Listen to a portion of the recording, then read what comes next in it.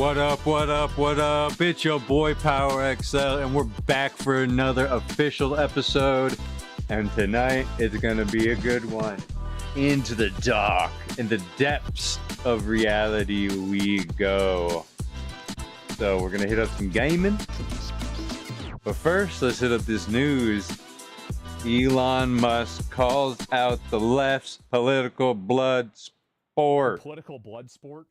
This is insane. Right. Elon, a year ago, right now, you were praised by the media. Calls these you were guys out. championed by the left. Most people in general had a very positive view of you. And a year later... No, not a year. Changed? Yeah, it's changed a little. What? So tell me what the last year has been like for you. Well, it's not been boring, that's for sure. An eventful year, to say the least. At least I didn't get shot, you know. Yeah? Referring to Trump. Look on the bright side. Yeah. But we have had people... He didn't get shot. Tesla stores and burn down Tesla cars. I wasn't expecting that level of violence, really. I mean, there's obviously been attempts to sort of boycott Tesla and other companies and basically put whatever pressure they possibly... Again.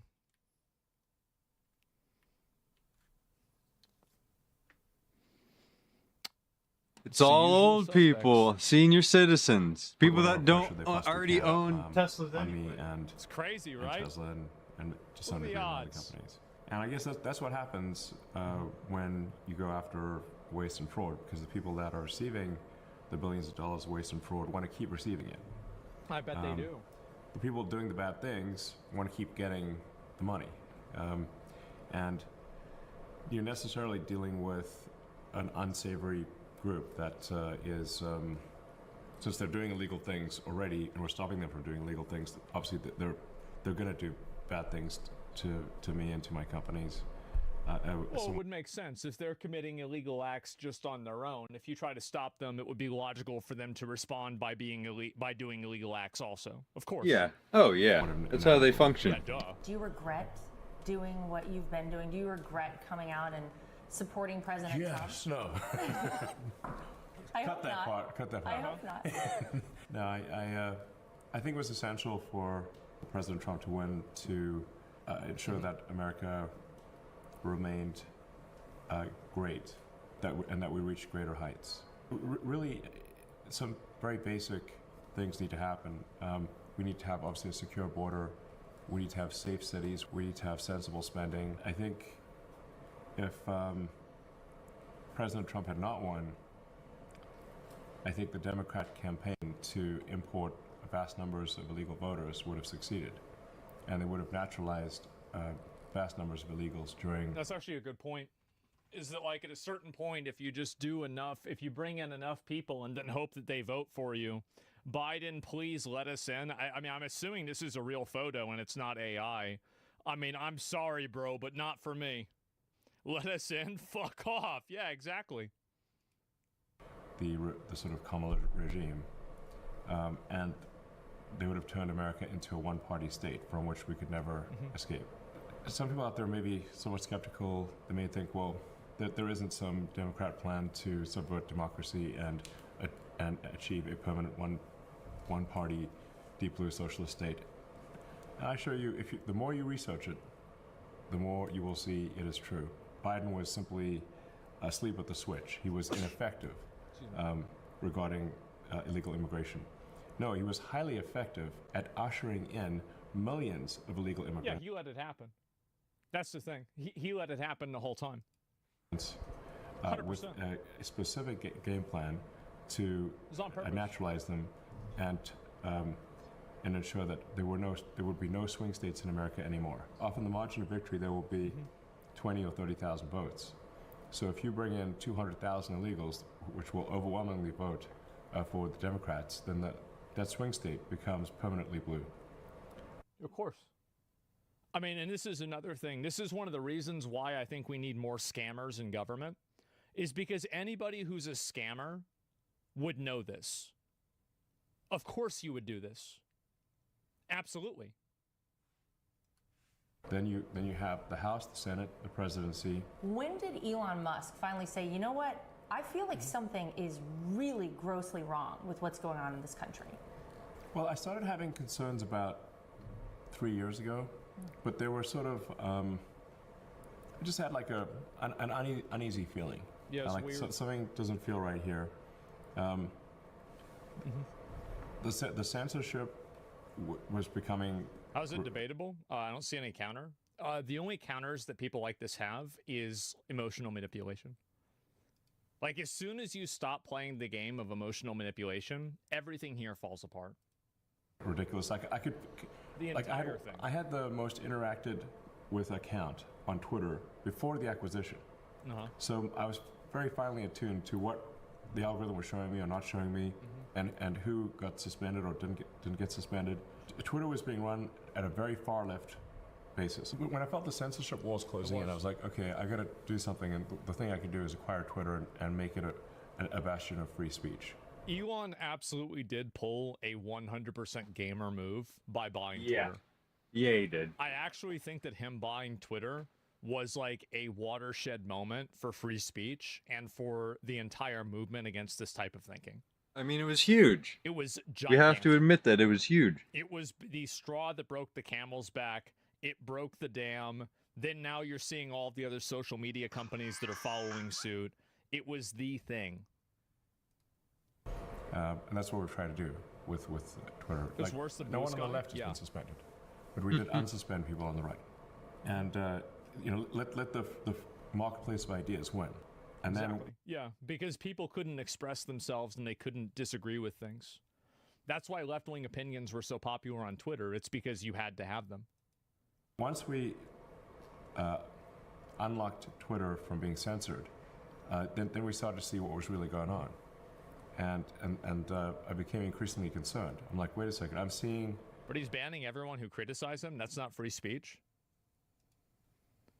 Are you being serious?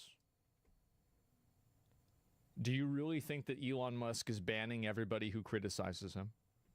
Some of them, yes. Like who? Who got banned? Who wasn't? You know, maybe one person did get banned. Maybe it did happen. Now, I don't have any evidence of it, but like even if I would easily concede maybe What do you one mean? person got banned. Shut the I fuck don't have a up. single example. All right. How about this? You got banned. He banned you. You know he did. Don't act like it didn't happen, please. He banned some journalists. I don't know the name. I'm from Europe. Okay. He banned you. What you guys? He fucking did it like you did.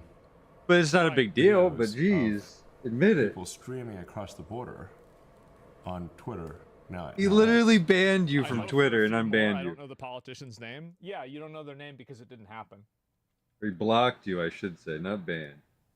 And I was like, is this Still. real? So I said, well, I'll go to the border myself. So I went to Eagle Pass, Texas. And sure enough, people streaming across the border. And I was like, so is there any vetting of these people? Like, no, the Biden administration is letting them all So in. this is 2023? And I said, well, but some of these people clearly have criminal affiliations. Like, they literally have the criminal affiliation tattooed on their face. The left is...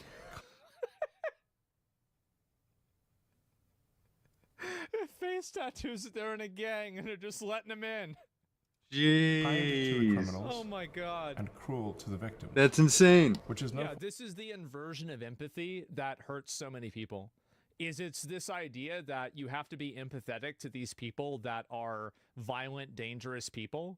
But the problem is that the cost of that empathy is the safety and well-being of good, innocent people. Which is not empathy at the end of the day. If you're a high-trust society... It's not empathy. The reason why these people do it is so they can feel good about themselves. They have no problem sacrificing you or your family to having to deal with like an illegal immigrant gang if they can feel good about themselves for how they voted, so they can feel like they deserve and they're a good person while they're driving around in their $100,000 car drinking Starbucks. It's purely self-serving? Yeah, it's totally self-serving. That's it. And you bring in low trust or untrustworthy individuals, that's now you've got a fundamental breakdown in the system. Recipe for disaster. A recipe for disaster. So it sounds like for you, you went through these moments of actually seeing things firsthand for yourself. So you had these moments leading up to really coming out on the stage. What matters is appearances. Yeah, it's all about appearances. That's the only thing it's about. We're in Butler, Pennsylvania with President Trump. You just can't have a country like this. I supported Obama. I gave the maximum donation to Obama. Actually, we had a pretty good relationship. When Biden was elected out, I guess Really? most moderates that I knew, they thought Big it would be, donations and shit. More Obama. like a milquetoast version of Obama. Yeah. And then it's like we get the most radical left, crazy administration ever. With and Biden is actually non-compos mentis. You know, President Autopen, basically. Biden was. Well, it's obvious he was fucking retarded. Bro, he was mentally AFK for the whole thing. It was obvious. Anybody could see that. President Autopen. Whoever controlled it, Autopen, the teleprompter during the Biden administration, was the real president. If a reasonable person who's open-minded was exposed to the same information that I was exposed and it's to. like we've had a puppet president before, right? I mean, we had like, like Eleanor Roosevelt was like basically the president for a while. But like that was fine because it was Eleanor Roosevelt. The issue isn't that we had a puppet president, it's that the people holding the puppet strings were also retarded. They would end up at the same place that I ended up. You grew up in South Africa. You lived during a period of apartheid. I'm sure you've seen a lot of horrific things. So to be called a Nazi by people, to be made out to be this monster, that must be really hard for you. It's a relentless propaganda campaign, which obviously President Trump has experienced for a very long time, 20 years, maybe longer. Politics is a blood sport, so they're gonna. It is what it is. Come up with whatever attacks they can to destroy the public perception of someone. Of course. Yeah, roaches. I mean, That's that's all they ever do. Roach out. Now, Anything they I've can. not harmed anyone in my life. They've also called President Trump a Nazi, but he also is not a violent person. And in fact has done a lot to prevent wars and stop wars, which is the very opposite of being a Nazi, actually. Right. Ironic how that works out. Yes. Whenever I hear Quite somebody call ironically. something like this is a Nazi thing or whatever, Yeah, I instantly tone them out. immediate indication to me, oh no, we're dealing with a retard. Mm-hmm. Oh shit. Dealing with a retard. God. But Yeah, it just is throw it away. disappointing. The how- moment that somebody invokes Nazi Germany, Hitler, or anything related to that, just immediately discard everything else they're going to say. It's not worth anything. They're just complete idiots. Well, They're propaganda grasping works. for straws. Yeah. If you repeat a Instant lie, disqualifier. the sort of he's a Nazi lie enough times, some people actually believe it. At Hitler. Especially people that still believe the legacy news. But they really are trying every angle to. Well, and that's the reason why it's a bunch of stupid old people that are out there that are protesting against Tesla. It's just the old because people they that watch the believe legacy news. and Yeah. they think that Elon and Trump are Nazis and they're going to try to make everybody, like a slave or something. That's the reason why it's all old people. It's because they don't understand computers or technology. Trump says everything's computer, and they say, oh, no, that's the last thing I want. And then they hear all this shit. Yeah, that's what it is. To get me, they are doing character assassination. Death by 1,000 cuts. It shows that if what we were doing at Doge was not effective, they wouldn't care. But it is effective, That's true. It's a good point. and that's why they're trying every angle to put pressure on me and Doge to stop fixing the government. Yeah. Talk Big about point. your relationship with President Trump. You came to D.C. People immediately said, oh, wait, Elon Musk is in charge of things. They only said that in order to create division between Elon Musk and Trump because they thought that they could weaponize the two guys' ego against each other and effectively subvert the entire country, which is... Yeah, it did not work. And if you think about that, you're actively trying to create chaos in the country over a political reason. I mean, even when Biden was the president, I supported Biden as the president. Like, you don't want the president to fail, and you don't want things to collapse, but I don't know what to say. Yeah, how dare I call Elon how the Icon Nazi salute, Elon did a Nazi salute. I just think that it's so intellectually dishonest, the entire thing about it. You really think that Elon Musk is a legitimate Nazi because he made a hand signal? It's retarded. It's retarded. It's not even worth taking seriously for 3 seconds. Here. Very clearly, President Trump is. I do consider the president a friend. I think he considers me a friend, and we get along very well. I think probably if you asked us both the same set of questions in 2 different rooms, 80% of the time we'd come up with the same answer. Which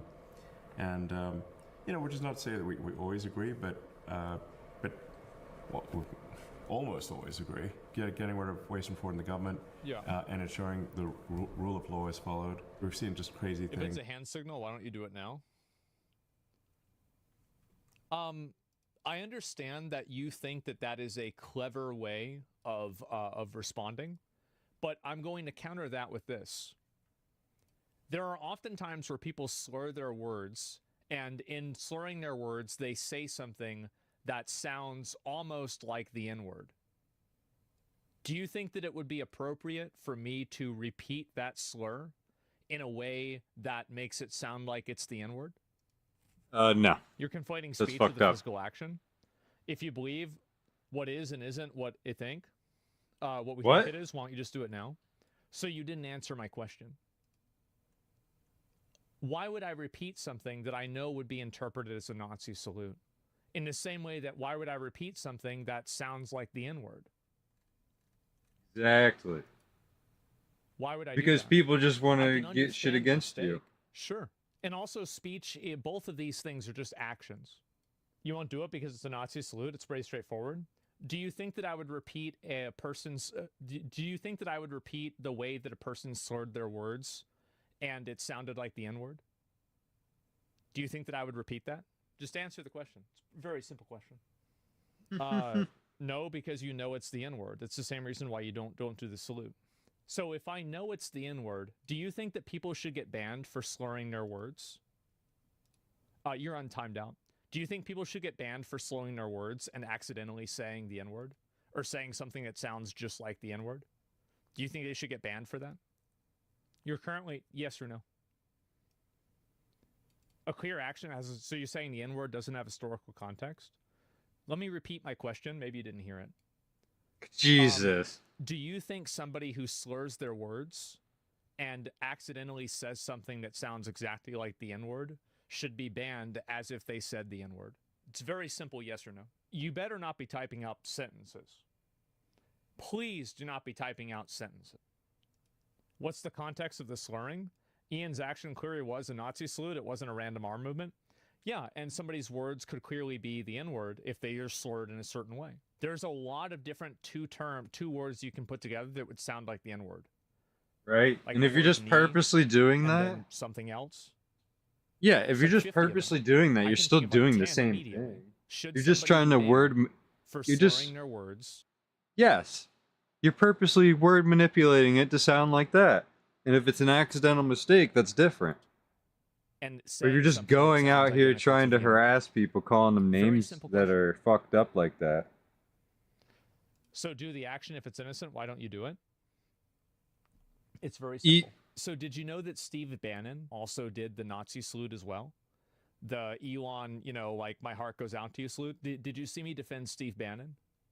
No, I didn't. I didn't defend Steve Bannon because Steve Bannon did it consciously and he did it on purpose. The only reason I'm defending Elon is because I don't think that it was intentional and I don't think that it was done with the intent of it being a Nazi salute. The reason why you won't answer my question is that you know that it's an absolutely ridiculous conclusion to come to, that somebody who slurs their words should be banned as if they said the N-word. But in concluding that and conceding that fact, you would have to acknowledge that intent matters. And if the intent matters in slurring your words, then the intent would also matter in doing the salute. And if the intent mattered with doing the salute, me doing the salute to mimic Elon would be in the context of it being a Nazi salute, whereas Elon doing the salute would not be in the context of it being a Nazi salute. It would just be him making a mistake. So this is the reason why you're not answering the question. You're not stupid. You're just disingenuous. That's why I asked you this. That's why you won't answer the question. Just to see how disingenuous people can be. Banned. It's just stupid. Don't need It's sad people to like see. that. Why waste time explaining it to a dumb chatter? Because I thought it was a good opportunity to talk about it. Yeah, it was a good opportunity because I hear that statement said a lot, and I thought it was a good opportunity to talk about the topic. Yeah, that's the reason why. It's a teaching moment, exactly. Isn't there a 2-minute long video of Democrats doing the same hand motion? Yeah, no, it's longer than 2 minutes though. But you can see, and this is the reason why I don't debate people and do this stuff. It's because most people do not engage in honest conversation. That's the reason why. They're liars. Yeah, they're just disingenuous liars yeah. because they're afraid of the truth. It's like the 20 That's all million it is. people in the Social Security database marked as alive, many of whom were receiving benefits. One person was 360 years old. Wow, older than the Do you country. think that would be a bit of a red flag, you know? They're older than America. You know, we found people receiving unemployment insurance with a birth date in the future. We found at Jeez, in the future. they're giving out loans to people as young as 9 months. So we're stopping things like that. We've actually found there's a lot of people who are federal government employees, they're active employees who nonetheless applied for and have received unemployment insurance. Oh, Really? Yeah. This was actually common practice at the IRS. Is people that worked seasonally would try to get unemployment while they were working there. Yeah. While they're federal employees. What? Yeah. Yep. It wasn't a big thing in my department, but it was in my dad's. And especially whenever they weren't working because it was a seasonal job. Yes. Wow. And this appears to be at least 100,000 people. Wow. We know that Yeah. you're finding all of this, but you're actually also simultaneously running several companies. What else are you doing, and how are you doing it, and where are you doing it? Are you sleeping? Are you traveling all the time? This is a very difficult, that's why I made that sort of I'm wearing many hats joke. The cabinet was given the Gulf of America hat, I believe it was. So you see all the hats there, and then I happen to have a Doge hat. Gulf of America hat too. I'll put a hat on a hat. And, Oh, a hat on a hat prove stacking. to people that I'm wearing more than... You really are. I am wearing more than one hat. Even my hat has a hat. So it requires it... Even my hat has a hat. For, like I said, for about 3 months, which we're kind of at the 3-month point now. And then I can taper my time allocation, but still get things done. So, and I've talked this over with the president, so this is no surprise, or it's If anyone knows about multitasking and getting a lot done, it's him. Absolutely. He's very good at multitasking and getting a lot done in many different arenas. I also still have my little office, my cute little office in the West Wing, by the way. It's like comically small. People have taken photos of it and stuff. This fine. I'm surprised there's not more drinks on the desk. That's the only thing, like, because like the thing is for me, like this is one. I don't know why Elon doesn't have this set up. Like you got to get like another table right here, so you can put all the drinks on this table. You don't have to get up as much, and that way He doesn't you don't get have to up in the way of the monitor. Like I got that L-shaped desk, bro. That shit changed my life. But I wanted it to be tiny, and even this office I use, but it's also used for meetings and stuff. So I try not to, use up a lot of space. In fact, I usually don't even have at my companies. I don't even have an office. I just walk around, talk to people, and have meetings. That's how you know what's going on. Yes, that's how you know what's going on. Now, very famously, there was a story about you when you first came to DC that you slept on a couch in your office. This is where the richest man in the world slept. Yeah. Wow. That's amazing. Why did you do that? Well, I didn't really have a good place to stay at the time. Wow. How long did you do that? For off and on for a few weeks. That's incredible. Honestly, I don't know how he did that shit. Like, bro, like if I sleep on a leather couch, I sweat like crazy. Like, you have to put like a blanket under it, like, cause that's the thing. Cause I think about that, and I'm like, yeah, it's like it's sticky and shit, right? Like, yeah. Yeah, Maybe he likes it. I don't know. No worse places to sleep. It's nasty, bro. Like, yeah. Hey, Sean Hannity here. Hey, click here. So yeah, I mean, I think honestly, like, thank fucking God. Like, I really hope that they do prosecute a lot of those people. That's what I'm waiting on. Like, until we get the prosecutions, I'm like kind of lukewarm about a lot of this stuff. Like, I definitely like it's important to get rid of the money, But like the thing is that if you really want to make a a tangible impact, you have to hold people accountable. And when you hold people accountable, then other people are like, oh shit, like I don't want to do that now, right?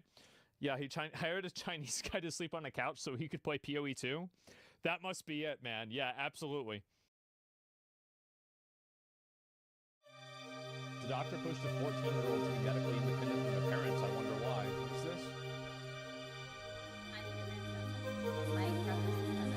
If you live in Washington State, this is a PSA for you. Okay. I took my daughter to her well child checkup. She's 14 years old. Yeah. The doctor kicked me out of the room. And at first I'm like, okay, maybe they'll talk to her about some things that might be uncomfortable to say in front of mom. Like, I can respect that. Yeah, the sure. only thing the doctor said is there anything you need to tell me? Is there anything that you want to say? Like, kind of pressuring her to say something. Yeah, and yeah, my daughter sure. proceeded to be like, no, I don't need to say anything to you. Bring my mom back into the room, please. Stay with me for a minute because I know there is a time and place for that. For some kids, they do need to speak without parents in the room, and I respect that. Okay. That's not why I'm mad. Did you know that now that she is 14, I no longer have access to her medical records and her documents? Really? What? Who has What the access hell? then? How can you be responsible then? That can't be legal. Yeah. How does that happen? Yeah, how are That's you responsible insane. They then? removed her from my chart. Let Really? that sink in for a second. She's 14. Oh, for anybody who doesn't know, My Chart is a online. It's kind of like a place where you can access your medical records on the internet. Yeah, Not basically. 18. She is a minor. She Yeah. can make a doctor's appointment, request medication, schedule procedures without my consent, without my knowledge. They will not notify me as the parent. This is where Wow. it gets tricky. It's my insurance. What? It's my money paying for her visit, my money paying for her prescriptions, and my car that drives her there. She is a child. I wasn't even allowed to have access to the forms discussing the visit that she had, the one that I was in the room for. That's insane, man. Yeah, that is fucking crazy. You can't even drive. Yeah, I mean, Washington State's a shit show.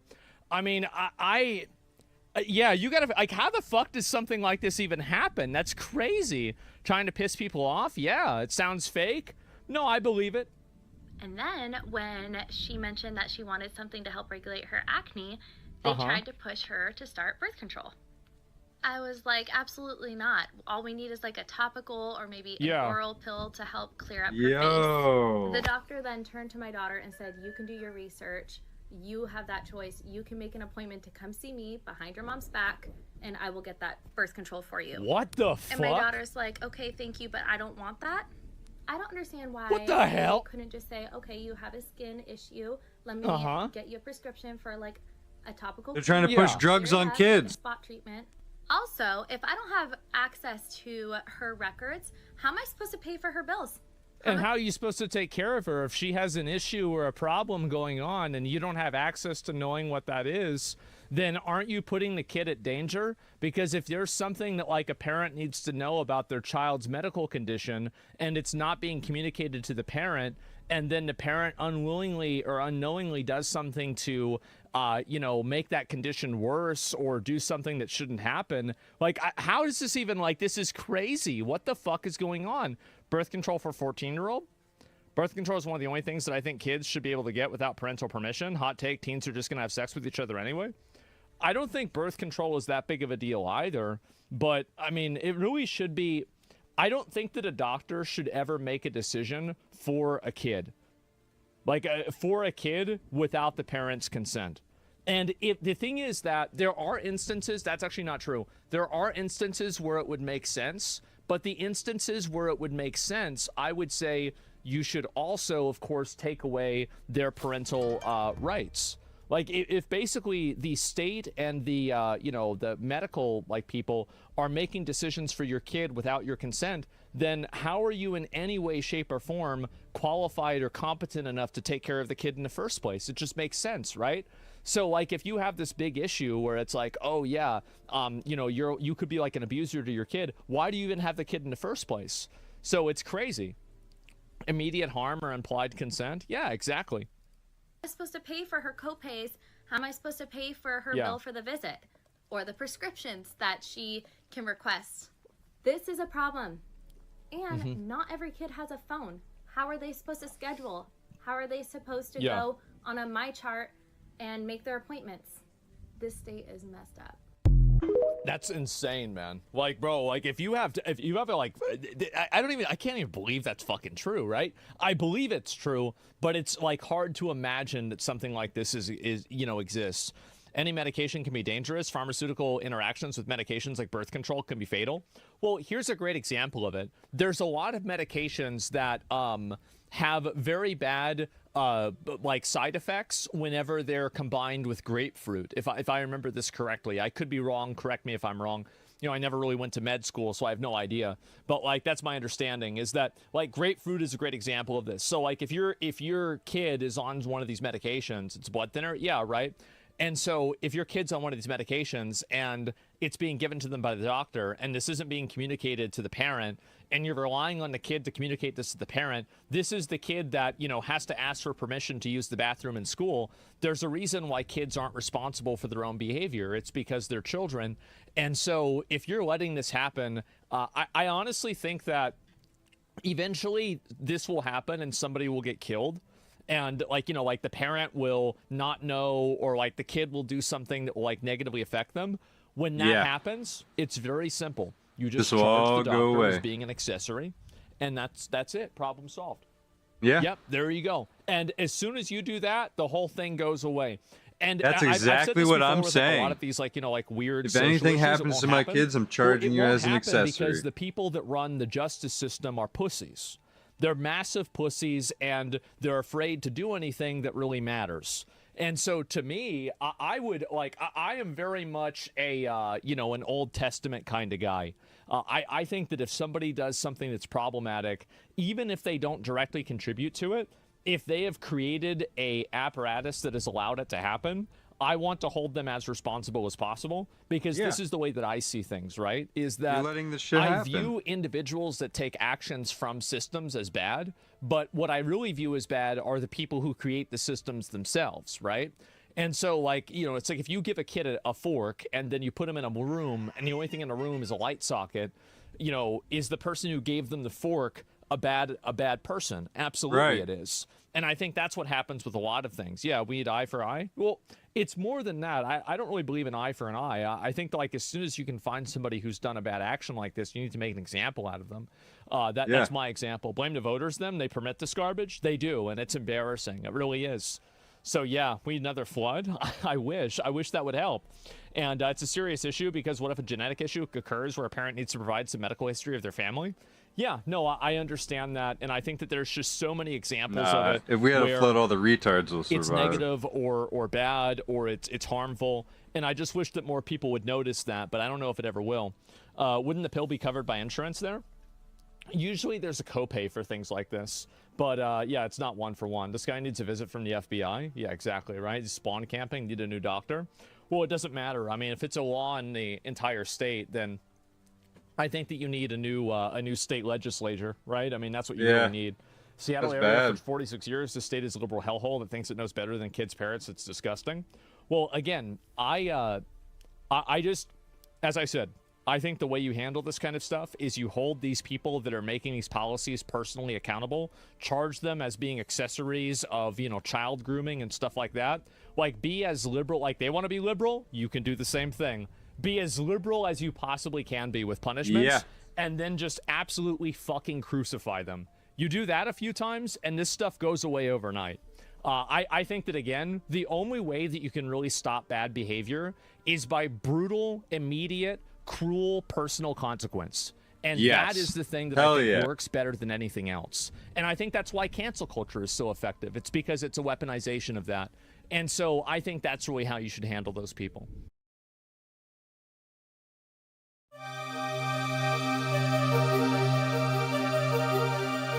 Hell yeah, brother. That's what I believe, and I'm sticking to it. Am I right?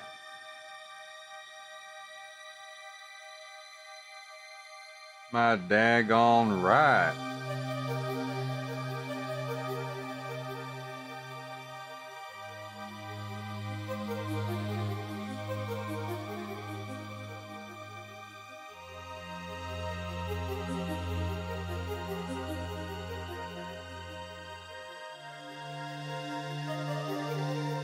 So Germany has rightfully and officially declared the Elon Musk-backed Nazi party AfD an extremist threat, unlocking full surveillance powers. Now to politics in What? Germany, where the far-right political party, the AfD, What does that mean? Deutschland, has been classified as an extremist organization by the country's domestic intelligence agency. The AfD made major gains in recent parliamentary elections, standing on a platform of opposing immigration. According That's to the extremist, is to not want immigrants? I mean, because, like, I would understand. I mean, like, if, for example, like, they were bombing places, or they were violent, or, you know... I think they just mean in general. Nobody coming to their country whatsoever. We're talking about, like, you know, immigrating there. Let's finish what Hitler started, or you can like, some visit, crazy shit. but like, you can't yeah, stay. Of course. Like, yeah, they are an extreme party, and this is, like, basically, again, a terrorist organization. But, like, if this is something bad that they're doing, let's find out why. It's not just that. Okay, well, let's see what the reasons are. agency, the AfD wants to exclude people from the democratic process based on their ancestry or ethnicity, and this, it said, is incompatible with the German constitution. The AfD has described the news as a heavy blow to democracy. Well, let's speak now to Clara Pfeffer, a political correspondent for German outlets RTL and NTV. Clara, thank you very much for joining us today to tell us more about this. And take us through what the intelligence agencies are saying, their reasoning for this decision. Yes, thank you very much, and hello from Berlin. They are basically confirming a suspicion that they've been investigating for years now. So the AfD has been a case of suspicion of being extremist for years, and now they've compiled a paper of 1,100 pages that is saying we have it confirmed. We know that the AfD is not against basically the democratic principles of our German constitution, specifically because it is trying to exclude entire groups, especially people with a migrational background and people who are of Muslim religion. So they have found proof, and that's not everything. I would say that's pretty extreme. Yeah, that sounds pretty extreme, to be fair. They've also found more and more proof and put it together into that paper, saying that the AfD is repeatedly using Nazi slogans. Show the proof? Okay, all right, very simple. If there is proof, I support it. If there's not proof, then I don't support it, right? Like, wouldn't every statement that a person makes on something being bad or good be implied that proof is provided? Yeah.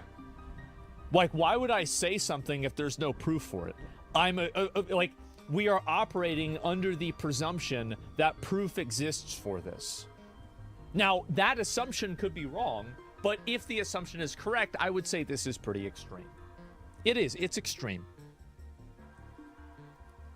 Usually not allowed in Germany. They have been saying that we should change our way of remembering the Holocaust. So they've just put everything together that we've been seeing, and also many people have known for years. And you must also know that the AfD is already classified as extremist in 3 different states in Germany, former Eastern German states. So this is now... Didn't the AfD, like, let me see, like, aren't they, like, one of the most popular parties? So AfD is blue, and, I mean, that's a lot of people. And here's another one, it's 152 now. Germany's conservative celebrates an election win, but AfD's historic gains loom. And if you look at this one's 2025, it shows the AfD at +10, which is higher. It's growing almost twice as fast besides FDP. I don't know what that is either. Oh, SD. Yeah, this one's also growing very fast. It is the fastest growing party. It's the second biggest party. Okay, that's a lot. Wow. Basically confirming that that is the case, not only for these... I think this is like one of the problems of like it's like a democracy paradox, right?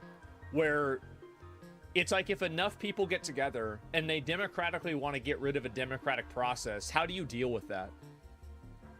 Like, and I don't know. Right, how do you do that? Right? But like if the people want this, right?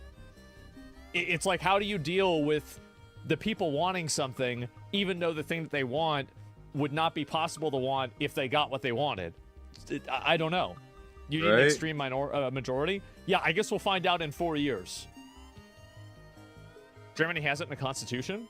Well, a constitution these are all just bullshit, right? I mean, this is all, they change these rules, they ignore them whenever they want to. Nobody gives a shit about this. It's the same as the US. People care about it. No, I'm being honest. It is a sheet of paper. It is a sheet of paper, and people will not make decisions that will overrule their material conditions because of a sheet of paper. We've done it many times here in the US. States, but for the entire German country.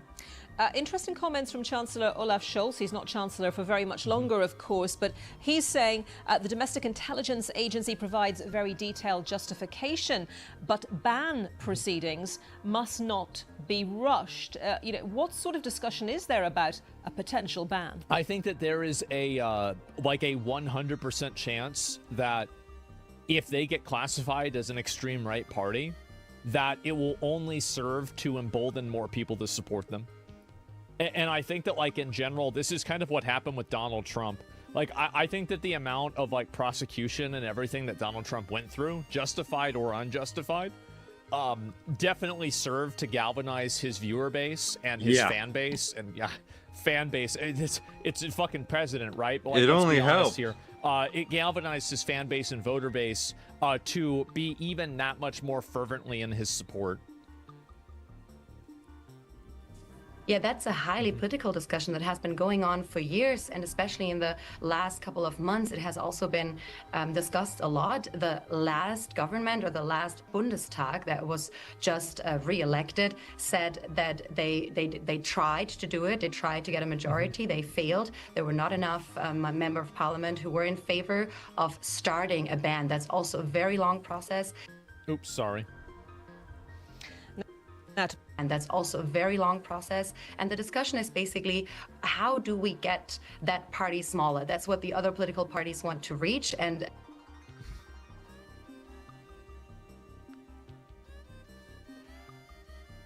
is the irony not lost that the goal is to make this party smaller, and it is in the service of democracy? So. Like because that's it's kind of funny to me to see that.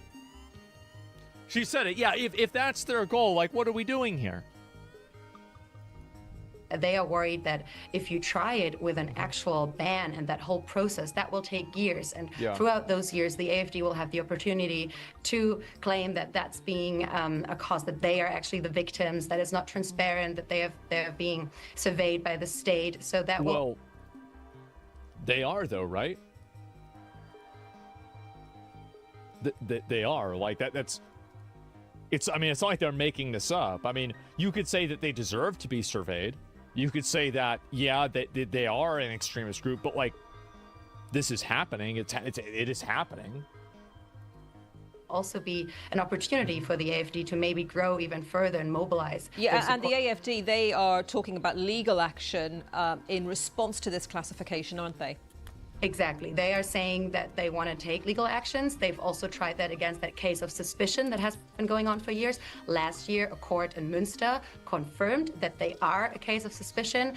There is still some more legal action going on, and they will also now try to have legal actions against that classification, that confirmation of this classification, because I think that's important to understand that we've already been seeing that for years, and now it's basically a confirmation of what the Bundesamt für Verfassungsschutz, which is the institution that tries to make sure that our constitution is protected in Germany, has been seeing and surveying for years. So they will take legal actions. I don't know how much. So they're going to take. So they're basically going to put this. They're going to put these guys under surveillance.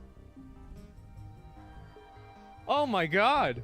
Possibility of success there is, but obviously that delays things decision. And the discussion. I think that this decision will be seen, like, historically as the same decision as, like, them trying to prosecute Trump on, like, 34 felonies.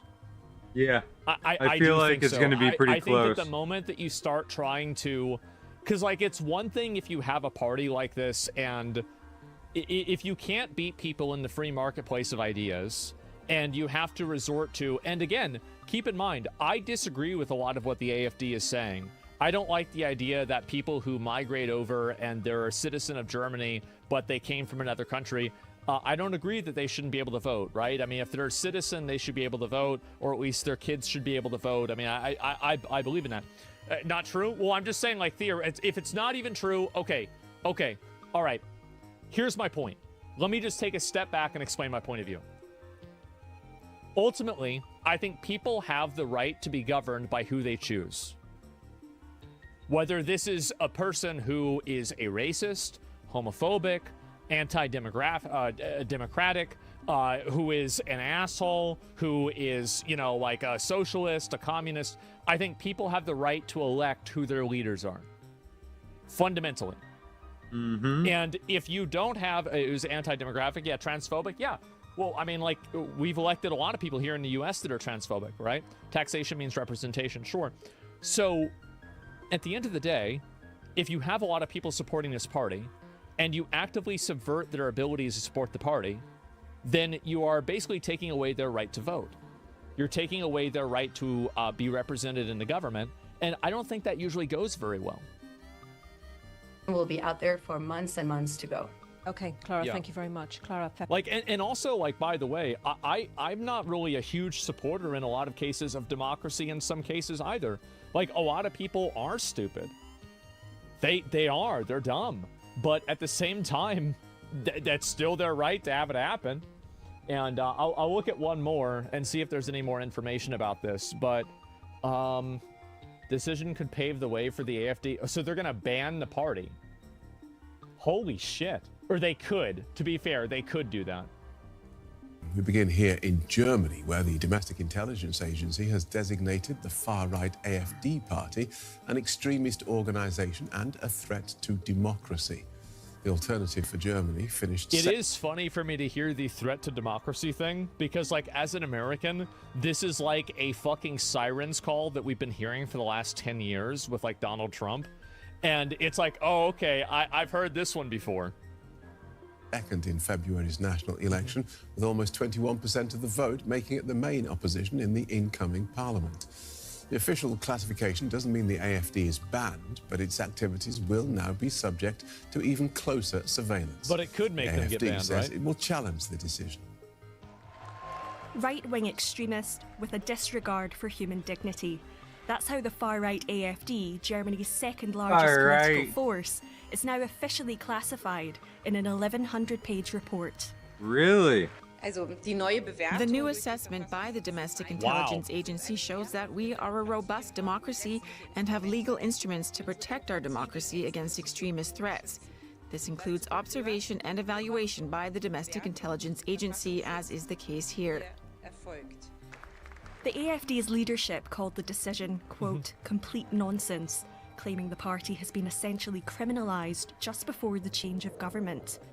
It's well, I mean, they kind of have, right? I mean, like, if like, let's be real, right? I mean, if the government is giving a certain ability to, you know, like, survey and keep up with what you're doing that other countries or other parties don't have the option to do, then that's bad. The AfD, so this is, Germany just gave its spy agency new powers to survey the opposition. That's not democracy, it's tyranny in disguise. What's truly extremist is not the popular AfD, which took second in the recent election, but rather the establishment's deadly open border immigration policy that the AfD opposes. Germany should reverse course. Yeah, this is democracy. The decision is a result of a thorough and independent investigation to protect our Constitution and the rule of law. It's independent. The courts will have the final say. We've learned from our history that right-wing extremism needs to be stopped. And this is from Germany. So wait a minute. So the idea of democracy is to not let people vote for certain things? Well, I don't know about that. That's odd. I mean, and like, I could respect the idea. Like, you think democracy is a bad idea because a lot of people are dumb and they shouldn't vote. Totally reasonable, easy to say. I agree. Yep, sure. But don't go and say that. Don't say that you care about democracy and not do that. Yeah, we're a republic, exactly. And yeah, you can't use democracy to kill democracy? I don't know. That's the question. A court challenge.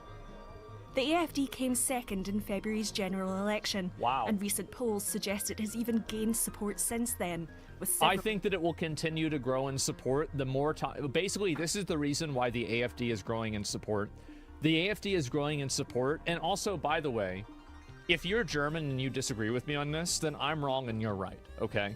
Like, this is my opinion as an American who's just looking in at this as a third party, and I could be totally uneducated and uninformed about this, and I could be wrong. But this is what I'm seeing as a American who's looking in on the situation, okay?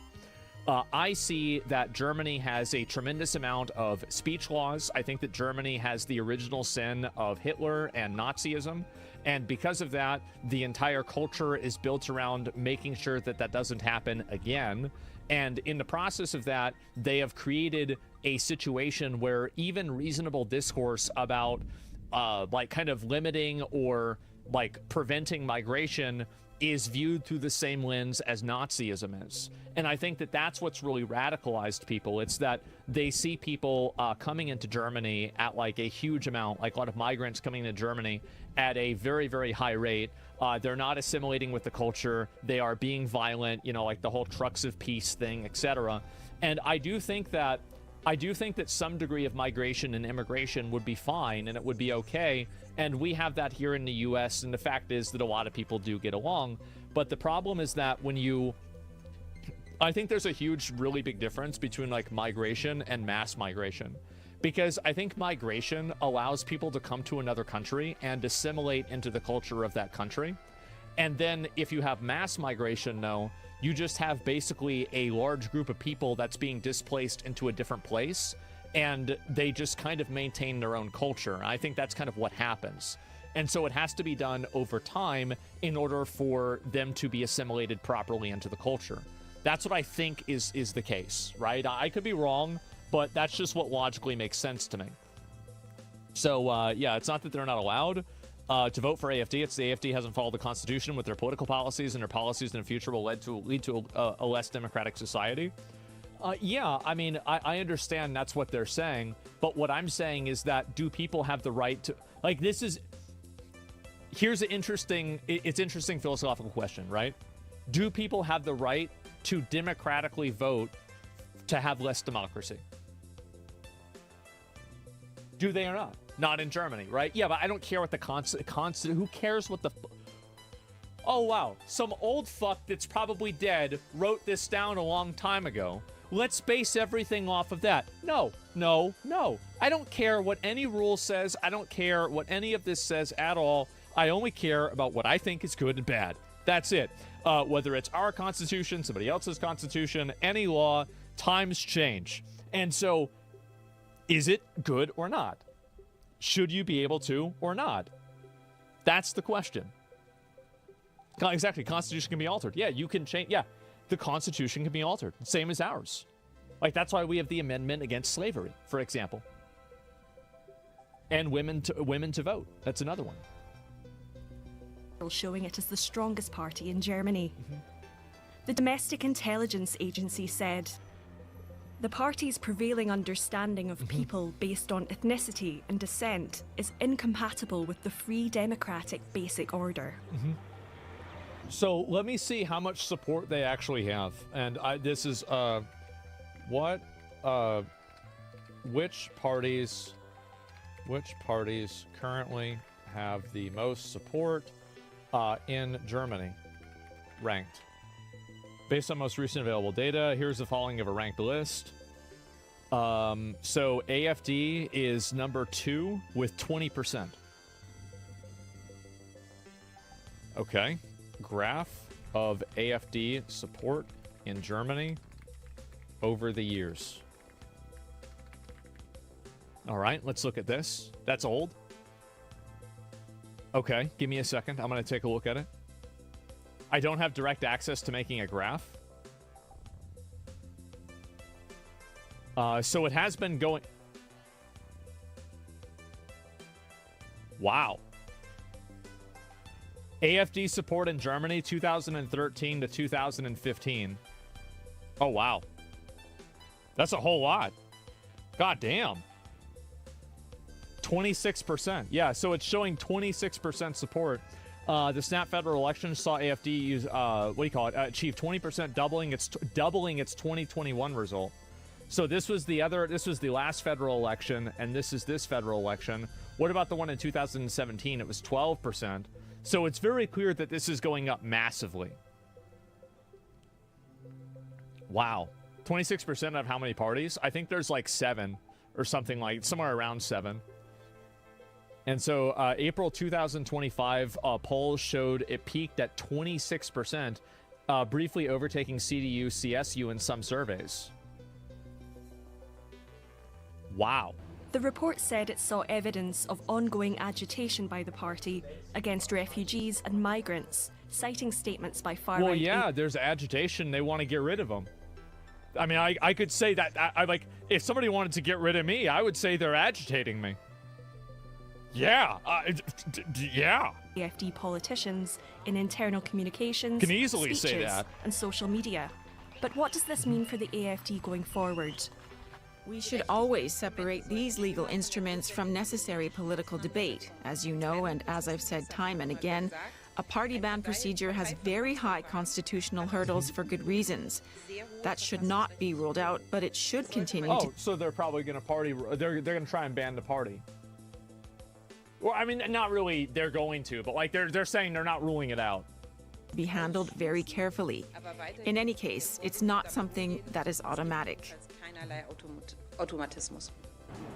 Due to Germany's history, banning parties is extremely rare, and any attempt to do so would be a highly controversial move. But this new classification will no doubt intensify the debate over whether such a ban could be justified. If they ban the party... That'd be crazy. That'd be like us banning the Democrats. Oh boy.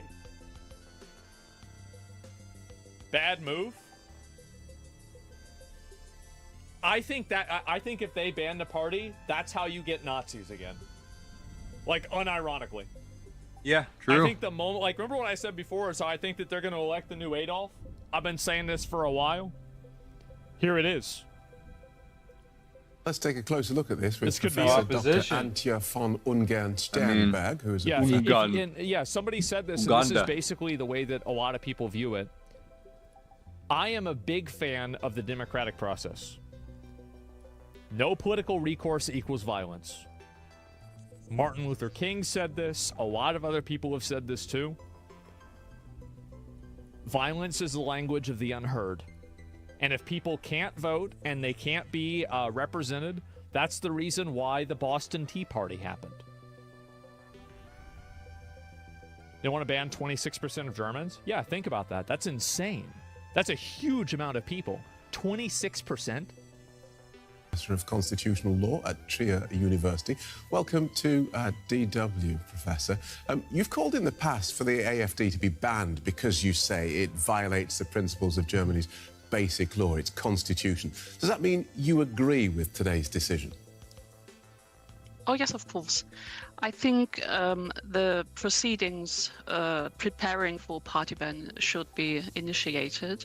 This is just me, and I think it's important to look at what the rules are, but I think that oftentimes the rules are... The laws do not dictate morality and ethics. And so if there's a law that's being used in a way that's unethical or immoral, then that law is not valid, in my opinion. Like, I don't think that there's a reason that you need to listen to that. Like, I don't just have a blanket support on rules. I think it's silly to do that. So, like Trump? Yeah, pretty much. And I think today's report confirms our assessment that there are strong indications that the party is unconstitutional.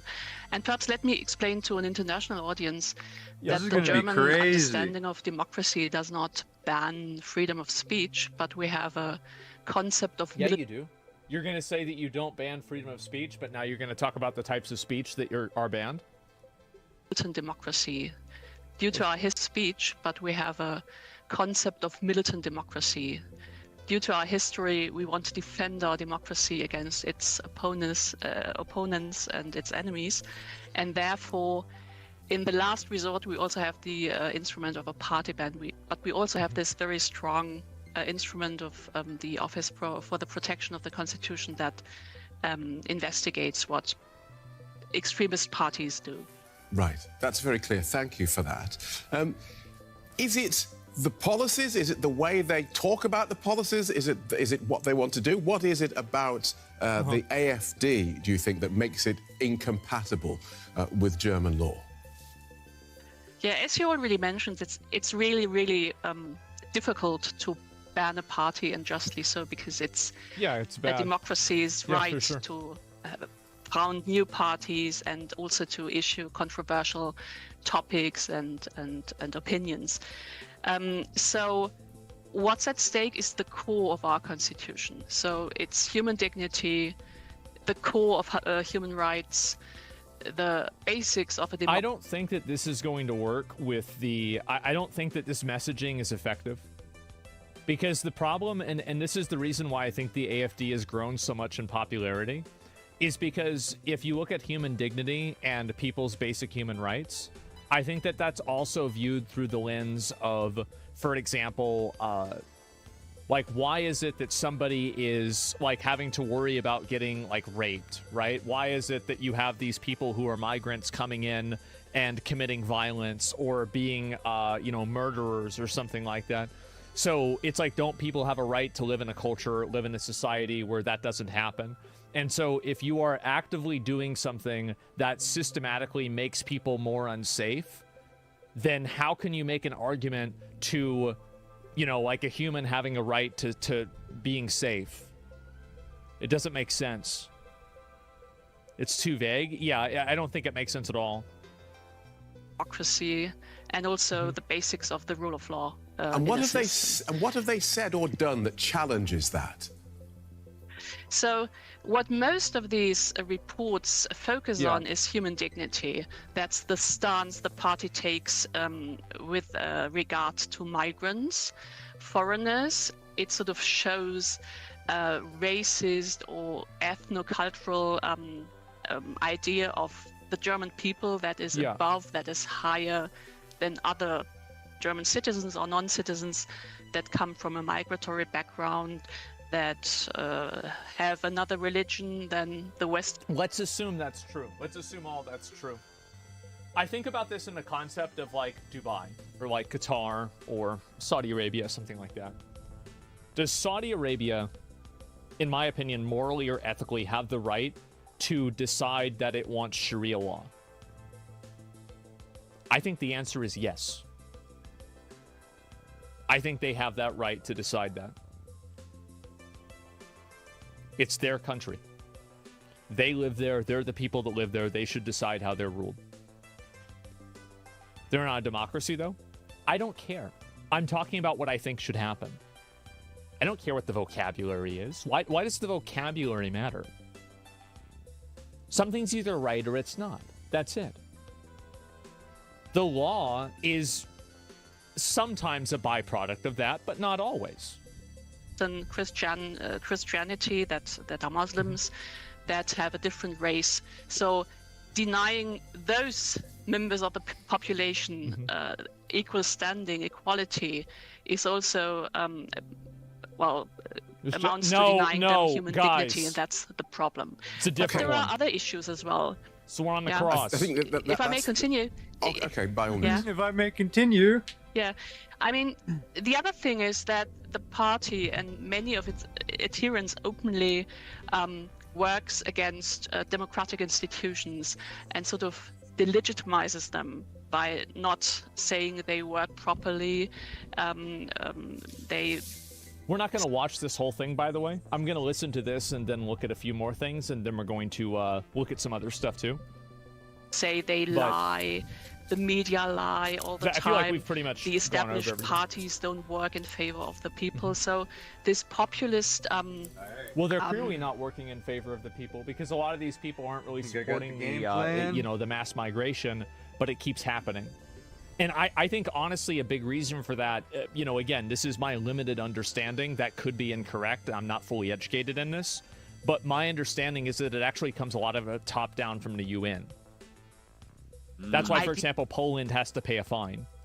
Is also very problematic, but the problem is you have to take them down, you have to prove it, and not all of what the people want is, expressed openly. So it's good that we now have these investigatory measures that can be, done also where they can go into the secret meetings. Yeah. And find out what's really going on. But here's the thing, this is So basically they've decided that now they can go in and spy on all of their meetings and check at everything that they're okay. Popular political party, something like 24% of the votes it took at the election. Do you believe that 24% of German voters who voted for the AfD subscribed to these notions of working against democratic institutions and working against people's dignity? Well, I'm not so sure. I mean, some of them probably simply feel left behind. It's, problems that many Western societies have, the contrast between city and countryside, West and East in Germany, well-off, well-educated population and the worse of women and men. So that's rather general problems.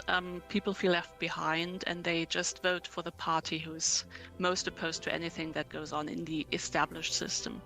But others are openly... I think there's definitely a case of that. I think part of what she's saying is true, is that a lot of guys, and it's actually not guys, a lot of people feel like the government has effectively ignored them in favor of like, foreigners for whatever reason.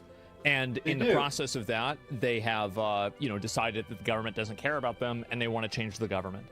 Yeah. Basically, like, if you systematically disenfranchise people and you make them feel like their voice doesn't matter and they can't vote on things that are beneficial for them and their quality of life isn't improving, don't be surprised when they try to burn the system down. Why would people want to be okay with that? Yeah, why would people want a part of that? And because the are openly xenophobic, I think, and because of course. the border of what you can openly say gradually shifts, they can also be more outspoken about this. And she's referring to the Overton window and this shifting, and I think this is very true. It's true also in the United States, is that it's dramatically shifted recently, and I think that you see a lot more, like very right-wing rhetoric that's not immediately removed or deplatformed. And I think that's a very big difference. They're terrified of that? Well, yeah, I mean, of course, because that's going against what they want to do, right? Or like what their beliefs are. Of course. Very problematic. And if we could sort of ban this, it would also be very helpful for the political... I guess that would make sense. Yeah, it would be very, very helpful if you could ban the people that disagree with you.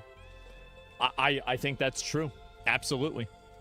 Culture, I think. Yeah. Except that if you ban it, and even by demonizing the AfD in this way, as I say, a very popular political party here in Germany, don't you run the risk of disenfranchising that 24% of voters and further dividing German society? True. Well, yes and no. I mean, the division also comes from this rhetoric, I think. And also, as a constitutional lawyer, I have to look at the instruments that the fathers and mothers of our basic law gave us to protect. So, because the book says we have to do it, then we have to do it. Well, fuck the book. What's this argument to the authority of people who are dead?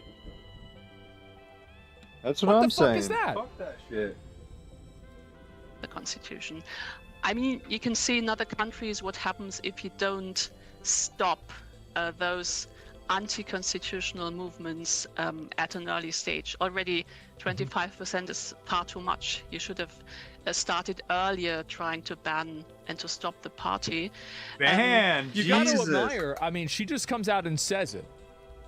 I agree. It's also a political problem, and of course, all the political parties have to. Yeah, she's mask off. Yep, all work the way. together. She don't give a fuck. Try to help solve problems so that this feeling of being left behind and other serious issues are also solved politically. That's certainly true also. Thank you so much for talking us through that so clearly, Professor. Well, there it is. You know, they need to. She wants to ban the party, and it's hard to do systematically, but they want to do it, and they should have done it earlier. Okay. Well, there it is. That's pretty simple. Professor Dr. Antje von Ungern-Sternberg from Trier University. Thank you. Thank you. Well, this decision has already become an international issue, certainly for the Trump administration. The AFD's problems caught the attention of U.S. Secretary of State Marco Rubio. Posting on X, he criticized the broader surveillance powers granted to German authorities. That's not democracy, he wrote. It's tyranny in disguise. Didn't Obama do this too? Is truly extremist is not the popular AFD, but rather the establishment's deadly open border immigration policies that the AFD opposes. Secretary Rubio ended the post by saying Germany should reverse course. I do think that again, this is an outsider's perspective, so I could be ignorant, and I probably am in some cases. It seems to me like the prime, main deciding factor is immigration.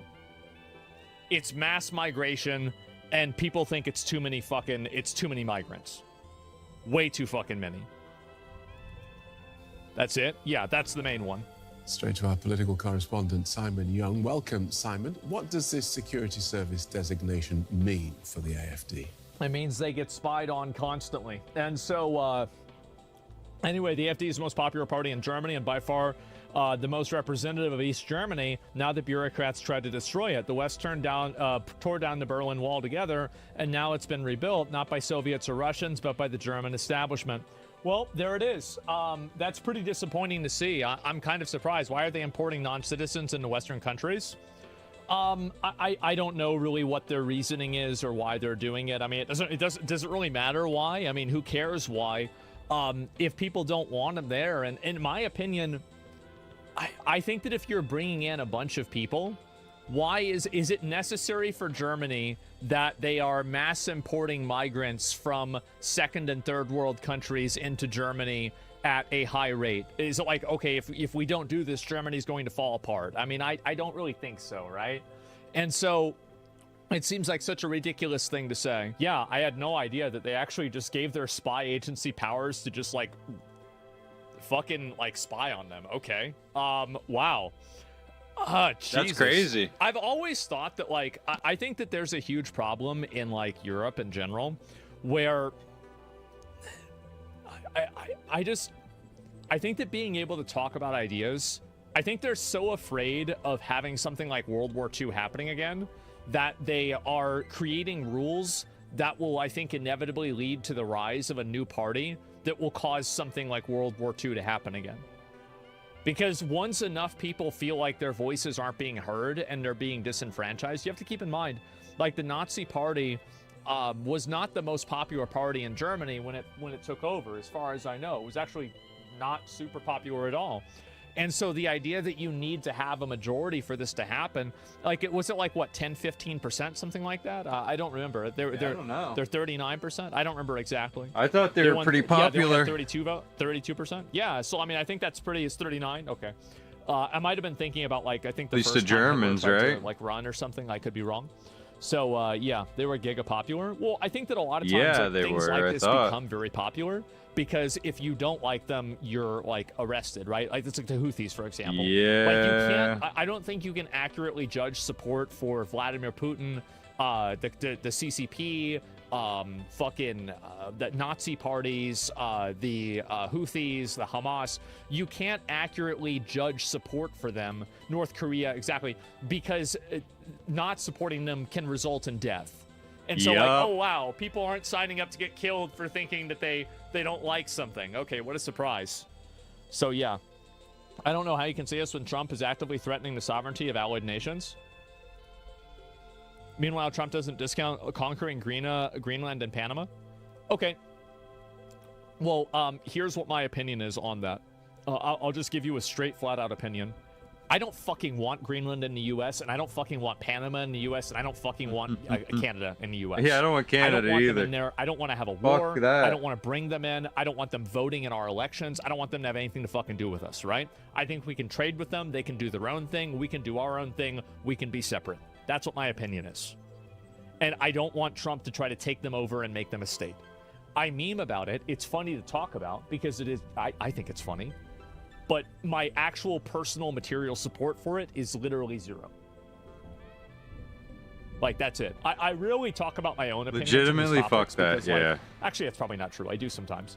But mainly, I just try to understand why people are thinking something and why people believe something, right? And so, yeah, that's how I see it.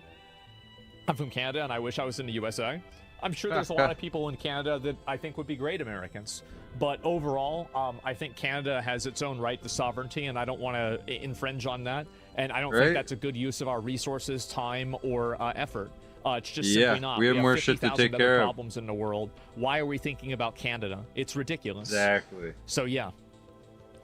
Greenland wouldn't be a state. Yeah, do you hear about the new Canadian Prime Minister? Yeah, I saw that guy. And anyway, let's see if there's any more information about this. I don't know if there's any new information at all about this.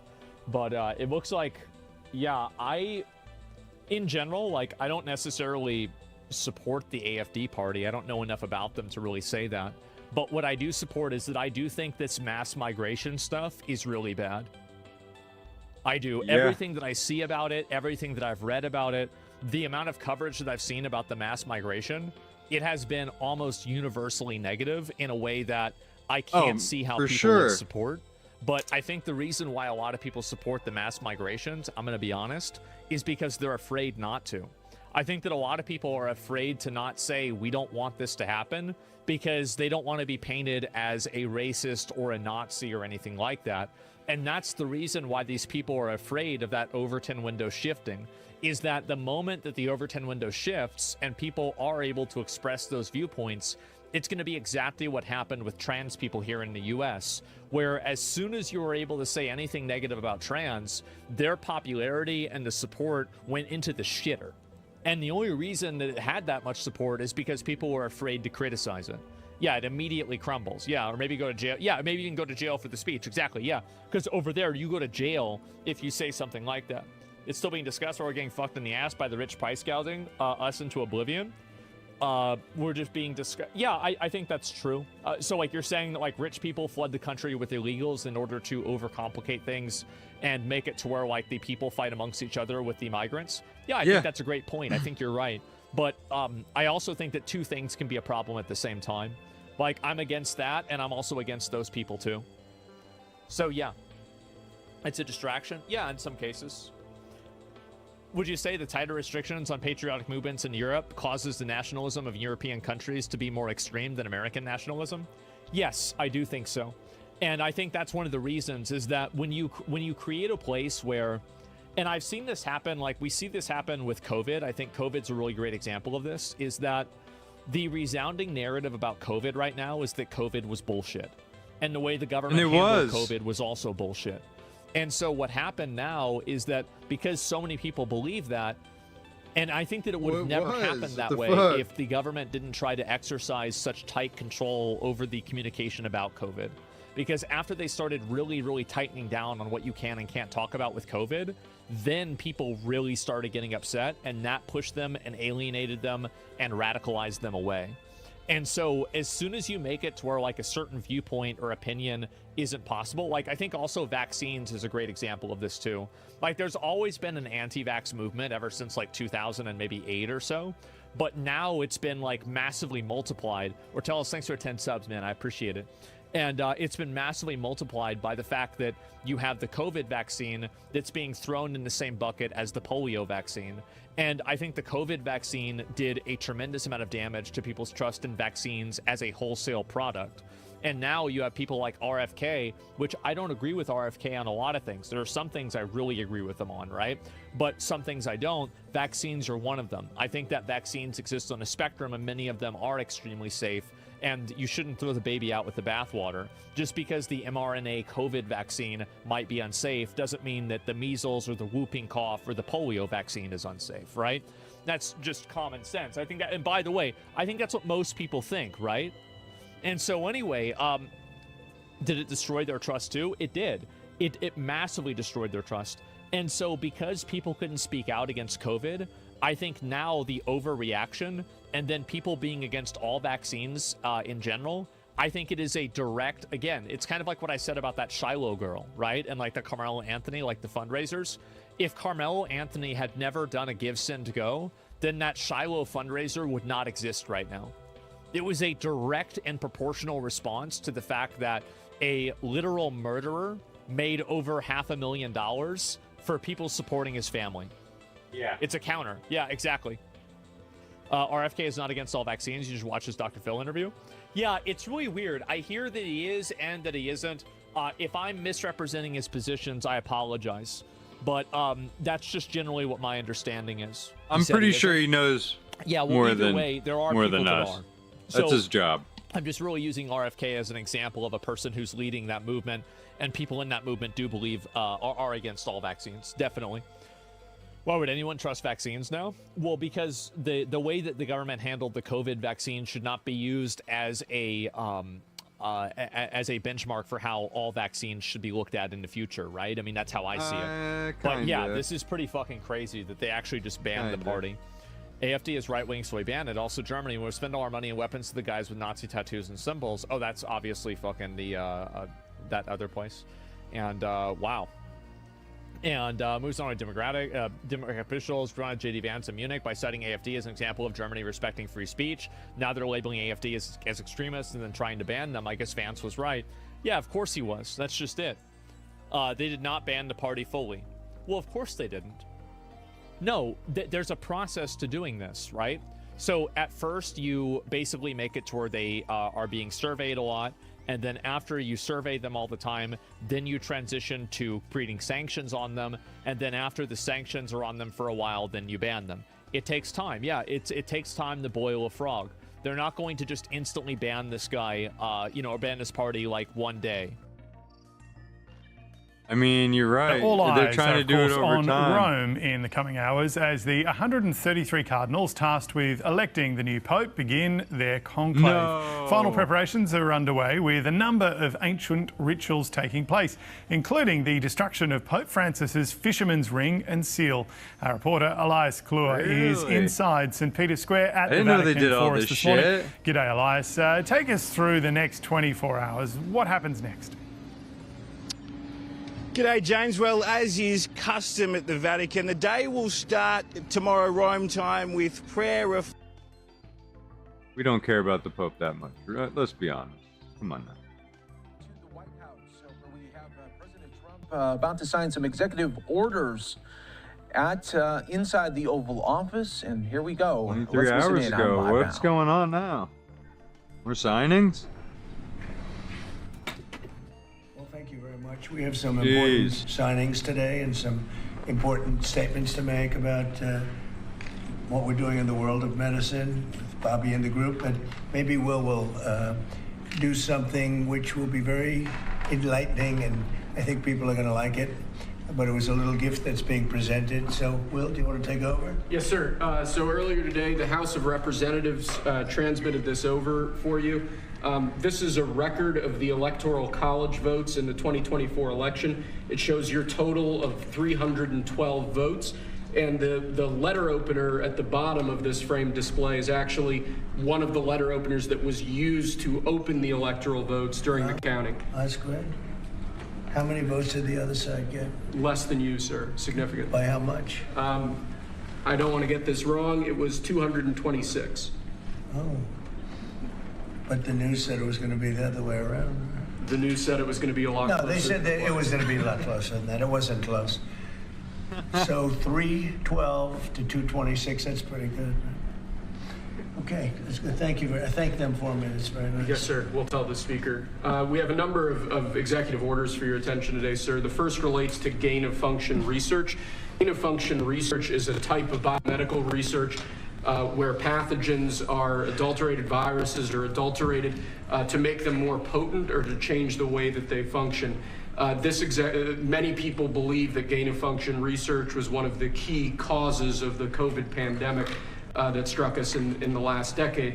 What this executive order does, first of all, it provides powerful new tools to enforce the ban on federal funding for gain-of-function research abroad. It also strengthens other oversight mechanisms related to that issue and creates an overarching strategy to ensure that biomedical research in general is being conducted safely and in a way that ultimately protects human health more. It's a big deal. Could have been that we wouldn't have had the problem we had. Right? A lot of people say that, sir. If we had this done earlier. Thank you. Okay, go ahead. Many actions that you've taken so far in this administration, sir, are related to onshoring manufacturing and onshoring supply chains. One of the most important supply chain issues we currently face as a country is our pharmaceutical supply chain. This is an executive order intended to promote domestic manufacturing of pharmaceuticals. It streamlines the permitting processes that go into building domestic pharmaceutical manufacturing sites. It centers a lot of the environmental permitting process, which is quite significant within the EPA, and it takes other actions designed to ensure that we're bringing pharmaceutical jobs and pharmaceutical manufacturing back to the United States of America. Okay, good. We need that. That's what it's all about, right? Very important. We're going to have a big announcement next week on some of this kind of thing, but more related to costs, the costs of medicines and drugs, because we're being ripped off, as you know, very badly, being ripped off compared to the rest of the world. Go ahead. Next, we have a series of proclamations for your attention, sir. This is a proclamation declaring National Mental Health Awareness Month. Mental health and that basket of issues has been a major priority for Secretary Kennedy since he got into office. It's been a major priority for your administration. This is just a proclamation declaring this month to be National Mental Health Awareness Month. Yeah.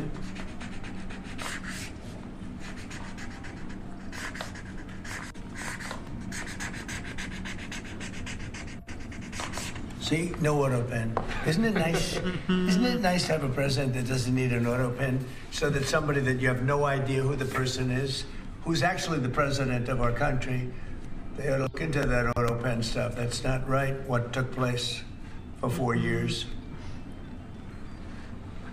Very important. Go ahead. Thank you, sir. Next, this is another proclamation declaring this week to be National Small Business Week. As you've said many times before, small business is actually big business. Small businesses are key drivers of the American economy. Your administration has taken quite dramatic steps to improve small business, to help small businesses. This is just a proclamation that recognizes those efforts and announces the National Small Business Week. Good, and before I go further, I'd like to just, as you see behind me, Robert F. Kennedy Jr. is doing a fantastic job. Director Jay Bhattacharya, National Institute of Health, and a very special person. I interviewed him personally. I liked him immediately. I interviewed a lot of people, but I liked him.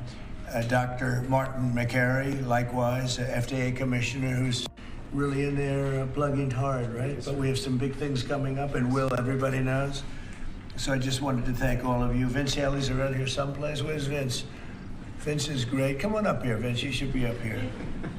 He's been with me for a long time. He's an expert on policy and speech writing, too, along with Ross, right? Yes, sir. So great. It's great to have you all. Bobby, do you have anything to say? We signed some very important documents having to do with health. Do you have anything to say? Mr. President, a gain of function, this is an historic day, the end of gain of function research funding by the federal government and also controls by private corporations on gain of function studies. This was the kind of study that was engaged in by the United States military and intelligence agencies beginning in 1947. By 1969, the CIA said that they had reached nuclear equivalency, that they could kill the entire U.S. population for 29 cents a person. That year, President Nixon went to Fort Detrick and announced a unilateral end to this kind of research, what they called dual-use research, research that was for vaccination and also for military purposes. He then persuaded over 180 countries to sign the Bioweapons Charter in 1973. That basically ended gain-of-function research around the globe until 2002. Or 2001, after the anthrax attacks, we passed the Patriot Act, and the Patriot Act had a provision, a little-known provision in it, that said that although the Bioweapons Charter is still in effect, and the Geneva Convention is still in effect, U.S. federal officials who violate it cannot be prosecuted. And that relaunched a bioweapons arms race, and that was driven by gain-of-function research. In 2014, 3 of those bugs escaped from U.S. labs, and President Obama declared a moratorium on future use, and instead a lot of that research was moved offshore to the Wuhan lab. And it launched bioweapons arms race all around the country, all around the world, so that China's engaged in it, developing all kinds of weapons using AI and CRISPR technologies that are really devastating. Russia is deeply engaged in it, Iran and many other countries. It's a kind of weapon that always has blowback. There's always bad news. And the justification for this kind of weaponry was, and what is the research justification? was always that we have to do this to develop vaccines to counter a future pandemic. In all of the history of gain-of-function research, we can't point to a single good thing that's come from it. And today, I commend President Trump for his courage and his vision in ending U.S. bioweapons research. And Jay, I'd love you to talk a little bit about it. Yeah, Jay, please. Sure. This is a historic day. The conduct of this dangerous gain-of-function research, which aims at taking pathogens and making them more virulent, more transmissible in humans, many scientists believe is responsible for the COVID pandemic. The conduct of this research does not protect us against pandemics, as some people might say. It doesn't protect us against other nations. What it does is there's always a danger that in doing this research, it might leak out just by accident even, and cause a pandemic. Any nation that engages in this research endangers their own population as well as the world, as we saw during the COVID pandemic. This proclamation makes it so that most science is actually poses no threat to human populations. The vast majority of science will go on under this as normal. But the fraction of this research that has the risk of causing a pandemic, harming every single person on the face of the earth, we're going to put it, this proclamation, this executive order puts in place a framework to make sure that the public has a say, that if such a risk is being taken, that only science alone won't be able to decide that. That in fact, the public can say, no, don't take this risk. And I'm really, really proud to be here with President Trump, who's signed this order, ending this research, and for the first time putting in place a real regulatory framework to make it go away forever. So it can leak out like from Wuhan, and a lot of people think that. I think I said that right from day one. Leaked out whether it was to the girlfriend or somebody else, but scientists walked outside to have lunch with the girlfriend or was together with a lot of people, but that's how it leaked out in my opinion, and I've never changed that opinion. So it can leak out innocently, stupidly, incompetently, but innocently, and half destroy the world, right? That's right. That's right, Mr. President. Mr. President, there are, I think, 3 leaks from BSL-3 and BSL-4 labs, our highest rated laboratories, almost every week. There's no laboratory that does this right. There's no laboratory that's immune from leaks, and this is going to prevent those kind of inadvertent leaks from happening in the future and endangering humanity. The COVID outbreak cost 20 million lives and cost the world at least $25 trillion. And this executive order is a precaution against us being involved in that kind of research in the future. That's great. Very honored to do this. Marty, what do you have to say?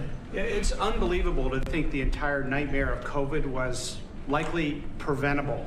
And you had good instincts early on, Mr. President, in suggesting it came from the Wuhan lab. That is now the leading theory among scientists. It was 5 miles from the hospital where it first broke out.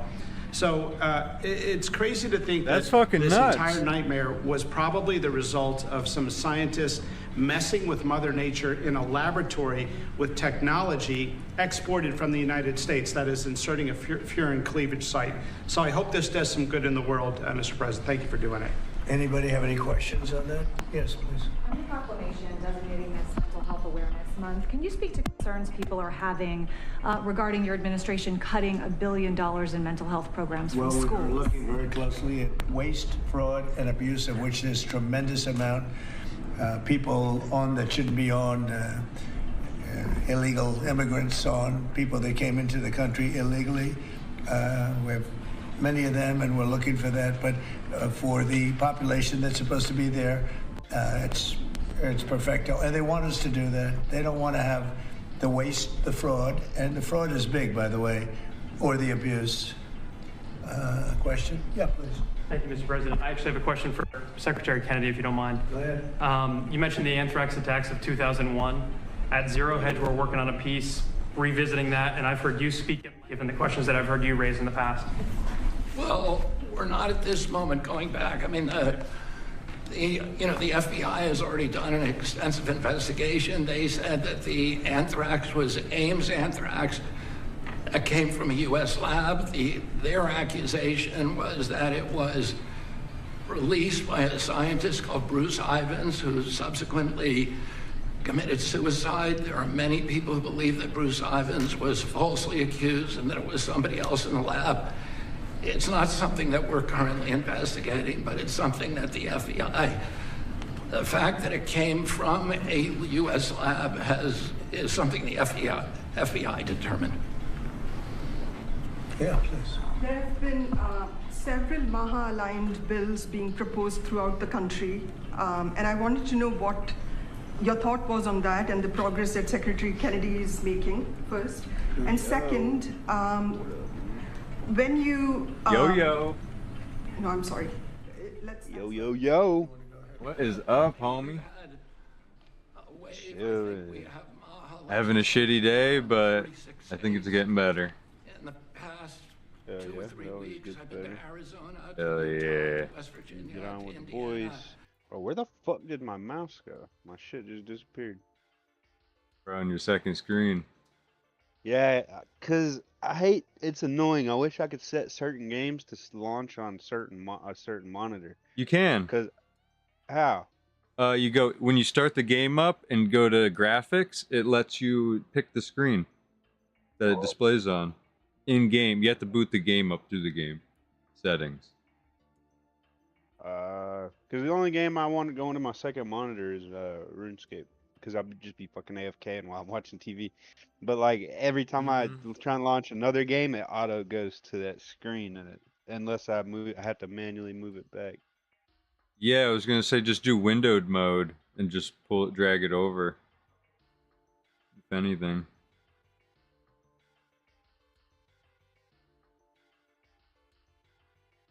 Oh yeah, dude. I was looking for welders. Not much of. I was looking for welders. My brother locked me out of my garage, so I can't use the welder anymore. Can't do nothing. So I was looking online. I found a handheld MIG welder, gasless, for $100. Yeah, them electric ones are pretty good. Yeah. Yeah. So I'm feeling better now. I was like, I don't need your shit. But it's my grams, but he has no right to lock me out. But anyway. Fucking game. But I was pretty happy when I found a fucking handheld one for $100. I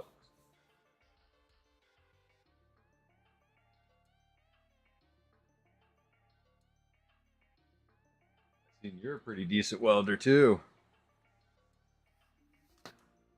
Shit, it was my job for 2+ years. Welding up Thick metal or like metal auto fence, body metal? Nah, like galvanized steel. Okay. We put up security fences, like those big metal, sheet metal fences. Yeah. They're like 8 feet tall. Yeah. That. Holy shit.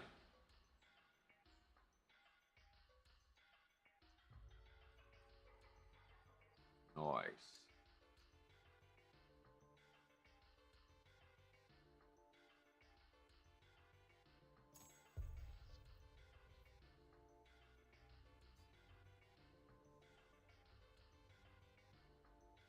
Bro, there was we put those up all over. Like, went to Rhode Island, put them up. Florida there was one place in Florida though, bro, like right on the coast, and they wanted what the fuck? Connection was lost, Erica. Anyways, normally we would be using like 3/4 inch steel poles and shit. Oh shit. And like these are fences that we made them like rated up to probably 100-mile-an-hour wind or whatever. Bro, when we got to Damn. Florida, they told us they wanted a fence that was rated for a Category 5 hurricane. And we Dang. told them there is no fucking fence on earth that's rated for a Category 5 hurricane. And they said, well, we're going to build one where we're going to try.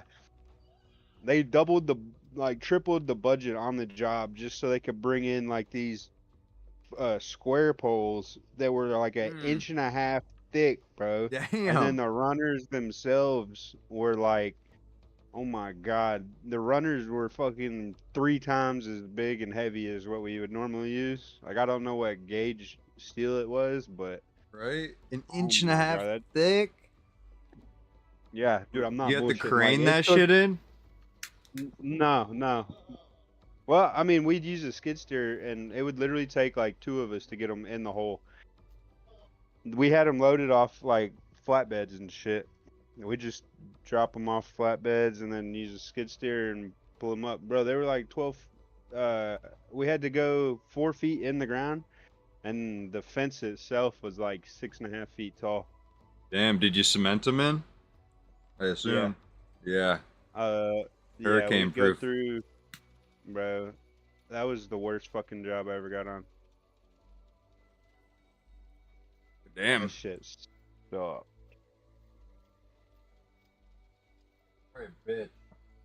Bro, every pole was literally, I shit you not, like 120 pounds. It would literally take 2 of us to get it in the hole. On a normal job, they're like 60, 70 pounds, maybe 80. Like one person can carry 2 or 3 of them if you're pretty stout. Damn. Bro, that job literally had me the most fit I've been in a long time. 12 hours a day outside doing that shit. I was making bank though, bro. It was worth it until it wasn't. Yeah. It's like, fuck. Get too ridiculous. Shit paid for my computer. I'll tell you that. What happened to that job? You said fuck it. Too tough. Nah, not or that. too Me much. and my boss fell out and fucking told him to go fuck himself, basically. That's never good.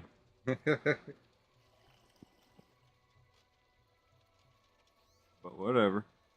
Oh, target display. I see. That's what I want.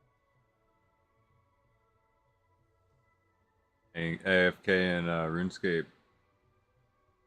No, I'm gonna run a couple missions on Space Marine.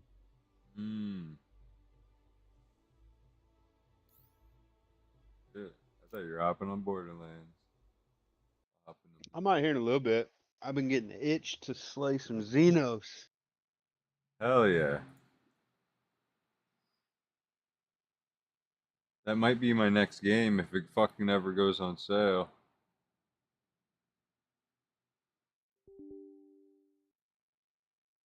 Shit, check CD keys, bro. Or whatever. I Yeah, I bet you think could it's- get it real cheap. Or have you Yeah. tried before? I haven't checked. Let me check. I know we checked for one game, but you couldn't get the Steam version. Yeah, I ended up getting the non-Steam version of that anyway. It was Red Dead. I'd even be down for some of that.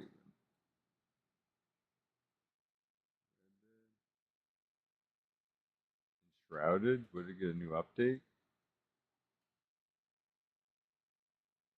That's basically room. No, it's not. You get the glide.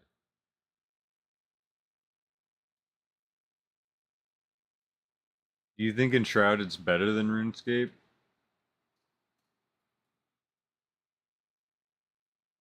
The open world? Yeah. Okay, let me put it to you this way. It is right now, yes. Only because RuneScape is literally still in beta. But when the full, like, do they have a whole roadmap? I'm telling you, I give it a year or two, whenever they actually start releasing some real deal fucking content for RuneScape, and no, Yeah. it will not be. Gotcha. It's pretty basic right now, but other than that, I mean, even Valheim had like digging, but then it was kind of lacking on the missions. I see uh Space Marine 2 season. Oh yeah.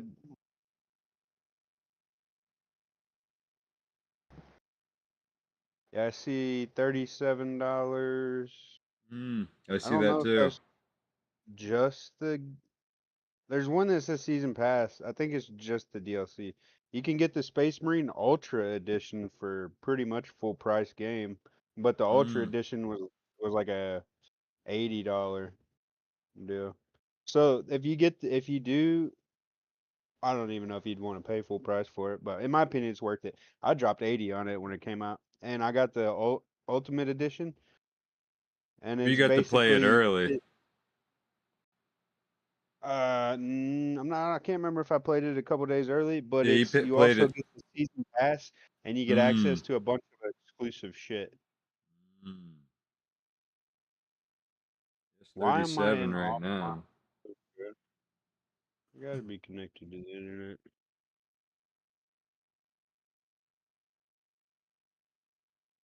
$37 ain't too bad.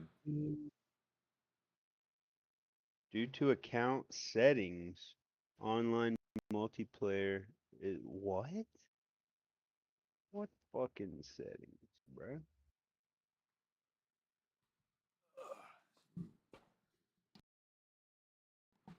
Shit, I'll be right back. Someone knocked on my door. Hold on.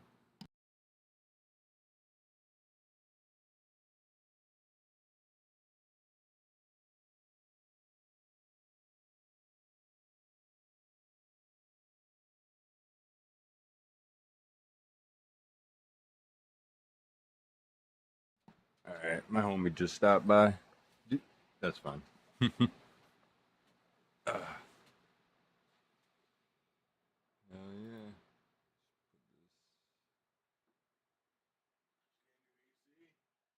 yeah. Yep, new AC. Yep. I haven't turned it on yet. Supposed to let it wait before you have it sideways. Let the oil settle, but it should be good now. But you go plug it in. Yeah, I had to get that fucker in before it rained.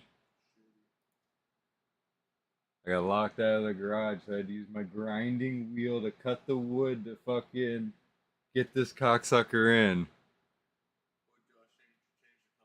He put a padlock on it. And then I fucking took the AC out of the window, went inside, went here for 5 minutes. He showed up here out of nowhere and then closed the window and boarded it shut and clamped it shut. Yeah. So I couldn't get the saw. Cocksucker. It's not even his garage. You said that was your brother that did that? Yeah, it was my brother that did that. Damn, I'm trying to hoe you out of the tools. Yup.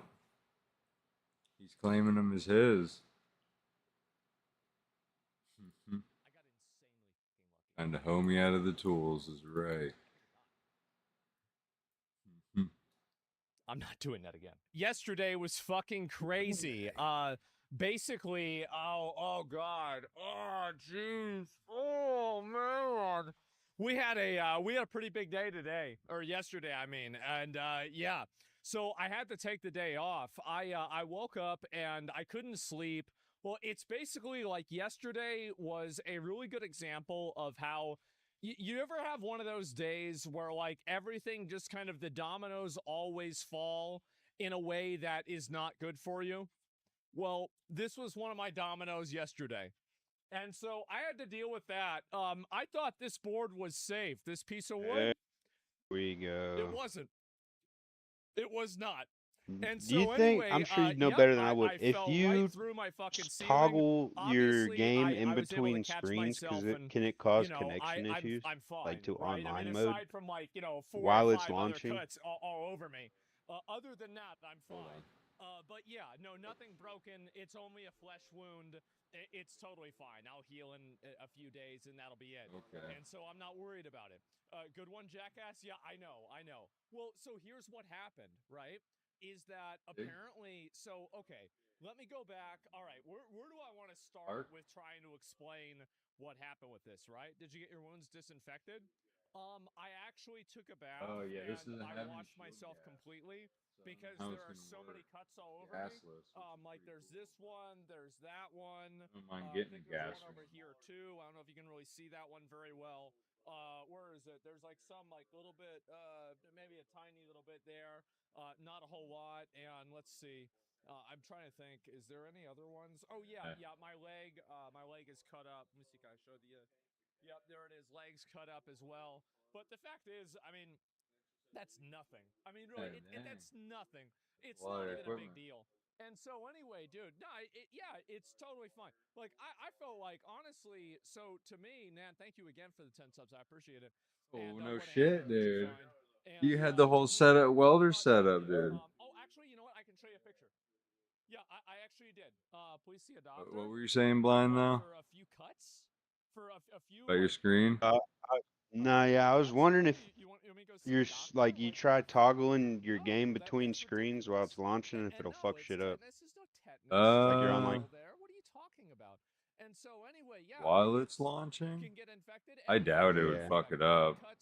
Maybe just let it launch, though. Asbestos, not the cuts. So I hate to tell you guys this. I don't know, cause I don't know. That was just weird. I've never had that happen on this game before. Like it told me that I couldn't even launch into online mode because something to do with my settings, and then I closed the game. What was that the was when setting? I don't know. There was no setting activated, and then I just reset it, and then it went on fine. So. Yeah, you're But the only probably just time that's ever disconnected. happened is when I was toggling with the fucking monitor setting shit though. So I don't know. Who knows? Probably just, yeah, Bug. every time I just get fucking bug in the new update or some shit. To do that, right? I thought I could do it myself. To be honest with you guys, I thought I could just do it all by myself. It'd be no big deal. The fact is that yesterday. But I'm telling you, if you can find, dude, this game will get your blood pumping. If you could find it for like a good 20 or 30 bucks, definitely, I'd get it. Yeah, I'm gonna wait for it maybe to go a little more on sale. I already waited this long, I feel like. But I'm definitely getting it. Look at G2A. They might have better deals. I'm texting my buddy. He always buys CD keys. Yeah, there's no big deal right now. I got to take care of a few expenses right now, so maybe by next week. Like maybe an hour to come down to the, from like that fucking, adrenaline high, right? Got to beat Borderlands, Oblivion first. Yeah, I'm looking at it right now. I think the best deal you're probably gonna get on it is about 30, 35 bucks. It's not too bad though either. I can smell blood. Yes, I can smell blood. I can tell when I'm there's so sorry blood. doing that. And I can smell the difference between a Dr. Pepper and a Coca-Cola, and I can even smell the difference between a Coca-Cola and a Pepsi. That's true. That's actually a very good point. Yes, exactly. And that's it. And so anyway, wait, you can't smell soda? Yes, I can smell soda. But that's basically about it.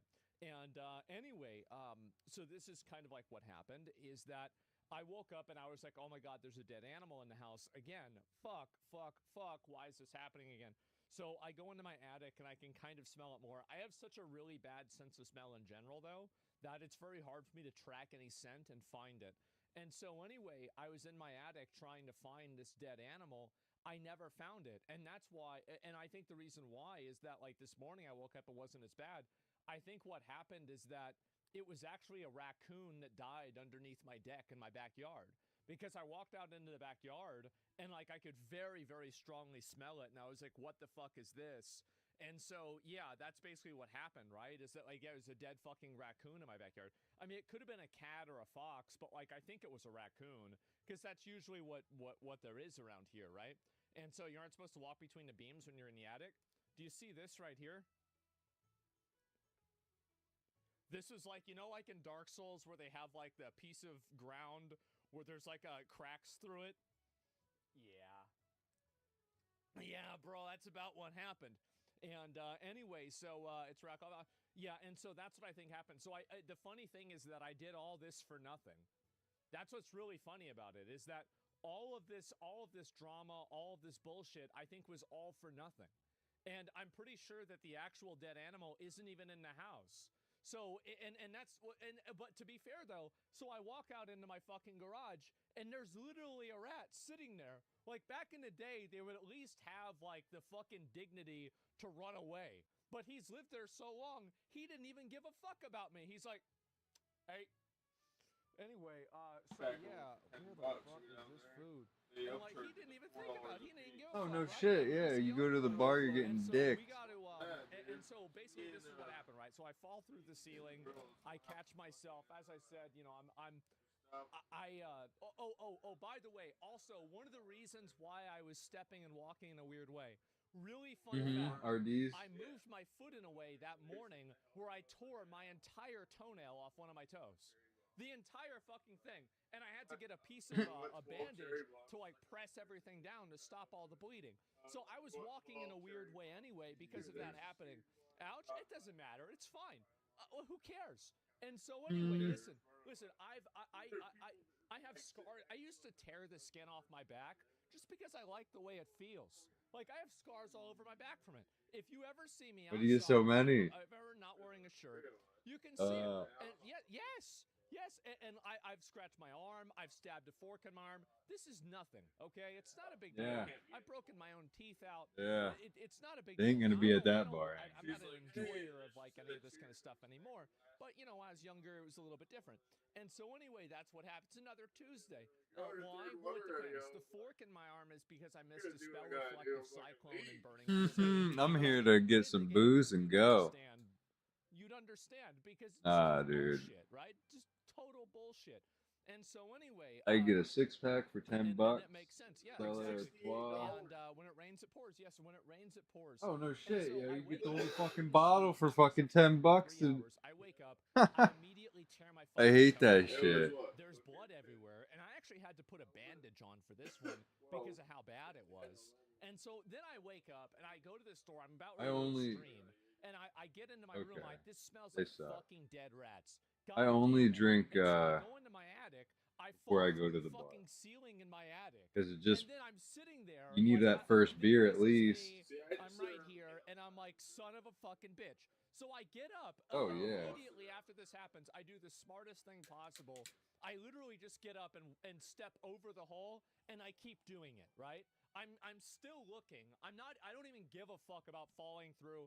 I'm like, okay, I'm like doing this. I'm like, okay, I can move my legs, move my arms. All right, well, nothing's broken. I'm fine. And so let's just keep going. And anyway, I still couldn't fucking find the thing, right? That was it. Is the TV still there? Right now? Yeah, this is my ex-girlfriend's TV. I made a little she smoothie. She moved out. You know Put how some beer in it. But anyway, so yes, that's her TV. Strong beer. Yes, this is Pink. That's Pink Sparkles television right there. And should I Dude, record like this?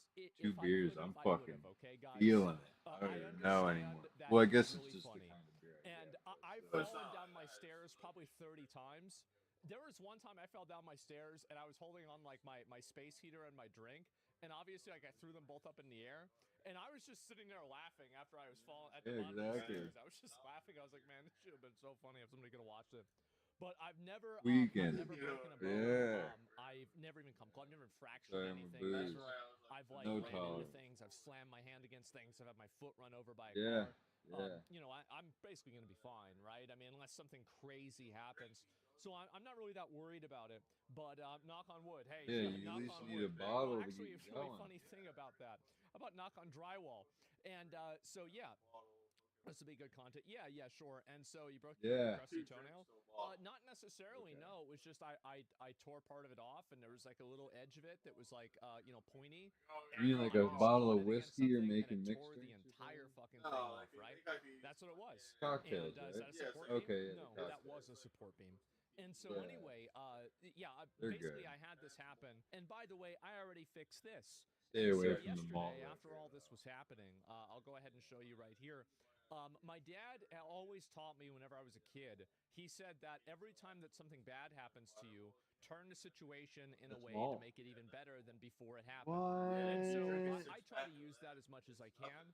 And so yesterday, I used my vacuum cleaner. I vacuumed up the entire floor.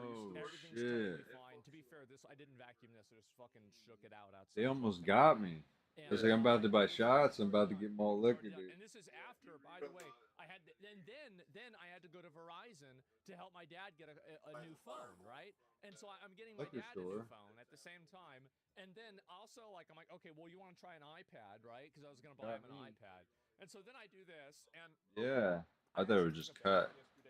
That's why I had the little shots. Well, I was picking my nose. I'm just gonna be honest, right? I was picking my nose, and all the boogers were black, and I was like, I think we need to get some professionals in here. This doesn't seem very good. And so I am gonna hire some professionals and actually get the house cleaned up. My goal originally, whenever I cleaned my house, this was kind of a while ago. And blood? No, I can tell the difference between blood and dirt. Trust me, it's not blood. And anyway, so that's what's gonna happen. I've already. I feel like maybe it should be more all the shit he did, but working on it for me, like making it happen. It is literally happening as we speak, right? And so that's pretty much it. I'm too under-leveled for this dungeon, man.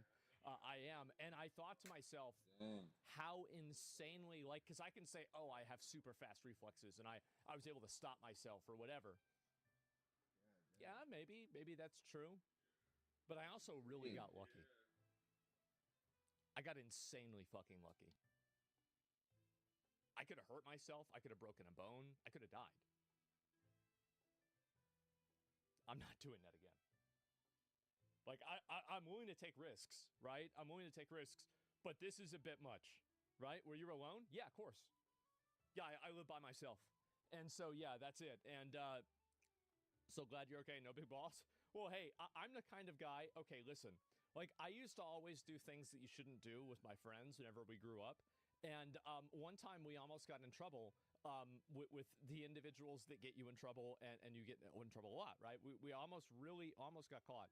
And I told myself, and I was like, I was like, okay, guys, that was it. That was the last time I'm ever going to do this again. And so they're like, oh, yeah, right. And I actually quit entirely. I quit. They didn't. One of them went to prison. And I never went to jail. I never got arrested. I never even got pulled over. I never got in trouble at all. So I know when to hold them. I know when to fold them. And, bro, I fucking folded yesterday. I'm going to be honest. I folded. And so I figure, you know what? That's okay. And I'm going to go and get, basically, there's maybe 5 or 10 different things that are wrong with my house in a big way. And somebody was talking about asbestos and everything. I've got to text my friend because his grandma lives up the street and we grew up together. I've got to ask him do you know, did your grandma ever get the ceiling checked for asbestos? Because our houses were built at the same time. Yeah, I've got to hit up Zach McElreevy and so is your tailbone okay? Sure. Yeah. No, I'm fine. I'm totally fine. Yeah, there's no issue at all. When was your house built? I think 1975, somewhere around there, 1980. So, yeah, we're going to have it checked for asbestos. Yep. We're going to have it checked. Uh-huh. Yep, for sure. And so did that happen today? It's not going to happen today. It'll take a little bit of time, but I've already got everything patched up and everything, and we're okay. So, yeah, that's pretty much where we're at. Give me 1 second.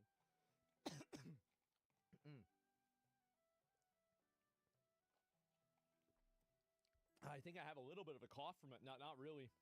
Because, I've been trying to, anytime I've coughed anything up, I look to see if there's any debris in it or anything. But, no, not really. I looked it up also, by the way, and this is what they said about asbestos, is that it's not, well, number one, they said asbestos is not good for you. Do not put it on pizza. Don't use it as a mixer for alcohol, and also do not inject it either. Yeah, they said this is not good for you at all.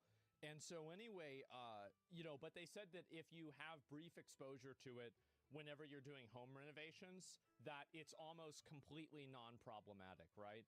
And that's what they said. The issue really is that when you're in it and you're dealing with it for like a long period of time. Oh, you mother. Because like basically they were explaining that my uncle died of Piece asbestos. of shit Yes, took my exactly right. class. Why not? Well, wrong. Yeah, it's long-term exposure, and it's like, so you live in a house with asbestos, and basically, what asbestos is that it's like it's like some sort of thing, and if you have if you have too much of it in a certain area, if it gets disturbed, it can be damaging, right? And so that's just a thing. Yeah, it's a fiber, I guess, right? And so basically, for me, I've never had any of that happen. And also, like, by the way, I've lived in this house for 30 years already. So, like, I mean, if I'm already cooked, right? Like, I mean, if this was asbestos and I was getting asbestos poisoning, I was already fucked, right? It fucks up your lungs. Yeah, exactly. And so that's really what it is. It's flame retardant. Yes, exactly. And so, yeah, I've already been in the house forever, so I'm already fucked if it is and it was exposed. But basically, if you don't like fuck with it, nothing bad will really happen. But the problem is that when you do fuck with it, that's whenever it is a problem. And so, yeah, and asbestos there is undisturbed, is no problem. Yes, exactly. And so, basically what we're going to do is we are going to have the ceiling checked for asbestos. And I want to make sure it doesn't happen. And, yeah, that's what it was. Maybe insulators that got ill? Yeah, no doubt. But, yeah. Let's see here. Nothing wrong with a little bit of attic cough? Yeah, a little bit, right? And I also haven't talked a whole lot. Like yesterday, I talked to my dad a little bit. This is the first time I've really been talking to anybody in like over a day. And like now I'm talking nonstop. So I don't find this to be alarming at all. It's okay. I'm not stressed out. And I'm the kind of guy that's a bit of a hypochondriac. So I'm not worried about it too much at all. And so, yeah, check the walls on the house as well. I will. I'm going to get the whole thing checked out and done. Now, there were a lot of people that were asking me, basically, why do you live like this, etc. This is a house, this is my home. I grew up here. I lived here my whole life. And, this is, I don't want to get rid of the house. I could very easily go buy a mansion and go live somewhere else. But this is my home, and I love living here, and it makes me happy. The only reason why I would ever move away is if I was going to move in with, a girl and, maybe start, a family or something. Then I would move away. Just so I'd have more space and I wouldn't want my kids to grow up in the same house that I did, right? I think that would be selfish. But otherwise, I have no real reason to move away or do anything like that. And so anyway, that's kind of where I'm at. And so basically my mom was really into I wouldn't really say she was a hoarder, but she was just really extremely messy, and she would just never allow me to throw anything away or get rid of anything. And so, but my house, this, it might sound weird for me to say this, but I actually like it when I have nothing in my house, basically, or in my immediate area. I like having nothing around because every single thing is a problem to me, right? But what's happened is that, all of these things, my mom has just had so many things and so much stuff that it was hard to get rid of all of it. And any efforts that I would start take making or our own towards moonshine. getting it clean or improving things at all. For a long time, I was afraid Moonshiners. because of COVID at the time because she refused to get the vaccine. So Making I couldn't have anybody moonshine. come into the house. Yeah. I guess it's a... Because, No, in real life. I'd be putting her at risk. And then Are y'all actually making moonshine? And so there was never really an It opportunity. does. I guess as long as you don't sell it, it's legal. I told her, I was like, You can just make as much as you want. Oh, yeah, state to state. Different, but yeah. I'll tell you, it's real big in Tennessee and also in Rhode Island, bro. We were on a mountain on a job site. We could see the moonshiners firing up in the morning. You can tell because you'll just see on the mountain in the middle of nowhere, literally just in the middle of the woods, you'll just see one beam of smoke coming up. You see the moonshiners waking up, starting their batch. We knew they were there though, because we'd actually be buying it from them at hotels. Don't cut your hair; it'll never come back. No, I mean obviously, yeah. I don't really like change. I like Fucking things can't beat Tennessee moonshine though, bro. That's Literally where I 2, got my 3 moonshine, small Tennessee. sips, yeah, of the real Yeah. shit, and Smoky you're Mountains of fucking, Tennessee. you're cooked, bro. I'll be able to get things cleaned It up. don't take a lot, and you'll get fucking gassed up. I was You'll be making drunk as fuck. I was making screwdrivers Find a dead animal? No. Oh yeah. with moonshine. Ready to start the process to remove it professionally. It's also monitored by the government during the process. Living my best life on that shit. Also note, asbestos Dude, so much cheaper. 10 years. I mean, I don't know really what to say at that point, right? If it's I think it's a lot cleaner, ain't it? asbestos is like in the air for 10 years. What do they have to like burn down the house? Like I have no idea. So I'm not sure what's gonna happen or whatever. You can still live in the same house, just a more modern version of the original charm. It's more safer and convenient.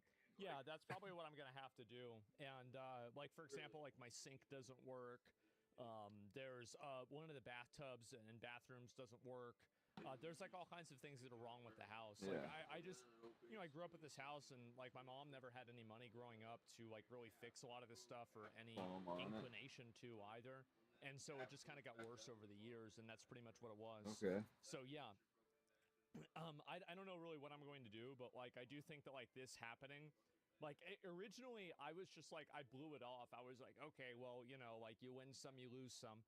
But like after people were telling me like what happened to them in like these situations, I decided I was like this is it goes in another jar. This is too much, right? Like I just I put myself at too much of a risk, and I'm not going to do that. And so that was about it.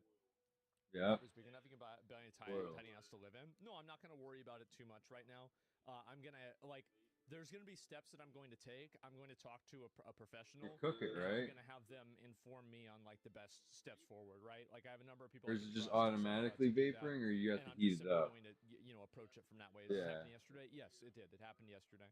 And so that's it. Yeah. A little peace of mind. You can get a couple of air purifiers until they're done. Yeah, doesn't it's explode. A really good idea. I could maybe do that.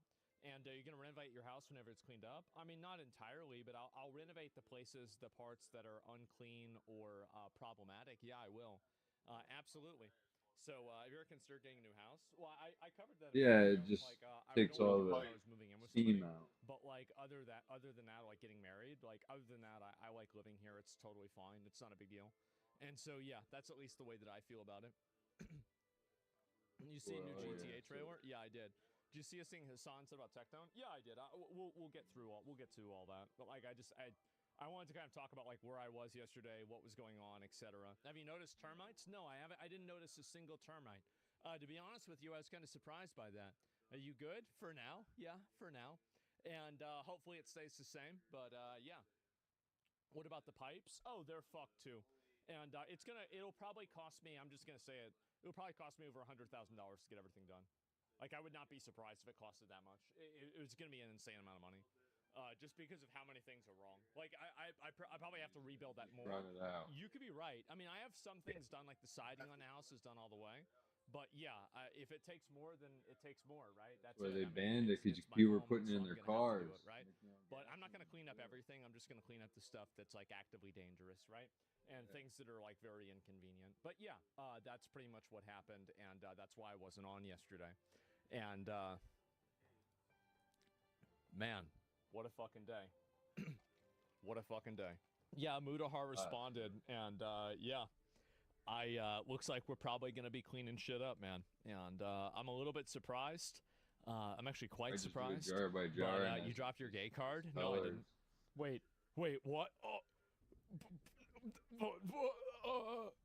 No, guys, come on. And, stream it? Yeah, we'll see what happens. I got him. That guy. And I am gonna get that done. It's in the process of being done now. It's not gonna happen immediately, but it'll take a little bit of time, and then we'll get into it. Cleaning the whole house or just the new mess. I am going to. I can just make like a little short list, okay? House problems. I would. Sink doesn't work. Hole in the door that rats get in from.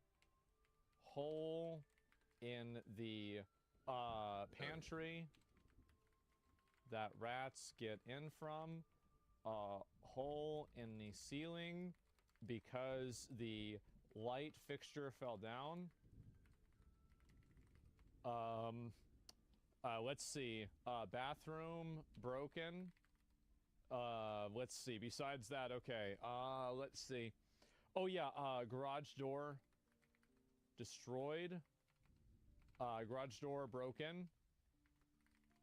Wasps get in.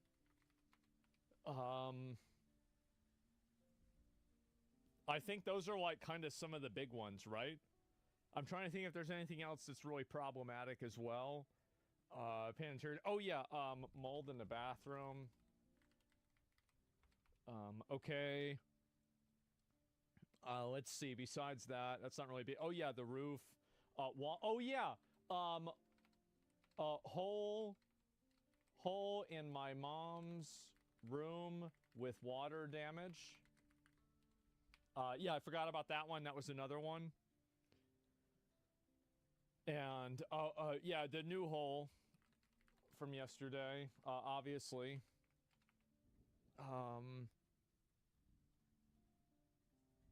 Kitchen cabinet. Oh yeah, kitchen cabinets are rotten, decayed.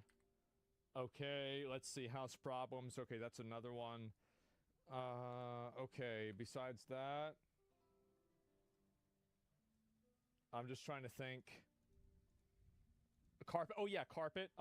Carpet is rotten and waterlogged. Okay, yeah, there's definitely that. I forgot about that. Oh yeah, all walls are yellow from smoke. Okay, let's see. I'm trying to think. I think that's pretty much, those are the main ones, right? Need a new paint job? Yeah, I'm trying to think. Is there any new issues? That's pretty much a good start, right? Is the foundation good? Yeah, foundation's fine. It's not an issue. And outside the house is pretty much all cleaned up. It's fine. I had to get all that done for his inspector came out. There's like a whole situation a while ago. And let's see. New pipes. Oh yeah, well, I think that like there's something.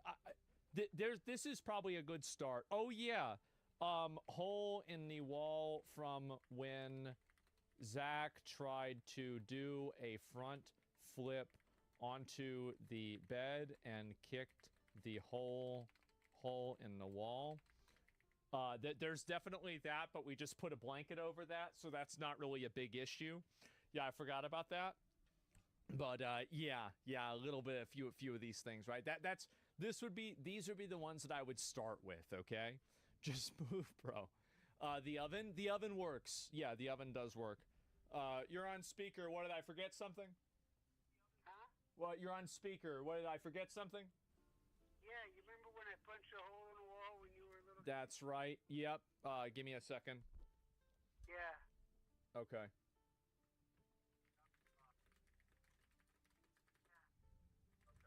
Okay. Yeah, got it. Put the door back on your bathroom, on your bedroom. I mean, the front bedroom. No, I have that. That's good. The door's fine. Is it hung? Yeah. In your room, in that front room? Yeah. No, I did that. I was like 15, 16. Oh, okay. Well, there's the fact that your bathroom and your mom's bathroom are shitholes. I have that. And they need to be redone. Yeah. Well, that's not only the mold, but the. Well, that's his guess. You didn't get a new toilet. You know, you need a new toilet. That thing's a shithole. Well, that's what they all are. But yeah, I know that's why they need to be replaced. Right. Yeah, for sure. Yeah, well, that's the thing to add. I mean, you know. Yeah. Did you want me to call Matt about? No. I got Let me call you after I go live, and I've got an update for you on it. But because I did it this morning. Oh, okay. Because let me check on these guys first before they do the work. Mm. Okay, that sounds good. All right, thanks, and I'll talk to you later. Yeah, I'll let you know. But I'm sure to think of something else. Right. That'll do for now. Okay. All right. Yo. Bye. Yo. Bye-bye. Okay. Yeah. So there were a couple of things I did forget about, but for the most part, that was about it. But yeah, that's pretty much where we're at right now. And hopefully, we'll get a lot of this done. You should spend a little money. I'm going to. I'm gonna do it. It's not gonna be a big deal. It's not gonna be a problem.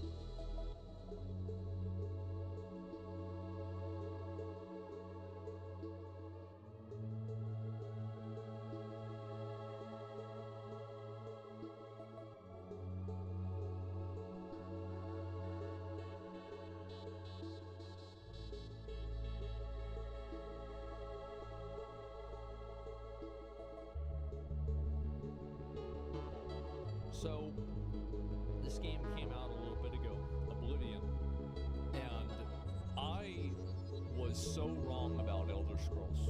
I thought Elder Scrolls was a millennial, Funko Pop, modern audience game because I played Starfield.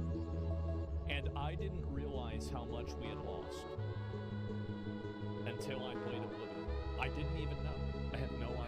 I didn't and think it's it was... like the funny thing is that within like 2 minutes of playing the game, I knew that it was the fucking game. Like that intro was insane. It's real. I didn't think that there was any shot that Xbox would want to shadow drop an Oblivion remaster to this level of quality. Yeah. It just didn't make any sense. And on top of that, we've seen this kind of thing happen. I don't even know how many times. The screenshots, the leaks, the rumors, the comparison videos, and all of it led to absolutely nothing. Yep. And even more so, just the idea of it being a shadow drop doesn't make any sense because Xbox's track record is massive, is right? not that good. The vast majority of their games have not done well. Avowed was a thing.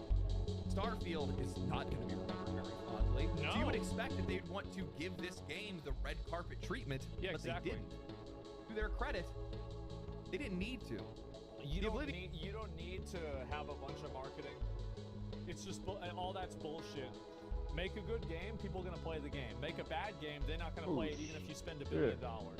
Don't tell the companies this, because if you do, they might stop sponsoring me though. Remake has taken over the entire internet at this point. I call it a remake because that's exactly what it looks like, to be honest with you. Though I am haunted by people's character creation. Good Lord, people. I know that sometimes I can be overly critical of a lot of games and the industry as a whole, but I have no problem celebrating things that are worth celebrating, and there is a lot worth celebrating here. I don't think that we've seen an all-around home run from a AAA publisher like this in a long time. This has swung positive sentiment in their direction. It's created a lot of goodwill, and it has embarrassed their competition. They did it all for $50. Didn't I say something about Oblivion was only $50 about competitive pricing? I didn't even know that. Today, what we're going to do is we're going to talk about my return to one of my favorite games of all time, Elder Scrolls Oblivion. We're going to talk about its internet takeover and why I think we're going to be seeing a lot more of this in the future. Xbox just haymakered Nintendo in broad daylight, and nobody's talking about it. You guys know, it's really nice when they start fighting for our money. This all started the way these things normally do. A few breadcrumbs on Reddit, Jeff Grubb dropping some hints, leakers whispering about an Oblivion remake. Most people didn't buy it, myself included, because Bethesda doesn't do remakes. They repackage their games. Remasters, ports, re-releases, sure, but full-blown remake, that sounds like a fantasy. But then it happened. Bethesda confirmed it and set a date for a live stream the following day, and then right after... And the thing is also, now that they did this, the amount of hype that would be for a Morrowind remake would be just off the fucking charts. For that, they had announced that the game was available for download. The remaster was being handled by Virtuous. If you guys have heard the name, it's because they've been everywhere at this point. These are the same folks that are working on the upcoming Metal Gear Solid remake. They've worked on the Assassin's Creed Ezio collection, Batman Arkham collection, the Bioshock collection, Dark Souls remaster, Nier Automata End of Yorha edition, and more. This is far from their first rodeo, and in fact, they might be the best possible team to be able to handle a game like Oblivion, because this isn't just another classic. This is Oblivion, a cultural cornerstone, an RPG that shaped an entire generation's taste. For many of us, this was the blueprint. This was the genre. And Bethesda, they needed this. They needed even I played Oblivion back in the day. Badly. Like, I took time away from playing Halo and World of Warcraft to play Oblivion. Starfield was supposed to be their second coming, a brand new IP, huge scale, that signature Bethesda magic, but in space. It launched big, but it fizzled fast. Word of mouth tanked, streamers dropped it in days, engagement plummeted, and then after that, they went into full-on damage control. Narratively, Emil Pagliarulo was firing off tweets mocking players for not understanding the realities of game development. Devs then took to Steam with copy-pasted replies to combat negative reviews saying things like, some of Starfield's planets are meant to be empty by design, but it's bad on purpose. We wanted it to be bad. You can't say the game's bad. We wanted it to be bad. That means it's good. It's not boring. When the astronauts went to the moon, there was nothing there. Certainly they weren't bored. Guys, what the hell were you even doing? This was a complete mess.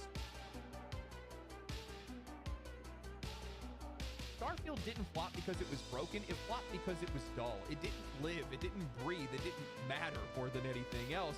And that opened the door to the question whether or not Bethesda still has what it takes to even make games that people love. And I think that's what makes this remaster such a moment. It's not just a nostalgia bomb, it's a reputation reset. A chance for Bethesda to remind people what made them believe in them in the first place. Even if they didn't... I mean, to me, like, I'm gonna just be honest. Bethesda didn't even make this fucking game. Another company made this game, and it's a game they made 19 years ago. So, like, I see this happen, and I'm not like, oh, well, Bethesda's back. No. This is like the Blizzard re-releasing Classic WoW and be like, oh, Blizzard's back. No. Make this game themselves. They greenlit it. They oversaw it. They let it exist without mangling it, and it worked. I want to be clear about something. This isn't the kind of game that we need to see reach 500,000 concurrent players on Steam. It is not here to compete with today's modern releases. It is here to regain goodwill. Well, it did. And rebuild Bethesda's brand. I find it hilarious when I go and I read the ever-wise ex-Blizzard president turned sports betting CEO that's now marketing gambling to kids through Twitch, Mike Ybarra, said that I'm skeptical about 20-year-old remasters. This guy really, it's like a really good way to tell, like, what's a bad idea, is you just listen to this guy and you'll know. Just whatever he thinks, probably a bad idea. It's kind of sad because I thought he was actually, like, the funny thing is that I think the reason why this guy is so off all the time is because he doesn't play enough video games. Because when he took over Blizzard, World of Warcraft legitimately got a lot better. And it's because he was a no-lifer for WoW. This guy was an unironic WoW no-lifer, and he played the game probably as much as I did. But the fact is, like, he probably didn't play Oblivion. He didn't know enough about these games. And so his viewpoints are just simply wrong, not because he's a bad person or like he's stupid. It's just that he doesn't know and he doesn't have the context for it. What was once fantastic, now remastered, will never hold up to modern masterpieces like Elden Ring. I was actually going to reply to this. The bar has simply moved from a safe open-world RPG to what Elden Ring brought us all. I would love to be proven wrong, but I'm not. Like, every single game has to be Elden Ring. And also, he's right. Like, yeah, you're absolutely right. The combat and gameplay of old games will oftentimes not be as good as new games. And I will even say something, this might make some people mad. I think Avow's combat is better than Oblivion's combat. It is. But that doesn't make it a better game. Combat is not the entire game. But I guess if you're a Mythic Plus Andy from WoW, like he is, it is for you. He was proven wrong within hours. The game exploded on Steam with over 182,000 concurrent players. It probably sold millions of copies straight out of the gate. My feed has been wall-to-wall Oblivion lately. Screenshots, bugs, memes, goof. That's the president. That's number 48 right there, gentlemen. Faces, pure joy. I've never seen so many grown men misty-eyed over a game. Okay. Game drop. Games like the Oblivion remaster are not here to define the modern era. They are here to remind us and developers of the past and let us revisit it with a new coat of paint. They are made cheap, sub $100 million. They don't need to sell 10 million copies to be viable. Nobody needs Oblivion to stand toe-to-toe with Elden Ring. We need Elder Scrolls 6 to do that. Yes. Why do you think that they released the game for $50, Mikey? Now, I've been playing it myself, and oh, man. I'm just going to say it. This has to be one of the hardest goes so far. Start screens in gaming history. It's so fun. It's so fun. Once that theme kicked in, I just sat there staring for like 15 minutes, total blackout. Total Is aura. this actually happening? It's wild to think that it's been almost 20 years. And another thing is, like, there's no purple. There's no, like, bright purple and bright green. There's no millennial handwriting. There's none of this. It's just very simply a fucking badass game. Like, I'm sorry, but, like, this is a game for guys. It is. Years. 100%. 2 decades. I usually credit Grandia 2 on Dreamcast for being the game that made me fall in love with RPGs, but Oblivion is the one that coded it into my DNA. People will tell you how revolutionary it was, how open it felt, how immersive it was, but that undersells it. For a lot of us, this isn't just our favorite game. This is the game. This is the one that defined an era. I still, to this day, struggle to explain what it felt like to play the game. It was a real adventure, streamlined from Morrowind for sure. It was much more accessible, but that didn't really matter. Before Elden Ring was the game that was praised for just letting you go, Oblivion was already doing it. I put thousands of hours into the game without even... I feel stupid for saying this, but, like, I didn't realize that large-scale open-world games were even possible back then. Like, I didn't understand the scale of Oblivion at all, because whenever I originally played it on Xbox, like, I was, like, 15 or, like, 16. Trying. You guys have to understand, this is before YouTube guides, pre-Twitch. You didn't even know what was coming. You couldn't plan. That mystery, that sense of unpredictability, it was electric. I remember getting caught and tossed in jail, ended up invited into the Thieves Guild. Then I went and I botched a job where I killed a guy by accident. Well, like, you just look at the visuals for this, and this is fucking badass. I think that a lot of people really forget the fact that making something look really cool matters a lot. And this looks really cool. Kicked out, and suddenly I'm now being recruited into the Dark Brotherhood. I would spend hours just wandering the land, finding ruins, delving into dungeons, interacting with everything I could to build up my proficiencies. I forgot that the main quest even existed until I stumbled over a hill and saw an Oblivion gate in the distance. This was the first time I had ever played a game that was reacting to me, not leading me. You didn't play Oblivion, you lived it.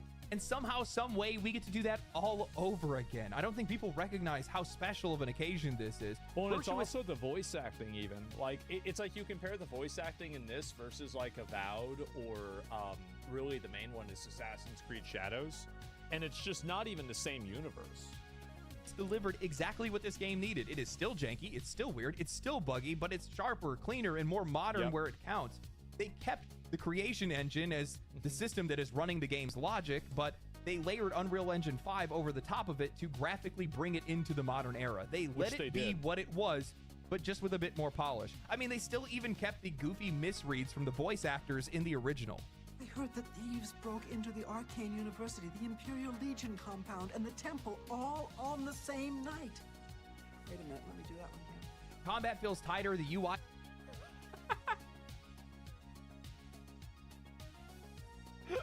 Oops. See, that's the kind of stuff that people love. I love they did that, yeah.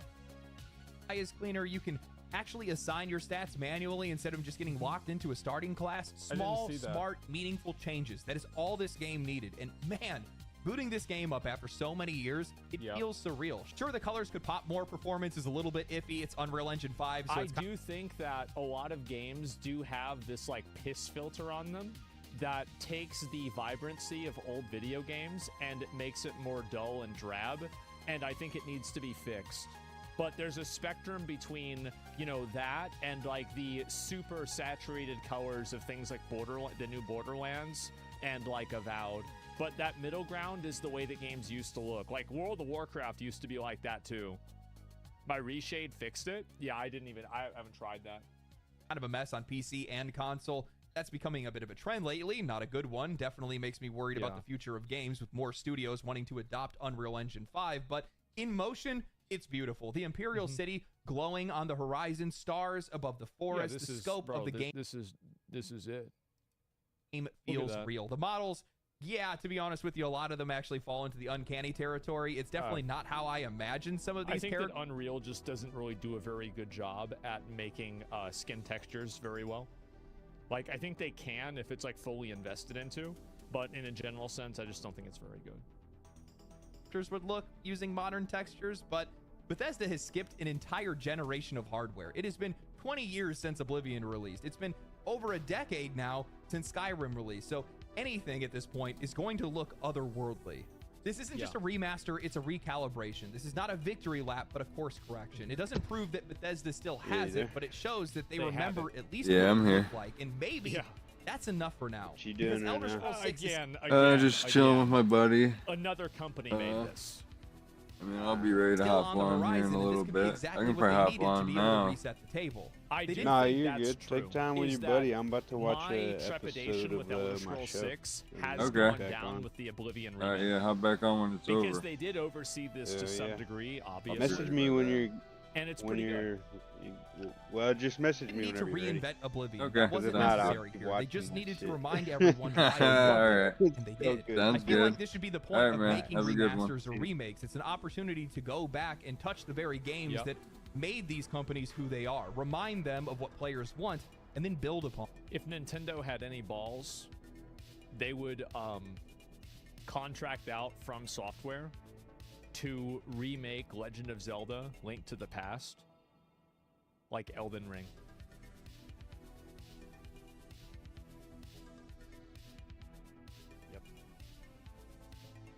On that. After closing my first Oblivion gate and watching the flames spew out all around me, my game crashed immediately afterwards. It's such an authentic experience. They really captured what it was like to play it back in the day. I mean, they layered Unreal Engine 5 over the creation engine. What did we think was going to be the result of that? But Yeah, it's buggy. There's tons of issues and things like that. It's just so damn fun to play. It's so fun to explore. And it's one of those games where you don't realize how much you missed it until you go back to play it. And I've just been enjoying myself. With that said, I do think that this is a reminder that there's a difference between bugs and performance issues. And it's like I said earlier this week. So true. There are a lot of bugs and funny things that happen in video games that give the video games a quirkiness and soul. But you want to know what one of those things isn't? It's when your computer blue screens and then you can't even boot to BIOS. That's not fun. Or your game crashes when it's compiling the shaders. Yeah, that's not... Oh, every game's gonna have bugs. Bugs are goofy. Well, what's goofy about this one? Oh, it deletes your save file. Players are gonna put up with a lot if the game is fun or enjoyable. Games will be judged by their merits if they have them. If there is no merit, well, then all they're gonna see is the negative. Yeah, of course. You're not having that with this game because people are just having fun playing They know the it. game. That's how that whole thing works. I know this is a Bethesda-led project, and Virtuous is the one that actually developed it. And those guys have been cooking, by the way. Holy shit.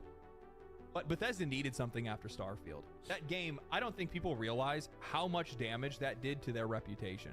You have to keep in mind that before Starfield, it's been over a decade since Bethesda released a new game, which means that in that time, an entire console generation, the gaming market... they released Skyrim 10 times, but yeah. It has tripled. There's triple the players, triple the money. And with that, Starfield ended up being people's first taste of Bethesda. That was me. Because I played Oblivion whenever I was so stupid that I didn't even know what I was doing. Like, all I knew is that I bought a house and I put all the swords in the house and then I would go and kill people and put their swords in my house. That was it. That's all I did. And it tasted like shit. You have to do something about that. You can't let that sit out there like that. Putting out an Oblivion remaster at this level of quality, that's gonna give you a much better reputation, especially for the price that they put it at. $50. Here's the thing. This isn't just a Bethesda decision. This was an Xbox decision. They were the ones that said, hey, we need to go. I'm telling you guys, Xbox is cooking. I know they did those price increases and fuck them for that, but Xbox is going to be where it's at. I'm telling you guys. Make an Oblivion remaster. I talked to a couple people and they said it wasn't even Bethesda that actually pulled the trigger on it. It was Xbox, and it was a smart choice by them. But they've had a rough go of it for the last decade or more now. The Xbox One series didn't do very well with them. The now Xbox Series is not doing very well for them. The competition is They don't care. I think that Xbox sees the future. The future is cloud gaming. And if they can develop Game Pass and build a foundation and like a effective monopoly with Game Pass and video game digital distribution through Game Pass, then as soon as cloud gaming happens, everybody will transition over to Game Pass because it will be easier to do and they'll have a complete market control. I think Xbox is thinking about this in 20 years and 10 years right now. And I think they're making the right calls. Sounds like hell? No, it's not. It's going to be great. I'm telling you guys, this is what's going to happen. That's I think they're laying they've been laying the foundation for this for like the last 5 or 10 years. Them like it's a damn tradition at this point. And you know, a funny thing happens when these companies get backed into a corner. They start looking for other options. They start trying to fight back, and they start swinging like they should have swung a long time ago. And in the case of Xbox, it's pricing a game fairly. You know, Nintendo just announced a $90 Breath of the Wild plus DLC remaster. And then here comes Xbox with one of the most renowned and one of the most well-known games in Bethesda's entire game catalog. And they put it out for $50. Yeah. That's not a coincidence. This isn't some bargain bin bundle half-hearted reskin. This is a nearly full remake of one of the most influential RPGs of all time. Not just with visual upgrades, but rebuilt on Unreal Engine 5, packed with DLC, improved systems, better combat, and a UI overhaul. It is on the same level of fidelity and scope as the Demon's Souls remake from Bluepoint, and that game... That's fucking true. That remake, because like every remake before that was garbage, and the Demon's Souls remake changed my entire perspective on remakes. It was so insanely fucking good. I was shocked by playing it. Launched, at $70 and still cost $70 today. And yet here we are with Bethesda and Xbox just dropping Oblivion for $50. Yeah. Not 60, not 70, not 90, 50. That alone makes it one of the most important releases of this year, not because of what the game is, but because of what that price represents. Yep. In an industry that's currently feeding on its own customers, where publishers have spent the last 4 years normalizing $70 as the baseline and now pushing into the $80 to $90 range without even blinking, this isn't just a fair deal, it's a challenge, a correction, and I don't think it's a coincidence. I think it's a deliberate, calculated decision that's signaling two things loud and clear. Xbox knows that the industry is overreaching, and they plan to undercut it. At least that's what I think. Also, another big reason is that you can make every argument, like I have, about the complexities of I'm drawing a blank for a second. The complexities of like inflation, video game development, and everything like that. But none of that is going to tell a person who is like basically financially insecure that they should spend their last $70 on your game. That's the reality. Is that like you can make every argument for inflation and every single argument can be right and it will not matter. Nobody will care. Makes the most sense from my perspective because Xbox isn't doing great. They haven't been doing great for How did he do that?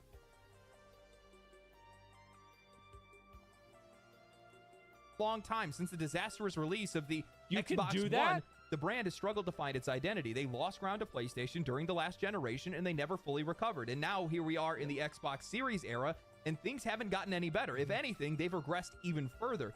Xbox console sales have completely tanked, while PlayStation is outselling them at twice the rate. The Nintendo Switch is likely to be the most sold console in gaming history, breaking over 150 million units sold.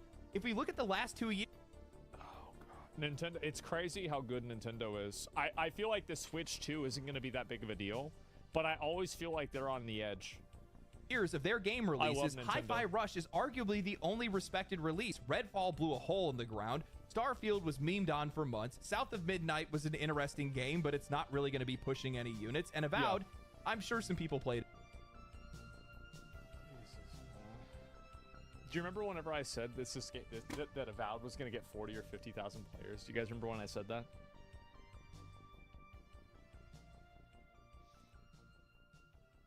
Fuck. I thought I'd hope people had forgotten. I thought for sure, like after the early access, more people would buy the game. There's no way that like nobody else is even going to play it, right? And it was. Why not check it again? What was Avowed? It was a game. That's what people say, at least. On Game Pass. It's ironic, really. Xbox has essentially returned to the exact position that it was in before the Xbox 360, the forgotten platform. Well, here's the thing. The reason why Xbox fell off is actually because of the Xbox One, I believe. The Xbox One was released or announced with a number of, I would not even say consumer unfriendly. I would say consumer detrimental and insulting to consumers' features. You could not resell games for the Xbox One. The Xbox One always had to have a camera attached to it, and it always had to be connected to the internet. Sony went out, and this is the beauty of the free market. Sony went out, and they said, nope, that's dumb. And they released the PlayStation 4, completely fucking blew Xbox out of the water. I was an Xbox fanboy. After they made those decisions, I was a Sony fanboy. And I have a PS4 right over there. I don't have an Xbox One. I got a PS5 right there next to me. I think that I don't think Xbox realized how much damage that dealt to their brand by having a lot of people like me that just don't trust them anymore. Right? In a lot of ways. I started to trust them again, and like it's okay, and all right. But it took a long time. Worst generation to lose. Yeah, I still have my PS4. I watch my PS4 every day. I watch Xbox on. We getting a Switch too? Yeah, I'm getting a day one. I'm getting a day one Switch. We're gonna play Mario Kart, play whatever the fuck else. Yeah, for sure. Technically competent, but no killer identity. Much of that I blame on the loss of Halo. Fumbling your mascot and what your console is known for is going to have some pretty harsh consequences. After I heard those dick suckers over at Xbox didn't want to have a collab episode in the Secret Door or whatever, those like different series where Master Chief teams up with the Doom guy. That really worried me. That really stressed me out. Like, I was like, how could you not do that? Secret level? Yeah, there it was. If there's a season 2, that had better fucking be in it. But as the hardware battle is drug on, they have been put in a corner. They have to start fighting back. I don't think this $50 price is a peace offering. It's a pivot, or at least it should be. This is the kind of move that you make when you realize that your platform has no dominance and your audience is not big enough for you to be able to justify absurd prices. So instead, what you do is you lean into something that you can control. Price. Value. Yeah. While Sony and Nintendo are too busy extracting maximum value out of their same recycled franchises at inflated prices, Xbox just handed players one of the most iconic RPGs ever made at a price that actually respects their wallet. Well, and it's transformative enough for people to play it again. Like, there have been a lot of remasters of games that I just didn't want to play again because it's like, this is basically the same thing, but it's slightly better. I don't really care. Timing really matters here because you cannot tell me that it's a coincidence that we just saw Nintendo announce Mario Kart World for $80 and a Zelda Breath of the Wild, a 10-year-old game, DLC remaster bundle for $90. Xbox undoubtedly is trying to make Nintendo look foolish. They're trying to take advantage of the situation. This is exactly what we want to see. This is the energy that we need. This is exactly what I hope that we would start seeing. These companies need to be at each other's throats because when they are, players win. Again, the Xbox One and PlayStation 4 is the best example I can give of that. There's competition breeds excellence. Means just the better way games, better prices, and less arrogance. It breeds quality. It forces fairness. The problem is, for years now, this industry hasn't had any real competition. Sony and Nintendo don't really compete with one another. They operate in entirely different lanes. Nintendo dominates the handheld section and family-oriented experiences, while Sony rules the high-end console space. And Xbox, well, they used to be the equalizer. They used to be that third pillar that kept the other two in check, but after a decade of missteps, they've lost their power, and with it, Xbox lost the main... I think the main strength that Xbox had was Xbox Live. Like, that was the one thing that Nintendo didn't have, and PlayStation, I mean, like, get the fuck out of here, right? Xbox Live was fucking amazing. Lost relevance. Now, keep in mind, none of these platforms are trying to compete directly with Halo? PC. They don't think that players are just going to wall off and go and build a gaming PC. Steam, to them, is treated like it's an alternate revenue stream, not a rival. And so, with Xbox being largely absent from the fight, Nintendo and Sony have gotten incredibly comfortable, too comfortable. And that's why we're seeing higher prices, because without competition, they don't really have to care what the players think. Nope. But even unchecked, there's a ceiling, because eventually that arrogance is going to collide with an even bigger issue. Saturation. And I think that Xbox and the pricing... There's just too many fucking games, man. That's the other problem. There's so many things getting released that an average person with a job doesn't have time to consume all of the content. Like, I'll give you one example. I never finished or even played that Mandragora game. Remember, like, that two-dimensional Souls game that I really wanted to play? It was like kind of like Castlevania. I didn't even play it. I didn't have time. And I didn't finish... there was another one I didn't play. Fuck. What was it? Yeah, I never finished AI Limit. I didn't do AI Limit. I didn't do Kazan. I didn't finish Kazan. Like, there's just always new games coming out, more and more and more and more. And so it's really hard to even keep up with it, unless you're playing games all the time. We just saw may be the first time in years that they just took a step towards addressing that. Because the truth is, nobody is safe from the looming threat that's been creeping beneath all of these price hikes, remasters, deluxe editions, and seasonal roadmaps of live service games. The games industry right now is making too much content, and it's making it too fast at too high of a price for an audience that is already overwhelmed. I'm seriously wondering if Xbox's pricing of the Oblivion remaster may be a sign that some of these publishers are waking up to the idea that there is an oversupply crisis unfolding across this entire industry. Too many games, too little demand. Mid-tier and even some AAA games are being churned out at record speeds, but the audience simply isn't there to sustain all of it. I mean... It's the same thing with Assassin's Creed Shadows. Like, 2 or 3 years ago, I probably would have beaten Assassin's Creed Shadows. I would have played all the way through the game. The reason why I didn't, it's just not enough time. Like, in what universe would I want to play Assassin's Creed Shadows when I could beat Like a Dragon Pirate Yakuza? Like, this is a better game, and so I'm just going to play this instead. And I beat it. So that's just what happens. There's just too many fish. Just in the last 6 months alone, we saw Monster Hunter Wilds, Path of Exile 2, Avowed, Marvel Rivals, Split Fiction, Kingdom Come Deliverance 2, Schedule 1, Expedition 33, and Oblivion Remastered. All of them dropping in an increasingly crowded marketplace. What the fuck? And that's only scratching the surface of some of the games that were released.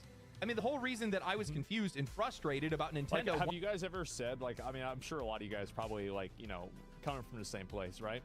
Have any of you guys also said to your friends, I wish I had, like, a hyperbolic time chamber so I could play all the video games that I want to? Because I tell this to my friends all the time. I'm like, I actually don't have the amount of time to play the... Yeah, exactly, right? Like, yeah, for fucking sure. Yes. A time wanting stop, to increase prices to $80, or analysts thinking that it's somehow healthy for Grand Theft Auto 6 to go up to $100, was there is simply just too many games in this industry. There's too many games that are out there. Players have too much choice, and when supply is that high and demand is so low, prices have to come down to meet demand, or you're just going to see more games fail and more studios close. And I think that's what Xbox might be betting on. Not nostalgia, not charity, market pressure. I want you guys to think about it like this. When a remaster hits the market with near remake level quality, full DLC, and a sub-premium price, it suddenly looks like it's the best value in the room because it is the best value in the room. This isn't goodwill, this is strategy, because unlike Sony and Nintendo, Xbox doesn't have anything left to protect. Their first-party titles haven't had any impact. Their platform isn't going to be winning the hardware race. They're dead. Xbox as a platform is dead. Game Pass is the platform. Xbox is simply a vehicle to deliver that platform. Their legacy titles, Halo, Gears, Fable, they've either gone cold or gone missing. Game Pass... Well, no. To be fair, all they need is one good Halo. They do one good Halo. Fable is good. That's it. They're back. That's it. Just one. Yep. Just one good Halo. That's all they need. Smart in theory hasn't really become the Netflix of gaming like they would have hoped, so the only way that these guys can compete is through value. In my opinion, by the way, I think what they need to do is they need to re-explore Reach. I think the future of Halo is Reach because it creates a multiplayer foundation that makes sense. Not Gears? Well, no, I didn't say Gears because I think they're making the exact right call with Gears. E-Day looks fucking amazing. Like, I'm going to play the fuck out of that game. It's going to be awesome. So I don't have to worry about that because it's already happening. You still believe in a good Halo? I think they need to fire 343. How the fuck can you make bad products for 10 years and still not be removed? I mean, I know that they, like, renamed the studio to, like, the Halo studio, but, like, really, I mean, it's just the same thing.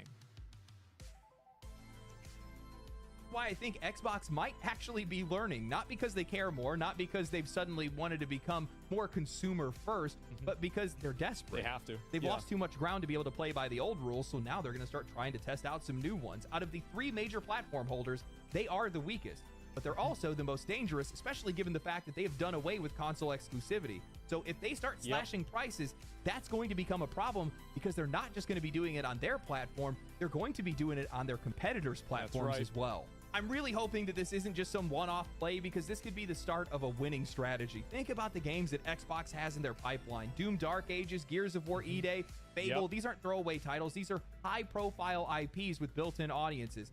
If Xbox sticks to this model, competitive pricing, multi-platform releases, they could position themselves as the one major publisher that's actually in touch with reality. Now, to be clear, What a fucking shock, by the way. I would have never expected this from Microsoft. You remember when Reach came out and everyone was shitting on it because it wasn't Halo 3? No. Like, I read the Halo trilogy books in 9th grade. So, like, for me, like, Reach was awesome. Like, I was so excited for Reach. So I don't remember seeing that at all. People didn't like ODST because it wasn't, you know, like the Spartans. But other than that, I remember Reach was really positive. The one major publisher that's actually in touch with reality. Now, to be clear, I don't think that's actually going to happen. I don't have a lot of faith in this industry or these publishers to think that these guys are going to have the foresight to realize that if you slash your prices in response to your competition increasing theirs, you're going to be able to reach higher revenues. You're going to be able to reach a much wider audience. But if anybody could do it, it would be Xbox. They're the ones that are the best positioned to be able to pull this off in the first place. Their games are largely subsidized through Game Pass to begin with. Yep. They already have done away with console exclusivity. Thank so God. you're going to be cutting prices on their platform. Imagine how much that would suck to be them. Imagine the impact of a game like Doom Dark Ages dropping for $60 instead of $70. I know it's already at $70 right now. Or 60 instead of 80. Because like the more that they maintain the same prices and the more that everybody else increases their prices, that's a larger pricing difference every single year. Oh, but this is a hypothetical more than anything else. I wish these companies would wake up to realize this. The problem is these guys, for the most part, have banded against us. They've been working together. They've been following one another rather than actually competing with one another. And because of that, things have been incredibly unfair for us. You know, I saw somebody that was very upset with the fact that I was talking about The Elder Scrolls Oblivion and its remaster and how much I've been enjoying it, and I've been memeing on Twitter and stuff about it. Who was mad? And they said that you cry for change, but you keep handing them money. Why would somebody... That is the change. What? But Oblivion is good. So what? Like, buy good games, don't buy bad games. Like, what? Change if we vote with our wallets. Yeah. And voting with your wallet doesn't mean not buying anything, because things really aren't going to change, and that's not even realistic to begin with. People are just going to buy something instead. But supporting a near remake like Oblivion for $50 is the exact kind of message that you want to send. You want to reward good behavior. Don't buy the bad games. Buy the good games. You're not going to... What? Good behavior. Don't buy the bad games. Buy the good games. You're... Oh!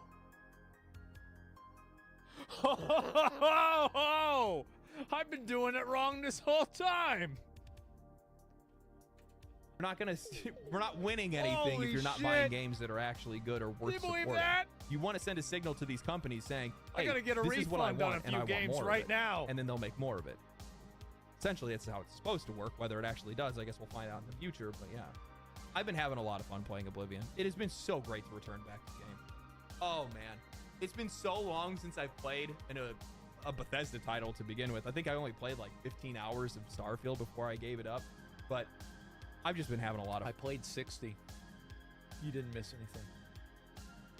Fun. It's honestly one of my favorite games of all time, so it's kind of surreal that they even made a remaster like this in the first place. It's been blowing my mind. Though I still need to play Expedition 33. That's my next one, bro. That's my next one. Marathon Alpha. Apparently Bungie wants to talk to me. We'll see how that goes. Oh, anyway. Bro, like Marathon? Like, they had to extend the alpha. I really think they have to let it cook. I mean, like, the fact that, like, isn't it sad that what's that fucking game that everybody's playing? You know who I talked to about this last night? Poke. I talked to Poke about this. He's playing this new extraction game. What is it fucking called? Ark Raiders, yes. Apparently everybody loves this shit.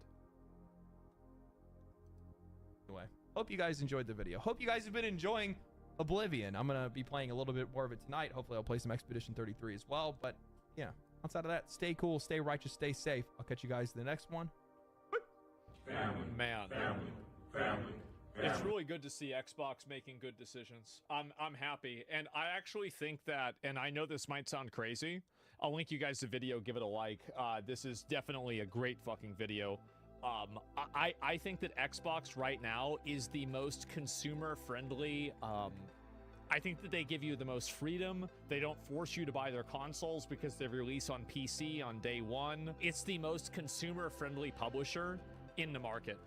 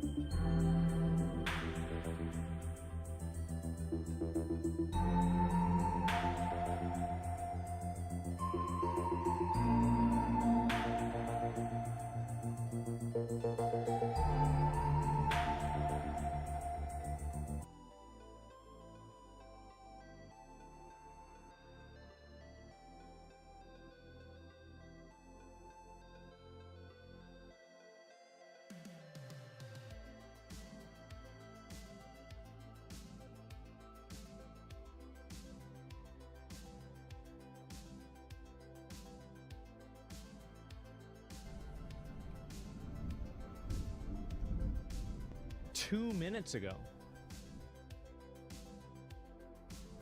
India launched another 3 for his mother, father, and stepmother. What's Not to wrong with mention that? he rathers commercial over private flights, believing it's a greener alternative.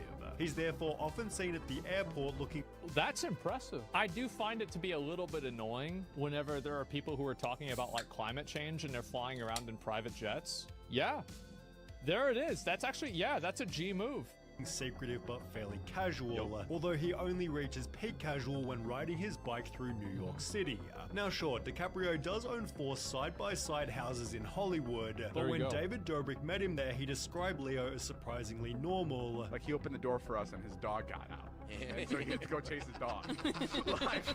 like, and that's where you go, oh my God, it's the guy from the Titanic, and this is the Wolf of Wall Street, but he's here at his house, just chilling. And this even extends to how Leo treats his fans. I went up to him at a restaurant and his security stopped me. I heard him saying it's okay, let him through. He proceeded to give me an autograph and we talked for like 2 minutes. Absolutely down to earth and no superiority complex at all. I feel like this should be acknowledged more, because like there are some people that have like such a big ego.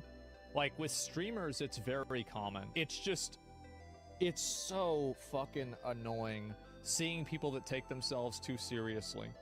Yeah, 2 minutes of acting? Well, he's probably like, the thing is that I think that he probably thinks of it as like, this is probably a big deal for this person to see like some actor or something like that. So like, he just tries to give them a good experience. Sure, he hides his face. And also like, I bet one of the reasons why he drives a Prius is because nobody can recognize the fucking car. Because how many Priuses are there? It's a good car and nobody, like, there's like how many, so many Priuses. Leo at least tries to live a normal life, but somebody who actually does is Dave Grohl from the Foo Fighters. When asked how he spends his $320 million, Dave Grohl stated it goes straight into my bank account where it turns all moldy and smelly, given he basically buys nothing. For example, Dave Grohl christened his first credit card with the extravagant purchase of a Benihana dinner, and when asked about cars, he'd state, I drive a family car. Not a monster SUV, but a family car that fits 5 people. Well, that makes sense, because doesn't he have a family? Like, yeah, I mean, because like, it's gonna be hard to fit like all the kids and your wife into a Lamborghini. It just doesn't make sense. Yeah. That his Tesla was impractical and the stupidest thing, as he thought it was too fancy. He'd also get rid of his holiday home back in 2017 and now owns only one single Los Angeles property, which he calls a house that's just big enough. He'd add, I don't need even more money, cars, and gold chains. They don't make you happy, and I'd rather be happy than stinking rich, concluding with the statement, I'm not a banker, I'm a musician. Let's make it about the music. Yeah, some people get too focused on this shit, man. They really do. Like, and I think that there are some people, like, they grow up and they always wanted, like, a Lamborghini, or they always wanted something, right? And, like, I think that's always a really good thing, that, like, you should go and buy that, right? Always, like, if you feel like that's gonna make you happy, and it's something that you've wanted for such a long time, yeah, you should go and do it. But I feel like a lot of people just, like, it's like an endless amount of things that you're going after. Living in an LA mansion's not poor. Yeah, but I mean, like, he's still living under his means, right? I think that's really what he's talking about, right? I mean, because he's worth $320 million. That's a lot. That's a lot of money, man. Music. Let's not talk about money. Let's just go have a good time. Dave Grohl is the Keanu Reeves of rock and roll, talented and humble, which also describes Christian Bale after adding one more word, frugal. Similar to Dave Grohl, Bale lives in a nice but simple Los Angeles. That's a great house. Like, dude, this is what's so, like, this is how much people are warped. Like, this is somehow being humble. This is a great fucking house. Like, if you think this isn't a good house, you need to go lay down. You gotta calm down. Like, there's something wrong here. This house is insane. It's crazy. property, although he'd recently announced he was dropping $22 million on 12 separate houses, all of which are going to a foster care charity. When offered a luxury villa on the set of Public Enemies, Christian Bale refused, with the director explaining he just wanted an ordinary room. Christian is so modest and unassuming, which is supported by one of Bale's interview statements. Wealth doesn't mean anything to me. If a robber broke into my house, he'd burst into tears, and it wouldn't be worth stealing his car either. That's what he drives around in. 2003 Toyota Tacoma. It's a good car, never breaks. He's like, if someone... Yeah, it's a nice car. Like, fuck yeah. Like, that's why, like, I was gonna get a Toyota. Like, if they still made those, like FR, FJ cars, I was gonna buy one of those, man. Hell yeah. Needs me to carry something, I can put it in the back. Christian Bale's truck has become a notable Hollywood talking point. I guess people have this idea of Hollywood stars, they're driving like the nicest cars. What are you saying? The Tacoma's not the nicest car. How It's a dare you? 2006 Tacoma, right? 2003, thank you very much. Oh my god, that's Yeah, almost and second-hand even then. And while he might have been spotted also driving a dusty Porsche, it seems the 2003 Toyota is his go-to daily driver. The joke's on everyone else because he's actually driving one of the best vehicles to ever be produced. It is. ISIS uses this. Al-Qaeda used this. If this shit can survive the American military-industrial complex, it's a reliable fucking car. What are we talking about? That's the best. Like, I'm telling you, like, the Toyota logo with a fucking 50 caliber machine gun in the bed of the truck is the best commercial for any car ever. I see that and I'm like, holy shit, these things can really keep it together. Bale described his life by stating, I do the exact same as I've always done. I don't have an assistant, I don't drive a flashy car, I do everything myself. I go to the supermarket myself, the hardware store. It's something I would greatly miss because I'd start to feel like a prisoner, which It's might... weird, bro. Like, yeah, that's weird. Like, I don't want to have, like, people doing shit for me and all this. Like, oh my god. Also explain why Bale has rejected most technology.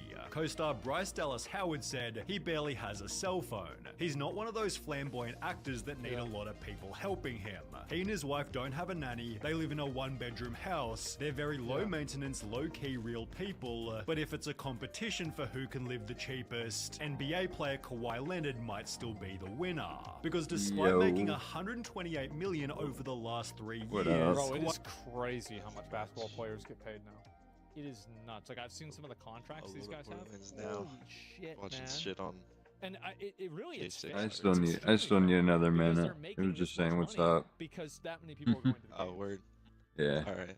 I You're still good. drives a 1997 Chevy Tahoe because it runs and it's paid off. Just chilling. The car, which is proudly nicknamed the Gas Guzzler, sits outside Buddy his stopped by, we're 2-bedroom just hanging out. apartment. What's that? It's at the Wingstop just down the Heard street. you had a that pretty his rough day frugality from Bo really earlier.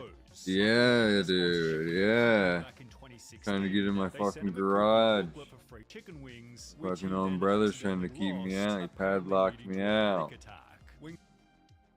Yeah. And he put a fucking ring camera up or some shit. Like, I remember. So the second I started fucking with it, we had a partnership with them. he came home and blocked it up even more. Yeah, I was like, I mean, I don't need this. Like, Yeah, dude, it's fucking it's like, you know this insane. more than I do. Like, here, you can have it. I just needed to use one tool so I could get my AC in my fucking shed before it started downpouring. Place for autographs, but Ed Hmm. Sheeran's go-to place for anything is the couch in his hometown house. Could use He made Arsenal as well if you ever need to. $775 million from his Yeah, I seen. I was looking online at like $20. I found one I for it. use my Barclays student account. But I got upgraded because I don't spend much money. I didn't If realize put they my were so money in one cheap. account, I would spend all of it, so I get an allowance. But when asked about how much the allowance was, he'd give a But yeah, short it was answer. fucked up Maybe in the first place just to do that. I spend You most know? of it on taxis. Hotels certainly weren't a Thought you guys might have had your beef settled after that whole deal. That's what I thought. Well, he's telling everybody I keyed his car now. What? Yeah, it's fucking nuts. Like, It's always something with it. Laid back dude, I know. I know. All I do is stream all day. I mean, I don't even have time to fucking literally either streaming or sleeping or eating. Like it's all it's all recorded what I do. Look at that. Like, I don't have time for that. Yeah, no. You're also not a petty person like that. No. Like, I don't know, you could live here or Not petty in like the that. middle Fuck of LA that. where it takes 90 minutes to go from here to here. In what sense would I anybody key anybody's card for anyway? That it's insured, right? Just get a brand new paint job. Go here, get a brand new paint job. What's that? I know the insurance would like to figure out who did it, so maybe they could charge them, but Yeah, but either way, you still have to. They still have to cover it. They find out who did it or not.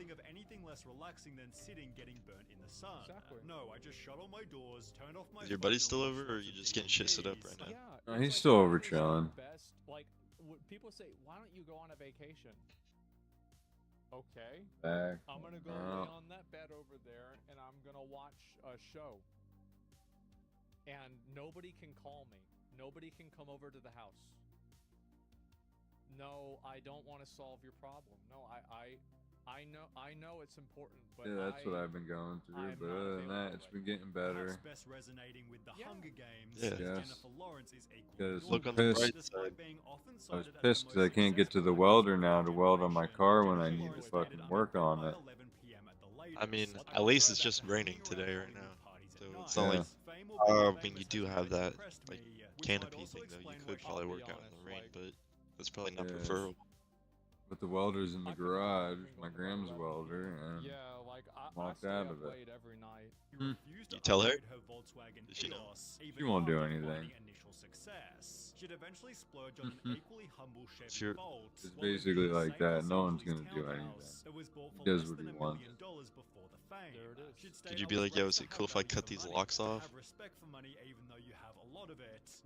Yeah, I mean, they'd probably say yeah, but like, then he's just gonna retaliate even more. Just because you're getting recognized by other people doesn't mean you've become Cameras set up around there. And according to Ingvar Kamprad, Yeah. being a billionaire didn't make you special either. I gotta pay for cameras because for my own fucking family. You know what I mean? Not anybody else. IKEA's that big? It doesn't even matter if I put up cameras; they'll just paint over them or some shit. Is the last boss in Utgard Unplug them, disconnect them. Last time I had cameras, he fucking disconnected all of them anyway before he did shit. And if you have enough, you catch him doing that, and then, you know, send it to the authorities, I suppose. Yeah, that's all I can do. Not how to wear a fucking full get up, you know what I mean? Yeah. Has he ever had a run-in with them? Like, would they put him straight? He's been in trouble before. He was in holding because he got in trouble for stealing shit, so that didn't fucking get through to him. He was on probation for stealing shit. Right. The thing is, I think he's totally right. Abso-fucking-lutely. Might have been so cheap that the world lost touch with him. Normally, I try to get my hair cut when I'm in a developing country. Last time it was in Vietnam. Ingvar died in 2018. Every family's got that bad egg, I guess. And while Mark Zuckerberg isn't Yeah, really. he definitely maintains the legacy of I took all the good energy and he took all the residual cum. Like the runoff. He was meant to drip down the leg. Ooh. Although it's not like they all have tennis courts, the primary residence is nice but fairly Something normal. like that. And is 10 minutes away from the mega mansions in He just loves fucking with me. That's Zuckerberg owns an the joy in Acura the world. TSX worth That's 30 it. grand, a Honda Fit worth 18 grand, a Volkswagen Golf also worth 30 grand, and a Pagani Huayra worth, well, 4 million. I mean, But for the most again, part, you probably wouldn't do that much about it. Pretty chill and laid back. There's nothing I can do about it. Really? Although he perhaps hadn't seen Lil Dicky, who made a whole song about how I just have Save that money. other shit I gotta worry about anyway. I can't worry about it. without spending a single dollar. Too much shit to worry about. How can I make Worried about that fucker. I remember watching this He'd when it came therefore out. visit mansions, boats, and clubs, trying to convince random people to let him use their stuff, all of which being done while wearing the mats. clothes possible. He'd state you hear Fucking mats I work out on, he stole them. Turn the lights out in the basement so I can't see when I'm working out. I gotta work out in the dark now. Cheap person who to me, it's not cool to overspend, it's cool to get a great deal. Within the song itself, Dickie He's admits to fucking using his he's crashing out, dude. getting his haircut with several months in between. Only several months. Real time. I was thinking about this. I don't think I've had a haircut in 5 years. Is he like? Does he have like BPD really or is he like slightly schizophrenic or something? When was the I don't last time fucking I even had a haircut? Tween and wearing the same ADHD pair or of jeans whatever, every day, ADD. also showing his frustration. ADHD won't make a person an asshole like that though. Right? I mean, I was diagnosed with it, but I think every kid at this point anymore gets diagnosed with ADHD. So, untied sneakers, right? and a fresh from the hamper look. His dress style is so casual, it's basically a meme. This man has more money than he knows what to do with, and still gets his drip from Walmart. Love I don't it. know, He always like- looks ready for a basketball match because, according to this interview, he loves to turn up and play with random people. I fly in, try to find a game somewhere, play, get a little sweat. I once played basketball with Sandler during lunch break Whatever. on Grown Ups. He has an automatic three-pointer and is as down to earth I get as the any stream. person I've ever met. I can't say enough nice yeah. things about the guy. And on the bright side, P6 trailer 2 was today. Going off, and I go, all right, Seen that. Good today, That dude right? look like real life. Dude, it looks so good. He isn't scared to photobomb a random Can't wedding, wait. get Too a bad. splendid breakfast at I don't know if you saw at the end of it, but it's probably gonna be like Red Dead Redemption or GTA 5. I don't think it's gonna be on PC for a whole another year after release. It always is, yeah. One of these days, they'll fucking release. They probably don't want like the console people to see how good it can look until they already bought it. I don't know. They might have a deal with consoles. They might get. What they might do is make the PC people buy it twice because they don't want to wait a year, so they buy it on console and then they buy it on PC. People were already saying that the game's gonna be like $100. You don't even understand what their experience. That's what I've heard. There's not even half a billion. I'm not trying to buy that shit twice. I might not even. Well, I guess I might have to buy it when it comes out. When's that gonna go on sale? You know? That's a lot of money, man. Probably not for another few years. Imagine being a billionaire and nobody can recognize you. That's real luck. Well, what's the release date? May 26th of next year. They might have a Christmas sale, but that might be still a little too soon. Mm-hmm. Well, no, I have some things that are nice. I mean, Yeah, I'll have to save up. I think for me, Start saving now. Like to Yeah. me, what really matters the most to me is like You have to get a bank loan right? for it. Whatever is like the fastest and easiest yeah. solution, that's what I try to go for. Big game. Like, and generally that's the cheapest thing too. Start selling some because it's shit I got here. I got. yeah, Probably should just sell my VR. What the fuck I don't. that? VR GTA 6 might be pretty cool if that ends up being a thing. I know they did it with GTA 5 and San Andreas. When they get better, they'll have a better VR system.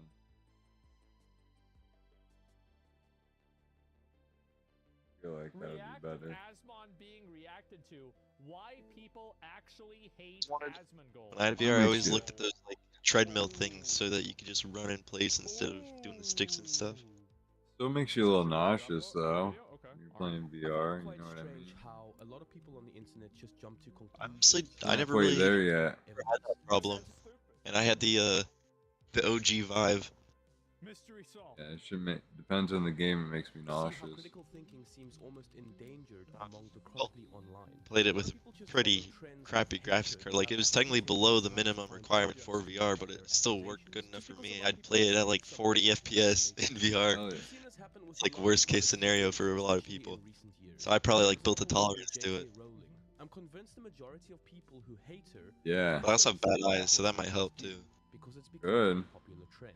I remember watching a video Blur out the by a teacher, Warren. nauseousness. In this video, Warren challenges a student of his to actually think for themselves on this exact topic. All he did was encourage his students to broaden his perspective and look into the situation start. himself, using rationality and critical thinking. So let's get specific though. Let's define bigoted opinions. Get her going for me? Or are you still gonna wait a little bit? Oh, wait for 1 minute. The whole point is to learn how to think, not what to think. So when you say Let's get your stream ready, I suppose. Oh, it was already rolling. Already rolling. We're live. That's I the way was- that most people think, unfortunately. I was live watching videos. Presidential. Trump did another executive signing, order signing. He Anything signed, cool? signed mental health awareness month. Signed into order. They start with the conclusion. And this whole month is that awareness. Now they have to push mental health awareness. They did some other shit. Oh yeah, RFK said some shit. 90% of people on the internet would have never said that. That's his name. But at the end of that, they would have said, RFK. bro, Yeah. you really a Yeah, transphobe, he like, oh, bro, this talking guy about the sucks." health system stuff. Yeah, no, actually based. Yeah, based kid. Can't wait till he tears that shit down, dude. I love me. Honestly, if RFK was able to run, you know, if he was still able to be a Democrat, I probably would have voted for RFK. This decline in Think? Over Trump. is one of the Over main Trump, reasons probably, just for the whole health thing. In certain online Yeah, true.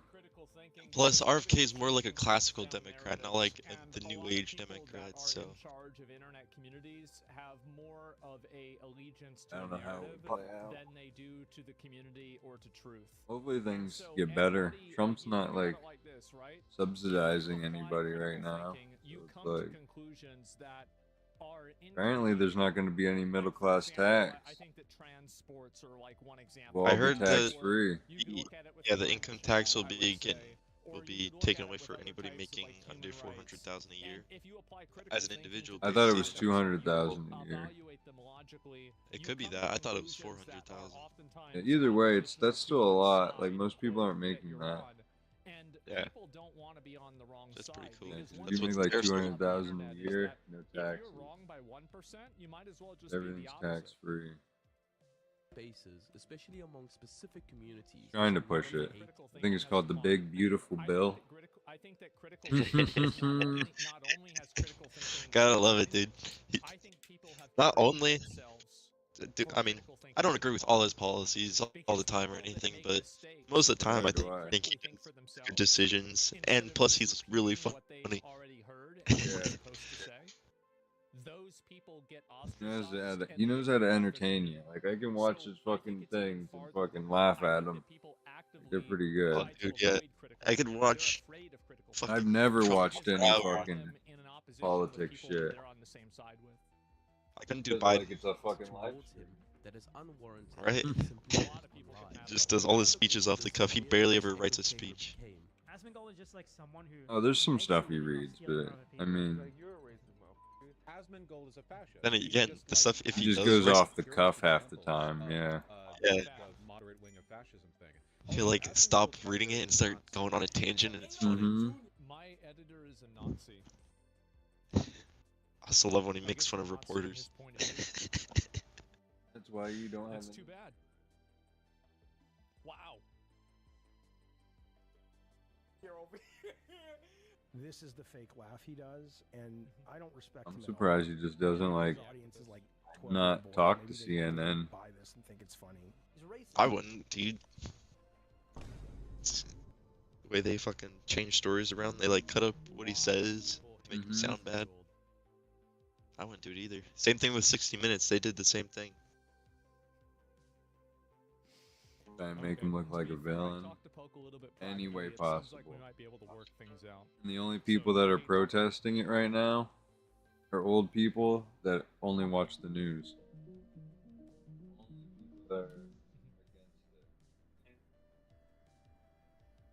In my research Like the for this Tesla video, I rallies, tried to find the actual protests. substantial reasons for the It's hate. was a all protest on- really I'm old an advocate of people trying to see both sides' that watch the perspectives on news. topic. Jesus, bro. People. Yeah. I found quite a few videos Always. There was a that I'd protest like to on the unpack street, and and try all to the pictures understand that were the up of it basis were of just my old hate people. against Asmongold.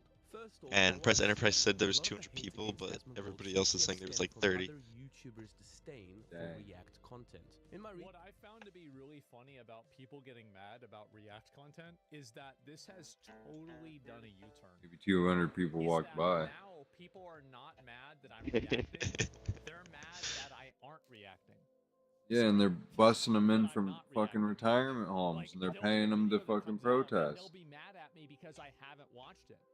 And they saw that, and this happened. They're in a charter bus right from the fucking retirement home. It happened Yeah. with, I remember there was some The one on the Sanders street, video. that protest there, they left all their signs laying around afterwards. So much for the environment, I They guess. fucking littered after the The protest. entire narrative has shifted Uh-huh. from no longer am I this parasite, Can't make that stuff up, dude. I'm now the That's because they were getting paid. I'm the person that they want me to react to the video because that legitimizes it. So I think we've totally turned this around. Researcher stumbled across a video titled Asmongold is Bad, Why I Don't Like Asmongold Videos by a channel called Savior 3.0. In this video that he's reacting to my video. He's gonna talk about how reactions are bad. Okay. Video we hear the usual rant about React content having a negative impact on other channels and YouTube. I learned how to play the intro to Walk the Line by Johnny Cash on guitar. Benefit from all of this hard work from other content creators, but he doesn't actually have to do any of the heavy lifting. This YouTuber then played an excerpt from a large and What was actually that? pretty popular channel called Dog Viper. Play the intro of Walk the Line by Johnny Cash on the guitar. React content is bad for channels and the platform. I still can't play this. Using Asmongold as the primary example. That shit on Guitar Hero. Mad about me for like I think 4 or 5 years now. It's been Honestly, I'm not that good at Guitar Hero, but I can't see the fucking things come at the screen until it's too late. Especially on the newest one, Guitar Hero Live, because it was just When did that come out? What the hell? It was like 2014, 2015. It was Xbox One and PS4. Actually, I might have it because I have them on my I'll actually read a comment my solid state games. Yeah, I it was have pretty. them It was all. pretty. I don't agree with the idea A lot I of think I people have didn't like it. everyone. is stealing. When watching someone like Asmongold, it's not about the original like video it? content itself, but rather about his A lot of personal people take apparently on didn't. commentary. I had a People great time with listen it. because they want Oh. to hear his thoughts, see his reactions. The and songs experience slowly his started view getting and worse, I perspective. feel His like. popularity is built on his personality and how he engages That's with I mean, what it was. Guitar Hero 3 and Guitar Hero 4 were definitely the best in my opinion. Yeah, because of the song list and all the ones you could download online. Just, I think copyright came in and took that game away. Reaction content requires charisma, personal insight, and the ability to entertain, which is what I just don't think they can re-release it. Like, Well, that's why. No, you have to get it on PC. I gotta find a drum set and a fucking guitar online. I can get a guitar online, You know who really fucking pissed me off about this was but I tried to drums find were that pretty drum rough. set. Yeah, So she was gonna watch. not a lot of people had the drum set. I had You know, one. I made too many of them. And the entire. I love the fucking drum set. I was a badass at it. Or talking about the video that I'm doing. Was it Guitar Hero or Rock Band that you could also have the microphone for? It was Rock Band. I think they did the same for both, I was honestly. losing my mind getting mad about this. I was bad. It's like Guitar Hero more than Rock Band. in the context of Asmongold. But the only thing that is disputable is that not all React content is actually done in good I was faith. hooked. Some of it is blatant stealing. The Ackman has a fantastic video I think titled Rock Dark Band Side of was the more for the Content PlayStation that I folks, right? completely recommend on the Guitar Hero It was was for both. They were for both systems. It was just that one of his videos. Yes, Rock Band had the drum set first, but how he spoke to Asmongold and and then Guitar Hero got it. But they both had different songs and a different, slightly different setup. But basically the same game. I think maybe we should do a Guitar Hero Rock Band session at your place sometime. Yeah, that'd be good. I just gotta get the guitars. This happened. The Ackman then Mhm. went on to talk about the positive impact reactors like Fix you hanging Asmongold outside your have had door. on his channel. Some might say, but Yeah, I doubt that one's good. from you. Those views belong to you. You're probably right. Sitting out there in the humidity and stuff. I can't say for certain, but what I Water can and say is shit. a lot I of mean, it people might who work. subscribe to my channel wouldn't be subscribed But it's for They don't make Xbox. never made these videos. It's not for PC. Yeah, but they make a dongle. You can get a dongle for it. Positives and negatives. Each case is going to be a little bit I different. don't think there's actually any PC branded one. I think They have them that you can get. Actually, and this is going to be maybe controversial.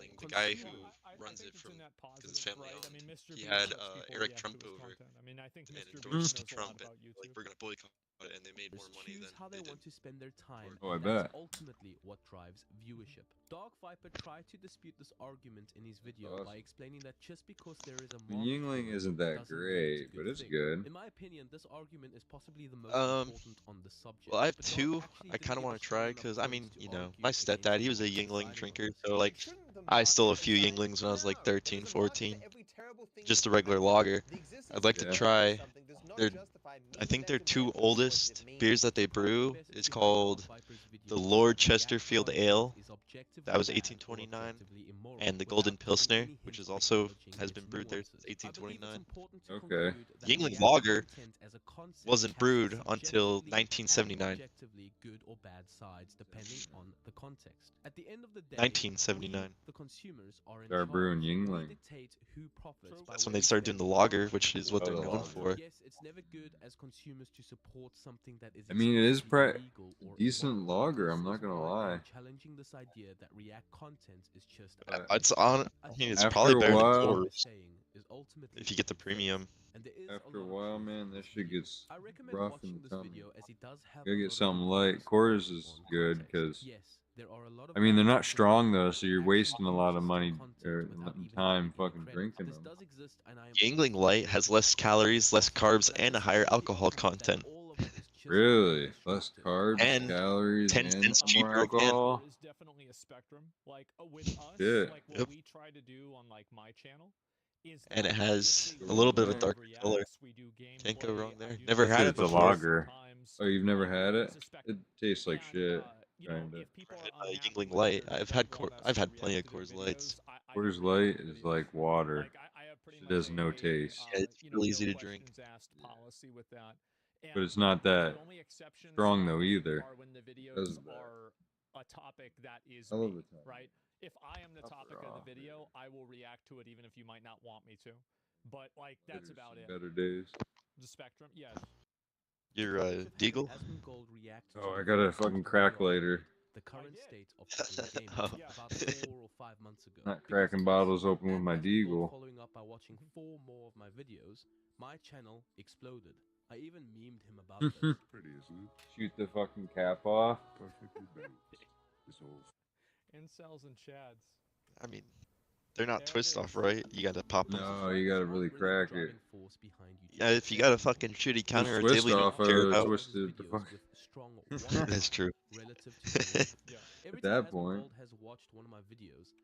My buddy at his basement, he had a like old shitty counter, so we would just put the bottle caps against the counter and just fucking smash it. Yeah, I'd do that, but I don't want to ruin my counter.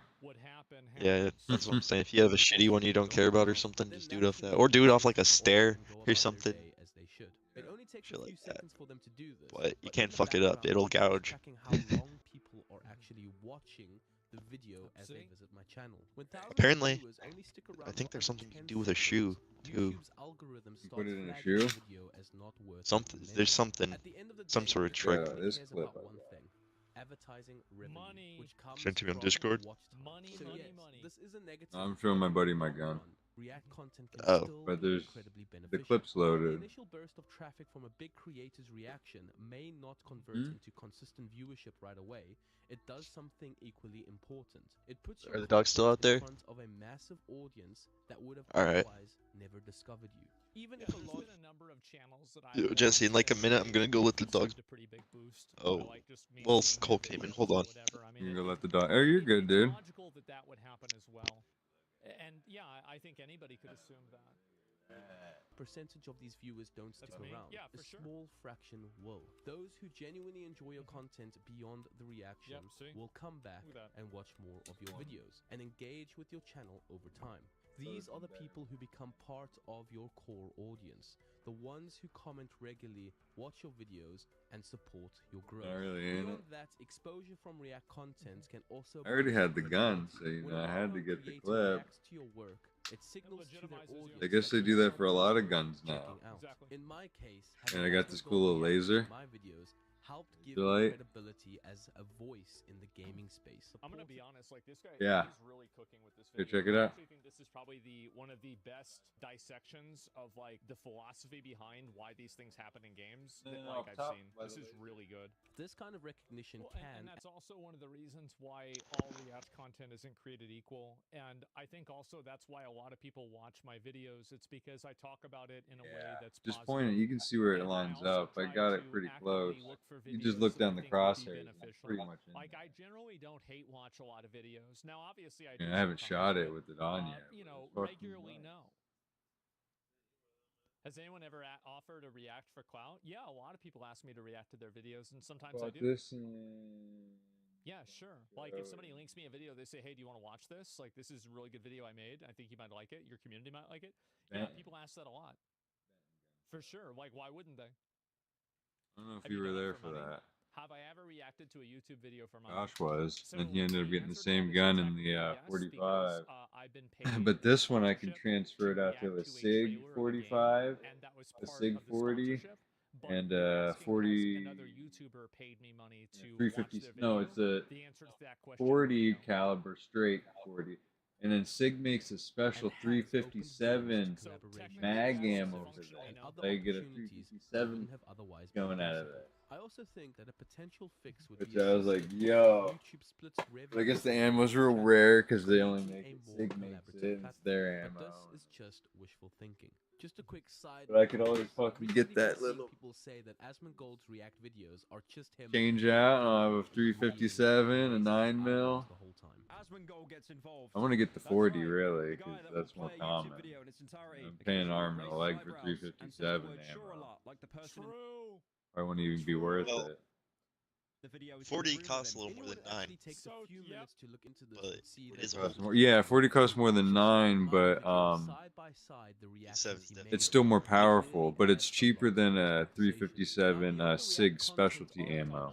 Going back to Savior 3.0's video, Now, wait, no, it's not 40, right? It's 45. Yeah, it's 40. 45 is the next size up. That's partially true. Well, it could be changed into a 40. He seems to basically flip-flop Basically. He doesn't hold much. I'd get a 45, dude. Get it myself a 19. I can't get it. It doesn't. It's not compatible. 45's a no-go. I can only go 357 or 40. And 9 mil. For me or not good for me? It's good for me. Okay, then I like it. It's bad for me. Okay, I don't. Oh well. Have any I'm happy with having just more options in case of like zombies or something. End of the world, you're scrounging for ammo and you're like, oh shit, I just changed my top out of my pistol and I'll have more ammo. True. What I was thinking. True. That's the only reason I have it. He might What's that? communicate the usefulness in the yourself an individual SBR, and short rifle. society and benefiting Yeah, society, yeah. all that stuff. But it seems like most of his arguments. I would love to get like a 308 rifle. He is That'd be literally nice. living in a tiny little echo chamber of basically a redditor, Dude, because I think gifted level. gamer who somehow got I think a famous. 308 could punch through level 3A plates. You ever have the Just floods? need yourself a shotgun, a rifle, and a pistol. I feel like It's a pretty big echo chamber, personally. your bases are covered. That's all right. And a redditor, okay. No evidence in Like his a video that he 357 ever watched assault video. rifle would be nice. He even states that Asmongold preaches his lifestyle to his massive audience. There's a which 308. couldn't be Yeah, further from the 308. truth. The problem with that is if he doesn't have any educational insight. 308 tends to doesn't fit do more into the any category of battle self-development rifle, of though, himself, like the but SCAR. he's preaching Which is educational fine. That's all you need. I'm preaching educational Because you can ideas. snipe with That's that interesting. pretty I wonder what I'll do. efficiently. Unless you want to carry more ammo, Masses. you Well, go I mean, to be 5.56, This was which a guide on 5.56 how is to still cook a steak. plenty capable. Yeah. And It doesn't have the stopping power. it was. It was No, a but great it does steak. have I remember eating that steak. does Such have a good better steak. One of armor the best piercing steaks I've made. capabilities just because it's a faster Probably in my round. top 100 best It's just that the steaks. 308's a heavier hitter. Destructive, and it reinforces, Really? nihilistic tendencies So the to his two- audience. And 223 is still just as effective. I think nihilism is healthy in a lot of 223. cases. I I think it's slightly it's lighter, but it's slower than 5.6 and he's because they don't pack reinforcing as these much powder. ideas to them. I say that because if he actually watched my videos, he'd Mine actually shoot know that I'm a both. streamer that has the most. The 5.56 and the 2.23. Most ARs shoot 2.23 and 5.56. A lot of other people Yeah. don't. It's very That's what rare separates you'd me, find makes one me that just different. shoots one or the other. And I'm the most humble. Yeah, Exactly. it would suck to have one that shoots one or the other. Now, to properly dissect what he is saying, I mean, yes, 5.56 Asmongold is has definitely more shared prevalent. some So if nihilistic you had to takes in choose the one, it'd past, be but I wouldn't say 5.56. he has fully embraced nihilism in its traditional sense. being For those who aren't aware, I nihilism guess. is I think defined as 2.23 is more rejection of all available. religious and It's just moral cheaper. principles, in the 2.23 belief that cheaper, life is but meaningless. there's definitely Yes, more Asmongold 5.56 has just 'cause shared that's his take on how he military use. believes life is Oh, I'm meaningless sure. in the grand scheme of things. I place Until pretty much no value in we principles phase of out morality. the I M4s think that and these stuff are top-down because ideas that are given to you SIG by the spear, elites. And I think that if that you look at most 6.8 people Fury that are in rifle. like an advantageous Right. position, those people don't follow any of those morals or ideals at all. But at the same time, he also seems to balance. And that'll start becoming more prevalent. Which that you with could a actually more order a pragmatic 6 spear way. that shoots 6.8 dad now taught me off that. their website. Yeah. The first Yeah, you time can we order got all that into shit. laser tag, my dad, he pointed at the rules For on the a on short the while, wall. for like a good 2-3 years. And I was wouldn't like, have been he able to says, get look one. at that. I'm like, yep, I see it. But He you could says also that's get what it you in have to do to 5.56 win. if you want to. Yeah, that's what I like about SIG. Thing is, Even they have a lot of I transferable won. frames. I did. Immediately, it SIG, wasn't I think close. SIG's probably the way to go. Absurdist For outlook. about Arguing most that if things. life has no built-in If you want like meaning, we can good, still cheap create our own. Because rifle, it's not like check an out aimless Palmetto life. State Armory. I do You what could I get an want AR to do. like So you have 300-400 goals. I do have bucks. some goals. Yeah, I Dang. have things that I That's want a to do, deal, right? I feel like, right? No means has ever Yeah, encouraged or and I preached watched at his videos. audience to People have the put like same 8,000 mindset rounds that through he them and it has still himself. worked. It's weird Like, that people say that I'm like super like a nihilistic few in that days way because to like put I'm 8,000 actually in. one of the Right. Just to test it. like I do. And they stuff also all sell the their time. own like Like AKs I'm always being active. Like yesterday, as I DMRs said, and I didn't shit. do It's fucking pretty anything, nifty. right? You But buy it was like that was suppressors a off super there. super rare day.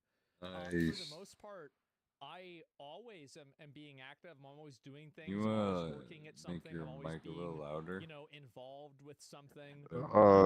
There you go. For my whole life. It was That's just it. kind of further from my mouth. Yeah, there you go. That's a good spot. Nobody should watch my stream and say I want to be I like tried to this. boost it and it didn't Listen, do anything. I don't think anybody with a successful life should want to be like me. And I really mean that. Alright, Brandon said he'd be on in like 20 minutes, like 10 minutes ago. Sort of enlightened in Alright. Buddhist So, nirvana. It is we'll absolute pure hop on when he degeneracy. hops in. There's this natural tendency that we have. I'm gonna as actually humans- boot up. I've said this many times. Nobody wants to be what I am. That's it. That's it. It's not. Yeah, it feels like Boot you're super on in. nihilistic, but at the same time you're not. Did he ever say why he disappeared? I think that No, he just was dips last- out. He was probably having dinner and then passed out or watched the show. The presence of nihilism does not He'll do that. precipitate the absence of a degree No biggie. Well, he's got kids and stuff, right? So that's reasonable. No, you don't have no kids. Who am I? No, is it Moose Knuckle with kids? Yeah, it's Moosey's. Okay. Brandon, Blind Knight, you don't have no. fit. And I think the enthusiasm for that can replace what people can consider religion or something like that. And this has been a very very commonly talked about, you know, like philosophical idea.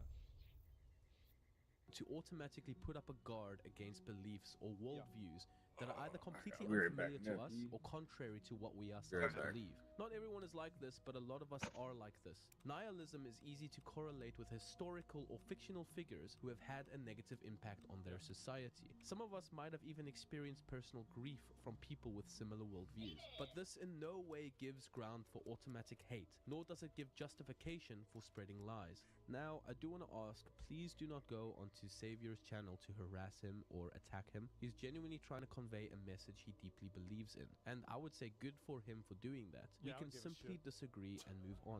As Aristotle once wrote, it is a mark of an educated mind to be able to entertain a thought without accepting it. See this right here? You hear this? This is that you can't do that anymore. You can't do it. See this? We're way past this. It's crazy how like We already had the foundation for this shit 2,000 years ago, 3,000 years ago, some shit, right? But for some reason, we got to go back to that censorship shit all the time. All the fucking time. You're right. This brings me to my next point on why some people dislike Asmongold. There's a strange tendency, especially among those chronically online, to equate disagreeing with someone to hating them. Asmongold said, "Yeah, that's so. Yeah, that's fucking true." There's some pretty crazy unhinged stuff, and he doesn't back down. And we all know people don't like it when others are like this. America deserved 9/11, dude. I'm saying it. A good example of this would be the controversies surrounding Asmongold's take on AI and art last year. Artists' opinions don't matter because what matters All right. is the opinion of remember how mad all those furries All right, all right. You know what those furries are doing now? DoorDash. Let's fucking. And you know why? It's because I was right. It's too bad, huh? People that are buying the product. It's genuinely sad that people seem unable to you want me to get her disagree booted in up a then? healthy, constructive way. Asmongold doesn't shy away from controversial takes, and some people don't Or like just this. wait till I've Brandon gone around gets many on. Twitch and You can hop in now. We can get it started. People saying, I was beginning watching Asmongold stream too. It was people reaction. The guy has the audacity to double down. Not how clearly AI art can literally not function. What's this stupid bitch talking about? Is that AI art of Asmongold depicted as a knight in shining armor? Filthy AI art is actually, it's so funny to see these people crying about this. Also, this guy thinks procedural generation and AI art has no inherent difference. Seriously, negatively 200 IQ, holy shit. I'm gonna give you guys a little bit of a hint that a lot of companies now are already using AI art and they're just not telling you. So you've probably been enjoying AI art without even knowing it for the last 2 years.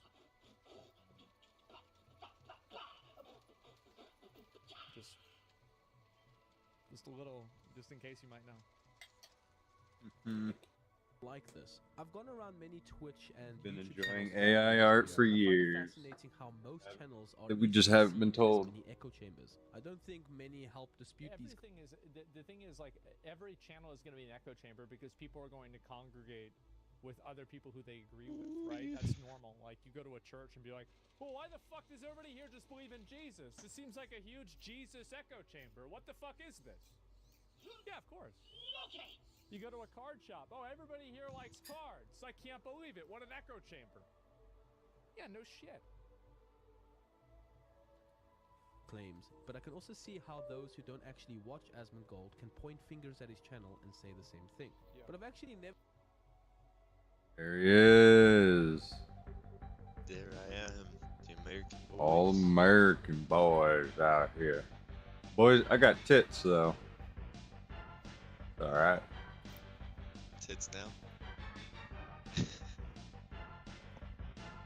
Well, the mech's a chick, so. You can identify as well. What I gotta do?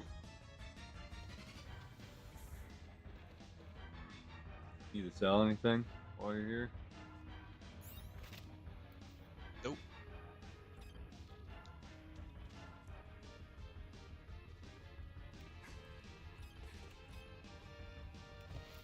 I got it. I'll sell it while we're on the road. Wait, do you always check this thing right here? Make sure this is empty? Yeah, it's. Oh wait, no, it says full. Empty swear that I bitch. did it last. It constantly fills up as you play.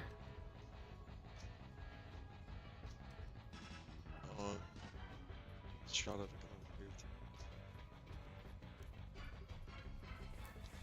I don't want anything from it though. We can just sell it quick. How's it going? Right here.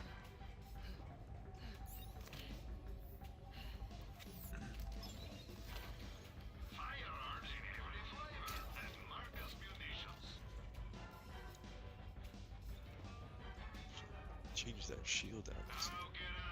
Still ammo.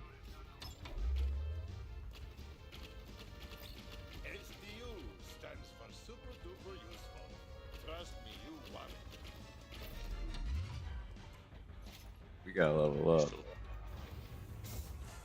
Still ammo, let's roll.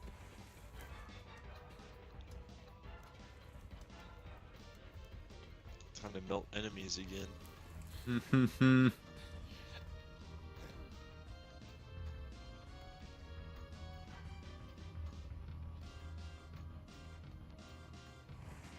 Oh, I can't fucking wait.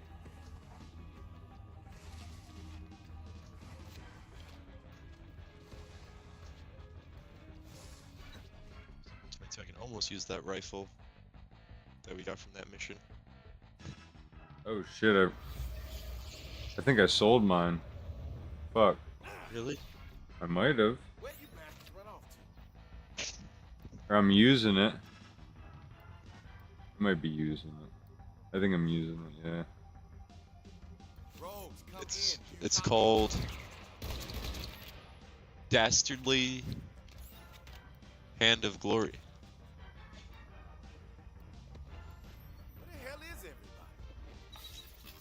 I have the loaded Hand of Glory. Kind of beat. Oh. This is it. Okay, mine shoots out the grenades I have equipped. Lucky you. At least when we were able to test it, that one did. Hook you up.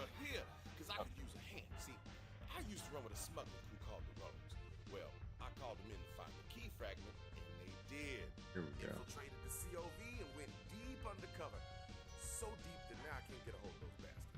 So deep, it's in my butt. Here, take this. Take it. We call that the rogue site. Gets them. Steals memories? I mean, who would want that? Ooh, woo. Rogue site can do it all, baby. Use secret messages. I can do it all, baby. Traps. Every smuggler in the rogues uses one. It's worse than what I got. Like I said, the rogues are running counter ops against the COV while looking for the fragment. Just That use rogue it site. for the mission, right? I hit some loot. I don't think I have to. Go on. Give the rogue site a whirl. Just look through the scope. Just look through the scope, it says. Did I go in too? Yeah, I got one too. It's for the mission only. I hate it. Well, you're just supposed to use it to shoot the things. Come on.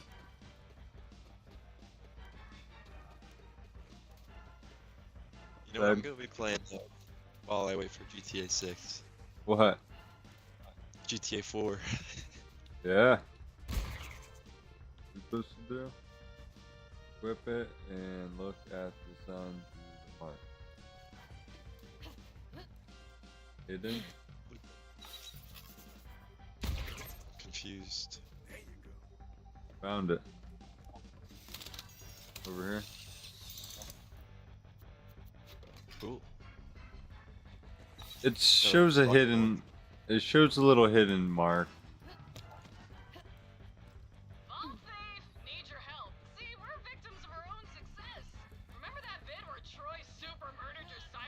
You can probably just unequip it. I'll just do it.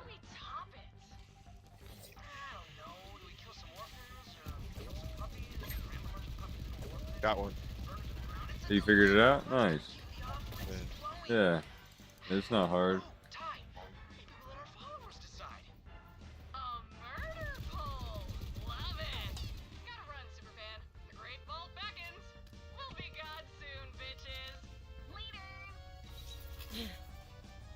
After playing this, I kind of want to play Tiny Tina's now.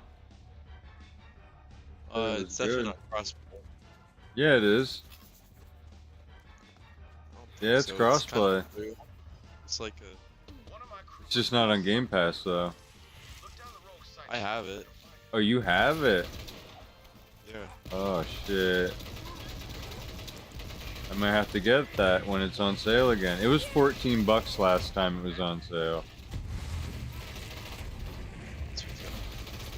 Maybe it'll be 10 next time. I'll just buy it. Have you played Tiny Tina's or you just have it? Just have it. I got the Handsome Jack collection a while back, so it came with like all. No, the new Tiny Tina's. There. Yeah.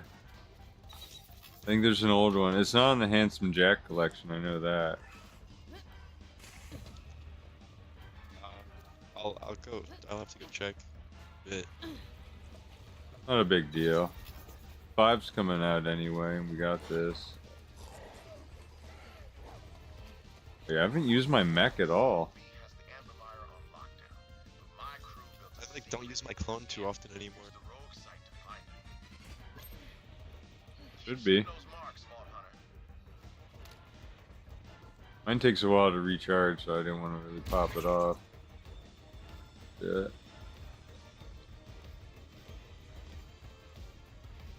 Got one. 2. Oh, yeah.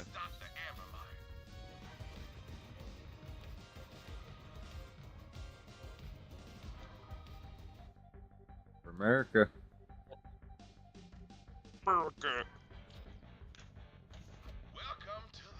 Alright, I think we can unequip these.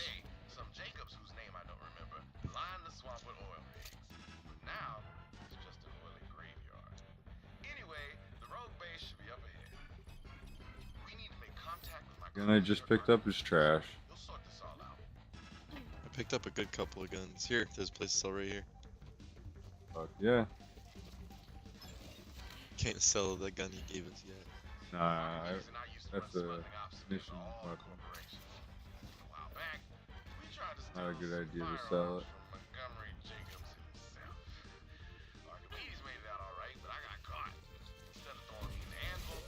Oh shit, dude, this gun's good. Never mind. It fucking ricochets and kills them.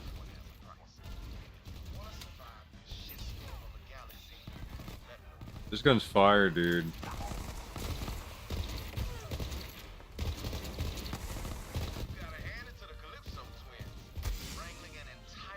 It's not that good. Oh, what just killed me? Killed me too.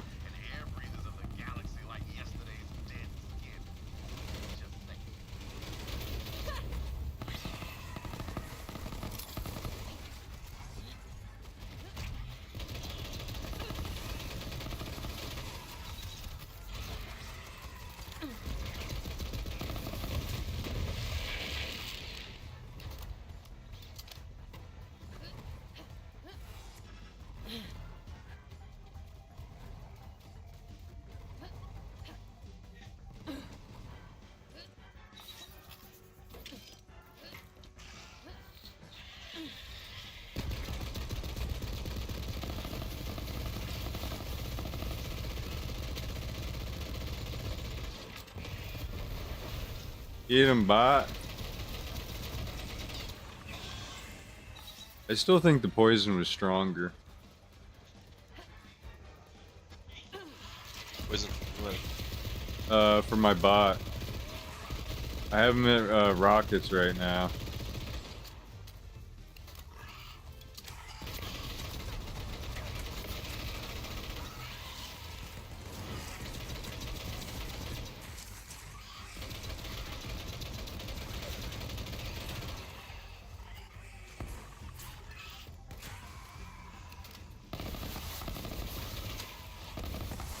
Yeah, see, the poison's pretty OP. Yeah.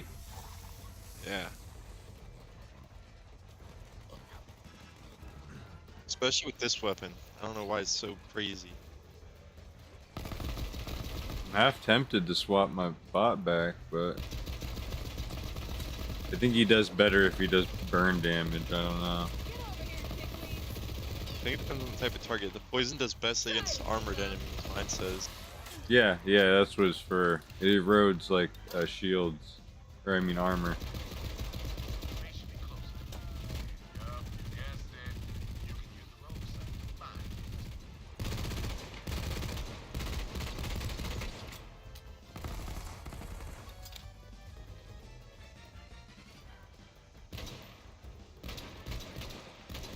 I use that fucking pistol or something? Yeah. Shoot the mark.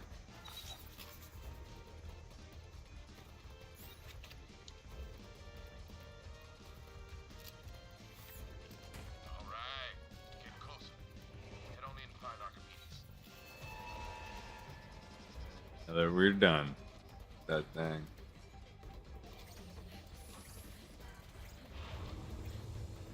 And more. We'll keep the lights on for you.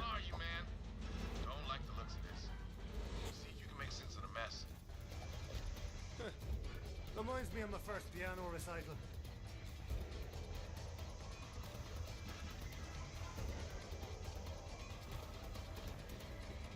Damn, that's Cassie.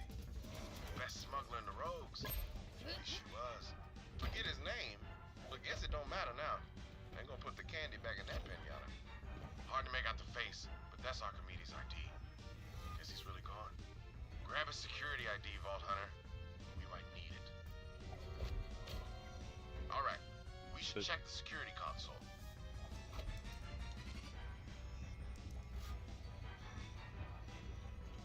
I was on the wrong side. Let's take a look. When's Archimedes coming back? Said to hunker down. Extraction ain't happening today. Maybe tomorrow. How long does he think we can keep this fragment hidden? Swamp's crawling with COV. Hey, what the hell? What the hell? Someone got the drop on my rogues and took the fragment. But I ain't no detective. Good thing I've got something pretty damn close. Hit that button over there.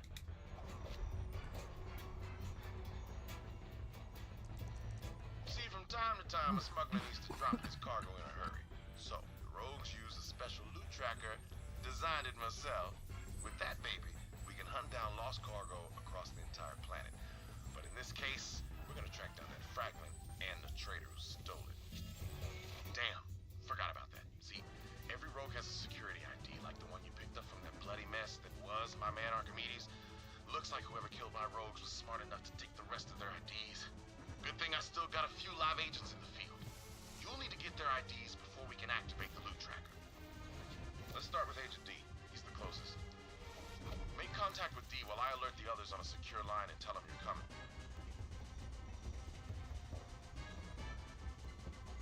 Agent D is a master of disguise. Holy crap. Traps. And a hell of a pole dancer.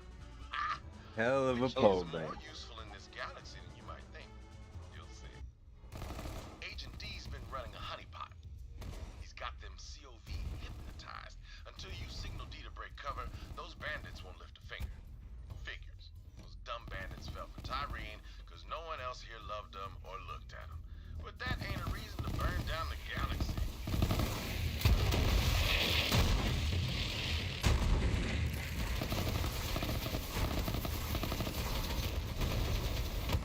Thank you. Next.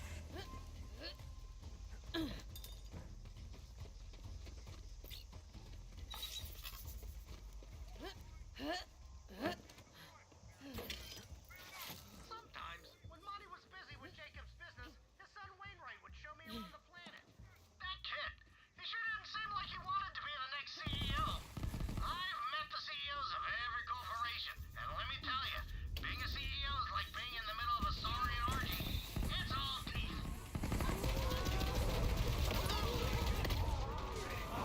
Oh yeah, I just leveled up. Hell yeah. Anybody counting?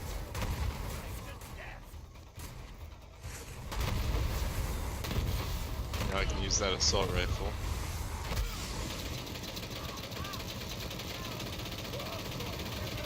Tell me about the sky. Tell me about the sky. Oh, you heard that too?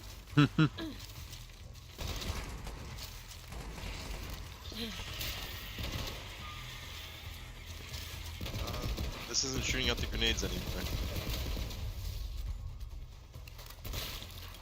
You sure it was that gun? Yeah, it was the one that it let us use before it took it away. They were like the same thing. Oh, I don't think they were the same now. They were similar. About time. Get away from me. The kids. Over here. Blah blah, alien crap, whatever. What's with all this gobbledygook? I guess we gotta come back later. Are we going the right way? No. Alright, follow me.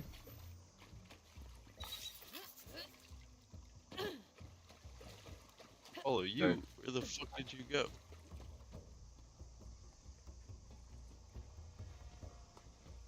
Where? Oh. My bad. Oh, you're good. I don't know Just why. gotta Sometimes you game and sometimes you don't. Can you see your mini map? Can you make your mini map bigger? Probably not. I don't think I can either. Should be able to see me on it. If it's big enough. All there. Alright, we gotta go around this.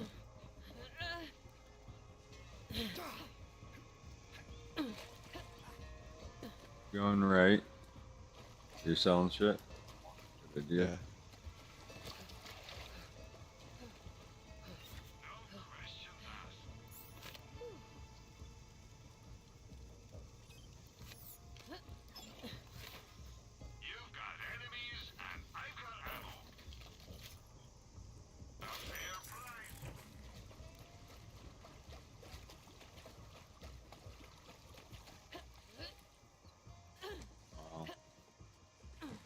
You wanna? Go in.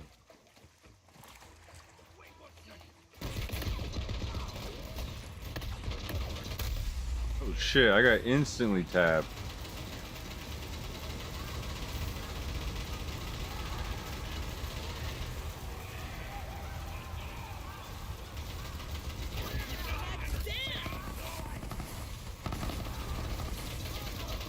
He's still alive? Yep. Okay. Gave me the extra time I needed.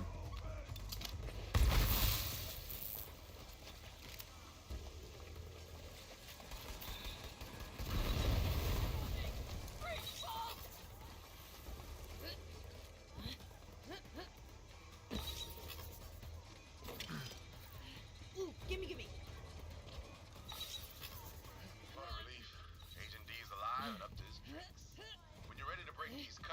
Oh, these guys are friends. Breaker. Tell her we're ready to break her cover. Oh, the sight mark.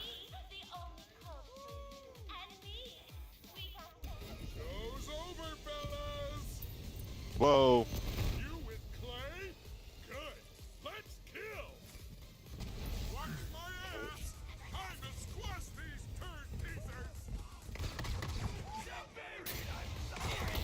Other guns. Oh, I have this sniper. This shitty sniper. Oh, I'm down. Uh-oh. I'm up. Sniper's good. Oh, this thing. I think all my guns kind of suck.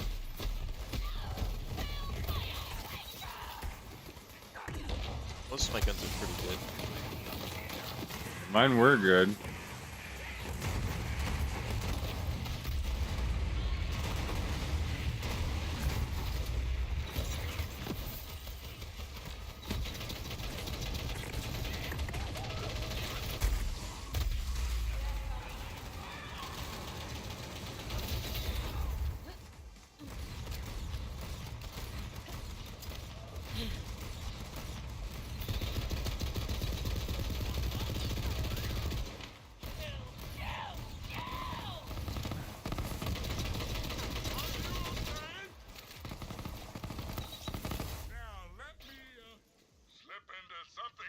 Dude, Ice-T in this game was amazing.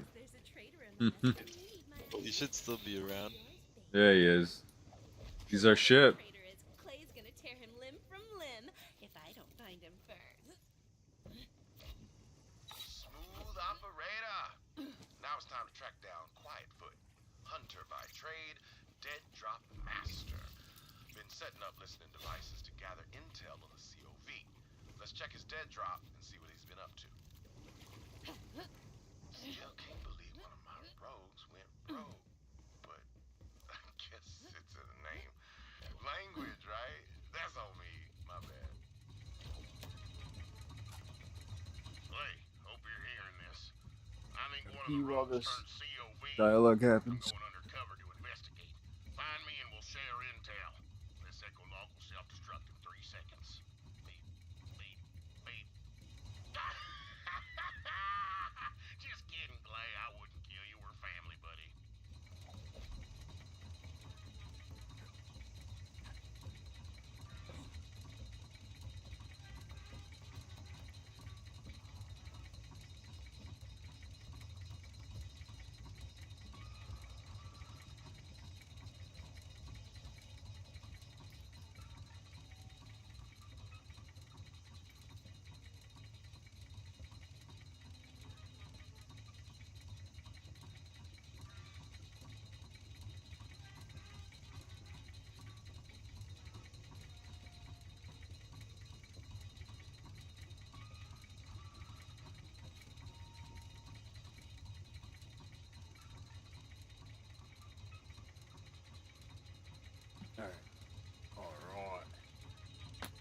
Alright.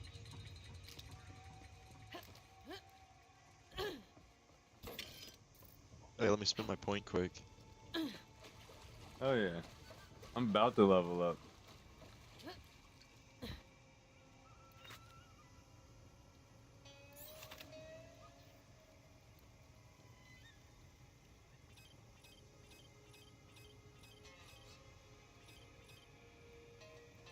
So all these items I can't use.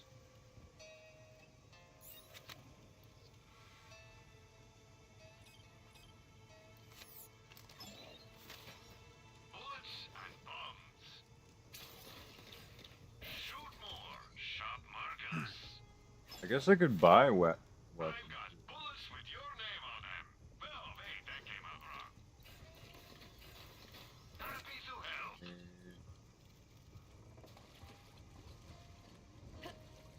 Oh shit. So the moment I get down to the upgrade at the bottom of my chain, my clone will start carrying my current weapon. Nice, there it is. That's what you're waiting for. Oh yeah, and then this thing will be a beast. We have to fast travel somewhere? What is this? That's the mission. You gotta kill a sleeping guy. Sights, I think.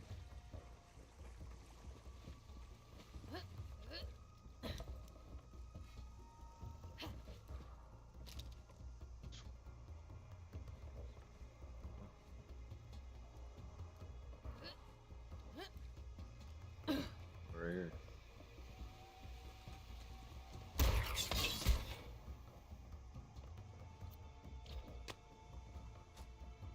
Someone definitely sold out the rogues, Clay. See, I infiltrated an offshoot of the Reekwater gang called the Mudnicks. Turns out Aurelia Hammerlock offered one of the rogues the Eden 7 system in exchange for a key fragment. Don't know who yet. If you don't hear from me, buddy, then assume the worst. I'm either dead or captured. But come find me anyway. I'd do it for you. Come find me anyway. Quietfoot's a crazy bastard. We go way back. You gotta find him, Vault Hunter. This way.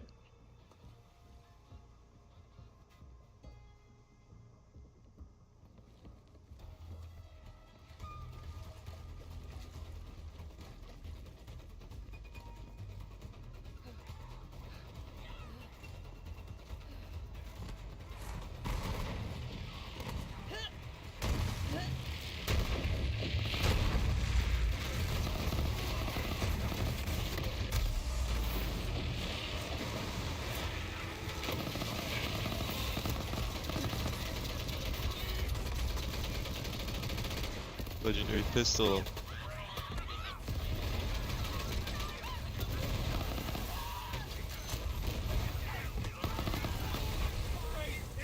So much power!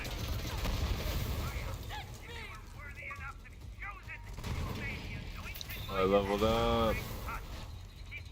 Nice.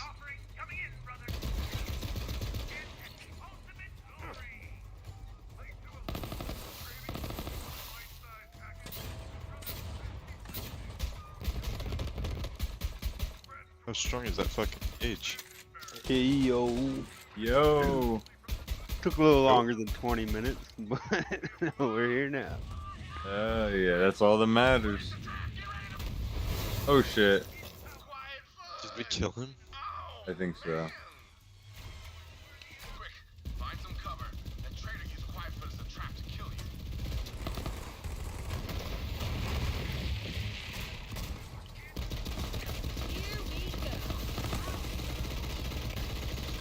Fashionably late.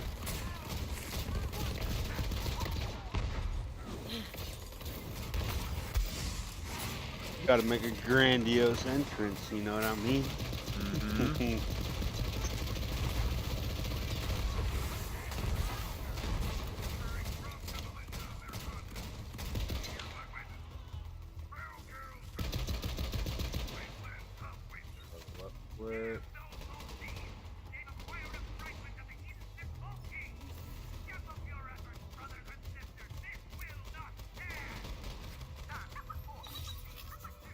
That wasn't a hard decision.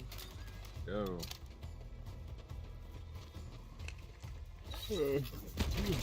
Let's do anyway. I'll just kill these people. Damn it! How that traitor's gonna pay? Look around where Quietfoot used to be. His ID should still be there. Those things are indestructible. Wish I could say the same for my crew.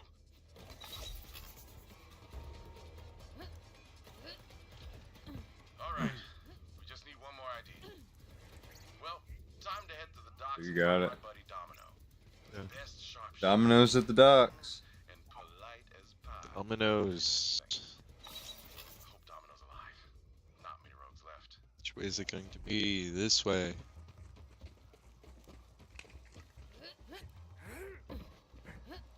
Keep moving forward.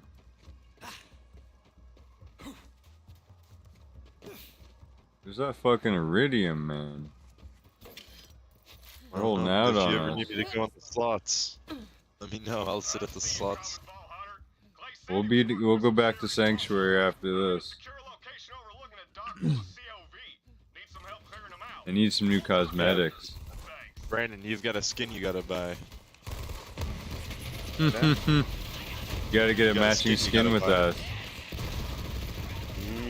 What are y'all using? All American, brother. Patriotic, red, white, and blue. I have it. The one with the stars on your face and your red, white, and blue. Yep. Yup, I got it. Hell yeah. Oh shit. We got it last night, I think. Yeah, we did. I've had it. I think I've had most skins for most characters.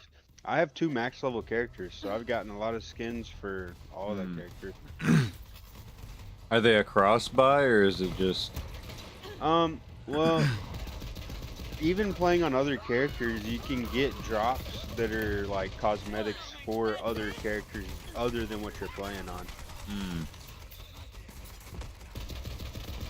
Some of them unlocked for all characters, and I think some of them are specific. Yeah, I think I know what you mean.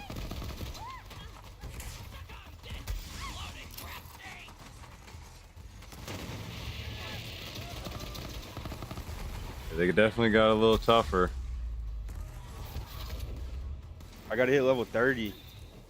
I can use my next legendary out of my vault. Oh, fuck yeah.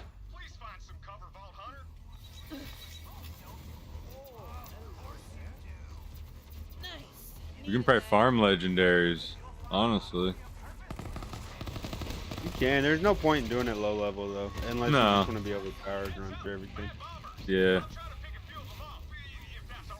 You just naturally get them anyway. Yeah, certain ones you gotta farm certain bosses for though. Gotcha. Like if you know what build you want and you need specific weapons to match your build.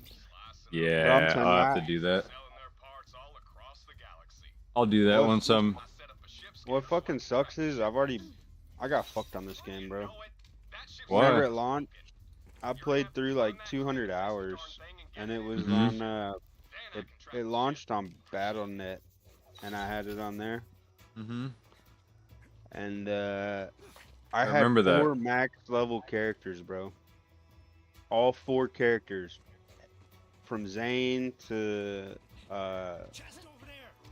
to the what is the dude that summons fucking animals and shit. I had all 4 level 72.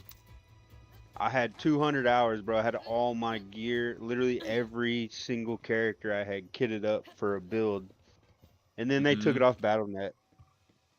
They stopped support on BattleNet, and they gave me a copy on Steam, basically for free, just because I had bought it on BattleNet. Yeah. And when I transferred over, I lost all my progress for every character. They were just deleted, and I tried to appeal it, and they were like, "Look, you're shit out of luck, basically." I can get you those save files if you really want. Nah, they're fucked, bro. It's been years. No, I can get you new save files with everything that you ever no, I ain't wanted. worried about it. I mean, I have 2 max level characters already. Literally, I got pissed off, stopped playing for months, and then I was like, you know what, fuck it. Me and my buddies started playing again, and we put another 200 hours in, and then fucking, I got It's worth it. max level. But, yeah, fuck it. Now you'll have a third. I got fucked out of like probably 250 hours worth of playtime. Just all progress lost. That's why I only get games on Steam. That's why I do the same. I mean, I'm partial. Same thing happened to me on Destiny 2, bro. I've been playing Destiny 2 since the 360. And fucking, I got on BattleNet. They fucked me again, so I'm kind of done with BattleNet. Oh, dog, never use fucking BattleNet. Don't use Uplay. Don't use EA. I would never use any of them. Unless I had to. Believe me, I learned my lesson. I just use Xbox. Xbox is Microsoft's. Or Xbox is good though. No, Xbox is good. There's nothing wrong with Xbox either. They'll be around for a while, I think.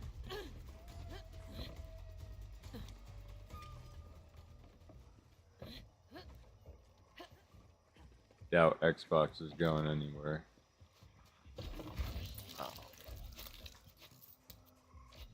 Jitter items. Nice work, Vault Hunter. Now back to Rogue's Hollow. It's time to activate the loot tracker. Once you scan those IDs, the loot tracker should lead us straight to the fragment and the trader. Need some cover! I think I need to turn my brightness up. It's always dark.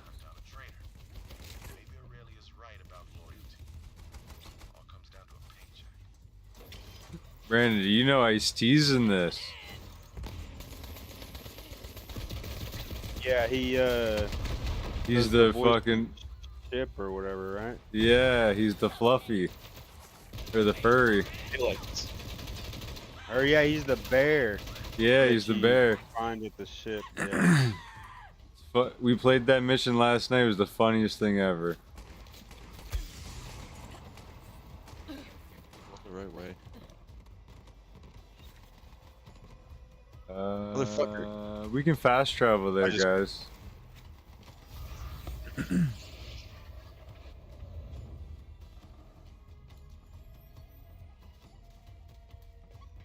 Return. Alright. Now shoot the console. Just kidding. Don't do that. That's an amazingly expensive piece of tech. Just scan the IDs and activate the loot tracker. This is the most sophisticated tracker money can buy. Beats drones, bots, you name it, in every conceivable test. Bots. And without further, that fancy word for waiting, here it is. The loot tracker. Hell yeah, holographic monkey. Look, Tonon Smuggler Secret. You want to find something? Use a jabber. Fast as hell, got a nose like a bloodhound. We digitized that little bastard so it doesn't crap everywhere. I ain't no turd farmer. Look at this spore head. Out of his mind on spores. This is what happens. Sounds complete. Educate our claptraps. That's an extended long-term memory enhancement chip. That's super. This guy's slow. Because our short-term memories are terrible. Who are you again? Oh, hey, All right. an extended long-term memory enhancement chip. Who's not over here? That jabber just punched a I'm following him right now. nasty. That jabber's pissed. That jabber You can fast travel. I'm following the loot tracker right now. No, Brandon. Oh. Already here.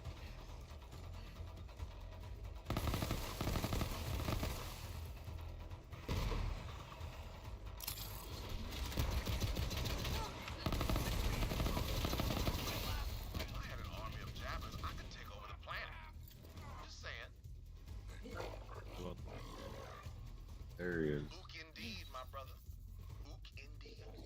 Spooky. Slide cancel's not as effective when you don't have that fucking mod on you. There's a mod that increases slide speed by like 200%. You want me to get it? No, it's not a mod per se. It's like a mod, like artifact, the attachment thing. Yeah, like an actual equipable, whatever they're called. I forget. I got you. It doesn't like the mod slot of your character. Yeah. Oh yeah. Mod slot. I swear, you and Reflex just want to fucking mod everything, bro. No, I thought you wanted it. I'm good with what I got. Nah, I'm chilling. When I mod shit too much, like games wise, I just lose interest too fast. No, I didn't mod any. I don't really like modding anything unless it's like inventory wise. I should get on. Get on. Double jump. Yes. Oh. Shit. I fell through it. Oh, it's only a little jump. Oh, I can't even. I'm stuck under it now. Hold on, I'll send it back down. Yeah, it might crush me. It'll be unstuck. Oh, I am still stuck. I am just stuck inside of it now. Yeah, what You are cooked. You are cooked. Help me. Help me. Come on, let me out. Oh, No. he's fucked, bro. Hold on. Here, hold on. See if I can hit a fast travel or something. You can always fast travel out.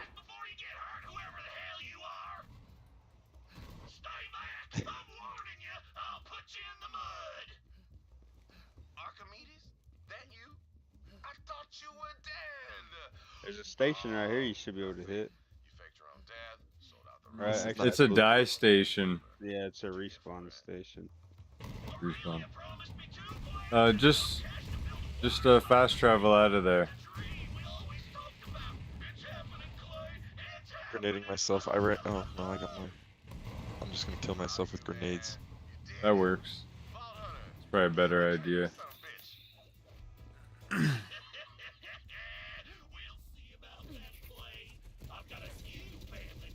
I can also poison myself with the gun.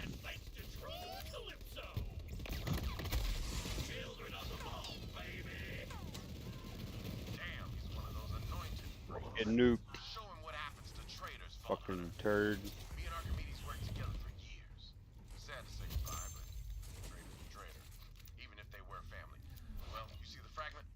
Yo, Brandon, you see the GTA 6 trailer today? I did.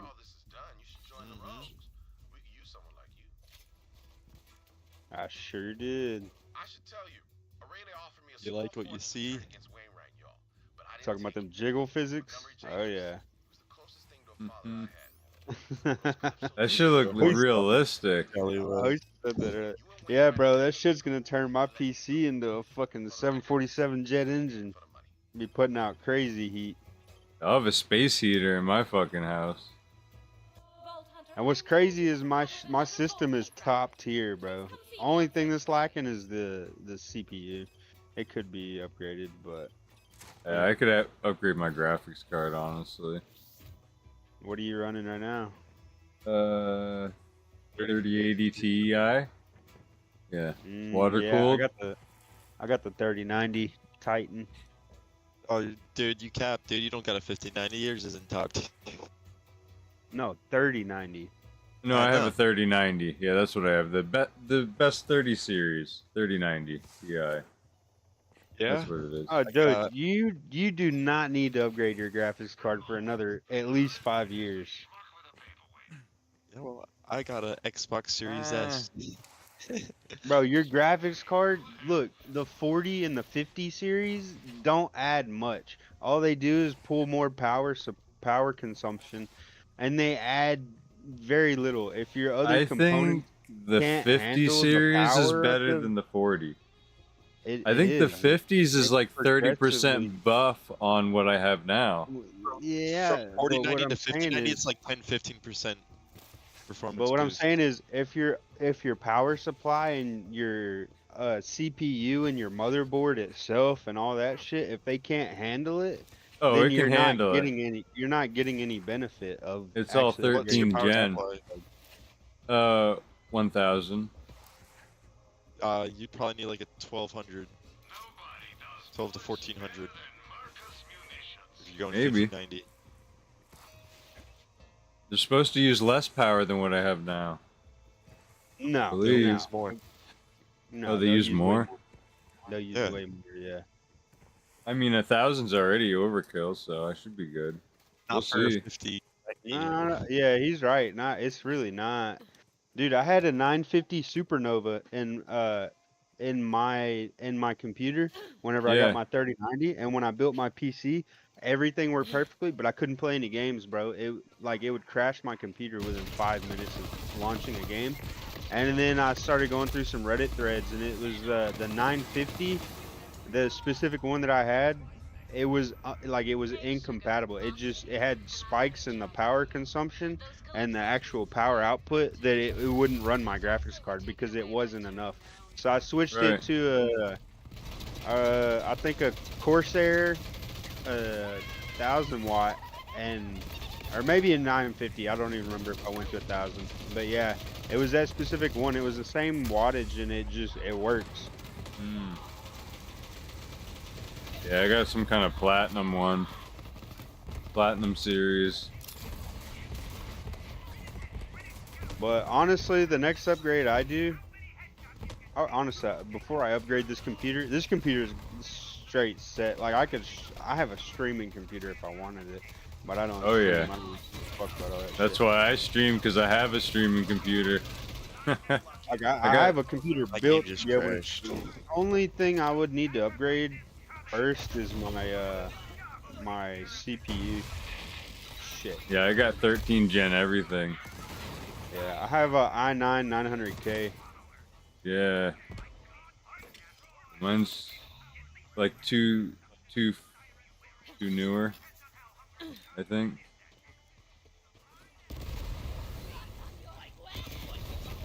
But I mean, If the you want 9's best already gaming- good. If you want the best gaming CPU, I think it's the 7900X3D for AMD. Oh yeah, I don't really run AMD right now. I mean, AMD's got the best gaming CPUs at the moment. I mean, how True. long ago did the 3090 come out? Because I built my computer literally right. Like 2 years? now, right? Oh, 7? No. I thought it was 2 No, years it ago. hasn't been At 7. least 4 or 5. It's at least. Yeah, 4 I or was about 5. to say it's been like 4 or 5 years because my Oh, computer is shit. probably 4 or 5 years old. And when I built my computer, I had all the parts ready and waiting.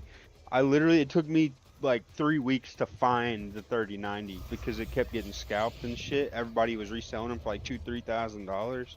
And Yeah. the Best Buys and the stores were only stocking them like once every 2 weeks at like 3 or 4 per shipment.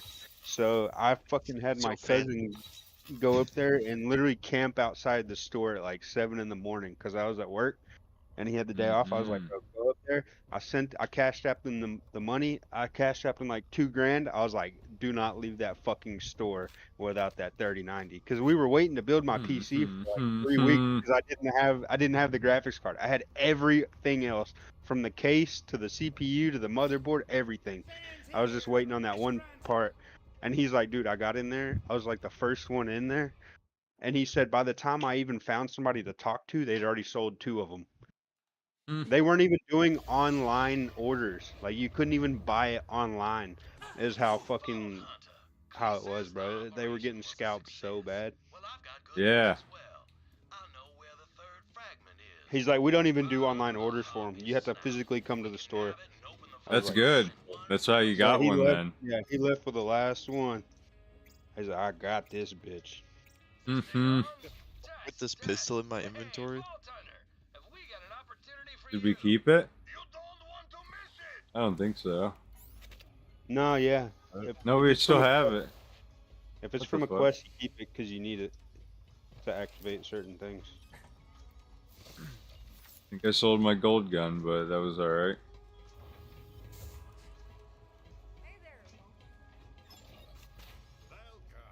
I think it's the pistol for the caches. Like you shoot certain things that are The caches. markers. Yeah. Yeah. Yeah.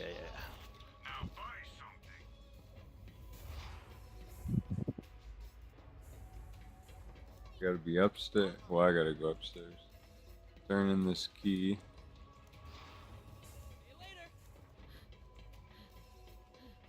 I need to stay busy or my mind wanders. No one wants that, believe me. I even thought being a vault hunter would... That leaves only one more fragment. Once you acquire it, I will join you at the vault. Tannis, I don't like this. Lilith, I understand your concern, but the facts remain. The Calypsos will come to feed on the vault monster. My presence is required to ensure that when they arrive, their dinner plate will be empty. Trust me, Lilith, it has to be me. It's her choice to go down, Lilith.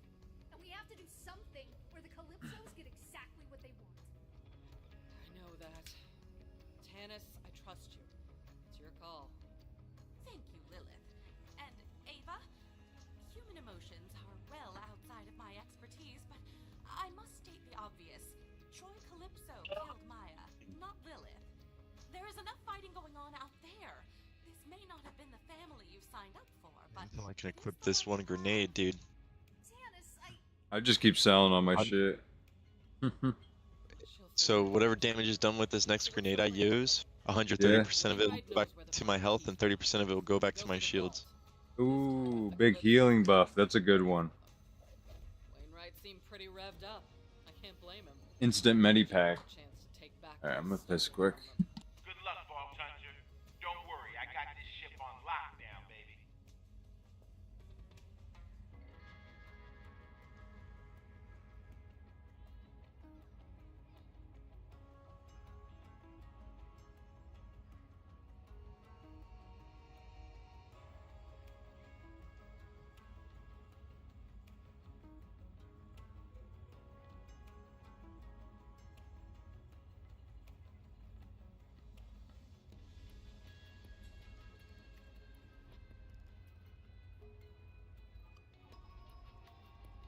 This bores me, as most things do.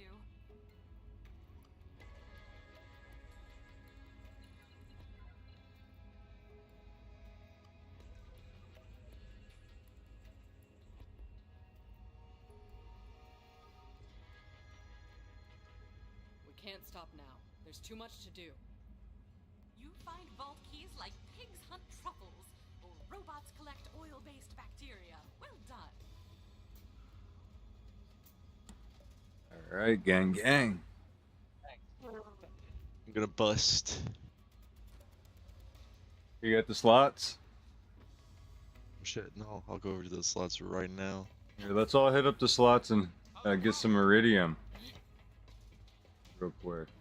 Fucking stock up.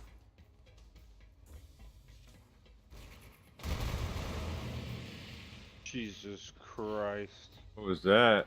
Slot. No, I forgot what this gun did. What the fuck? That's insane. It's a shotgun. It's called a flacker. Damn. Where's the slot machines at? I'm at them.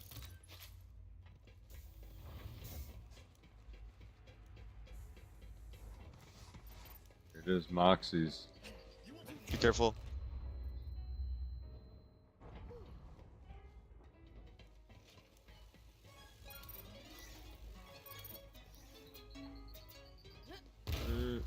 God damn it. Don't use those, bro. They cost iridium. What? I use the purple one. I gotta go get patriotic. Don't use the purple one. Don't use that one. It uses your iridium. It only costs me iridium. I don't have anything I really want to spend iridium on now. Nah, you don't want. Nah, you definitely get heads and stuff. Definitely save it. I like this helmet. I look like a stormtrooper.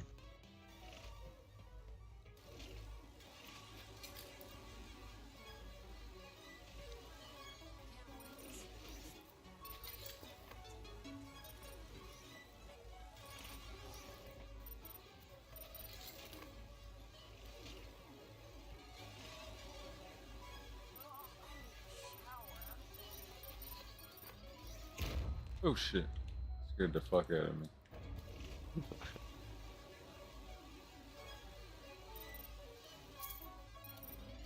Money, money, money. Here, you can use these two in the corner, side by side. Where'd you go? Where? Oh. A cat outside, quick. I should get into echo casting.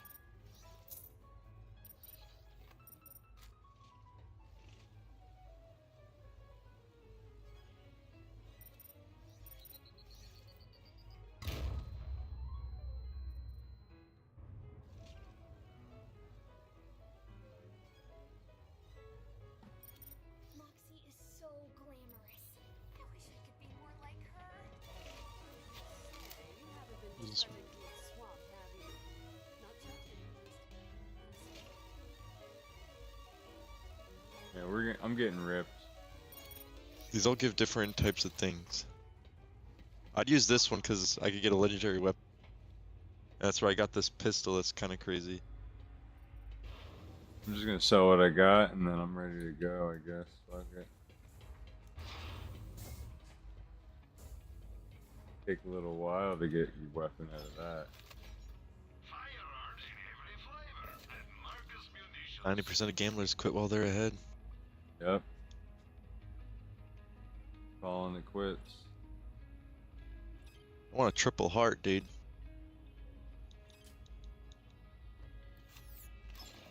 Lumberjack for sale. You got wood? I'm the solution.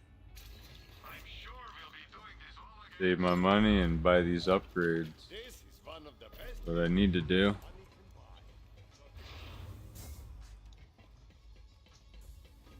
I don't run out of ammo anymore, and I haven't filled up my backpack for a while now.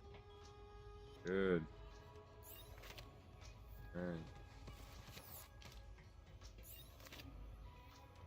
I have enough iridium for another skin. Put it on the American skin. You got iridium. Match your boys. That skin called? Oh. I got more iridium.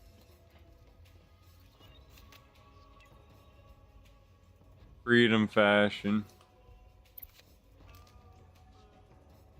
I'm gonna go see if I can buy another head for my character. I don't have it. Where'd you get Ooh, down here.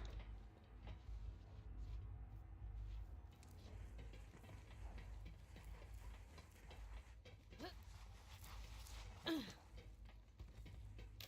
don't got all day, skag liquor. I can get a shark head. What do I want? Damn. Oh, a top hat like Abe Lincoln.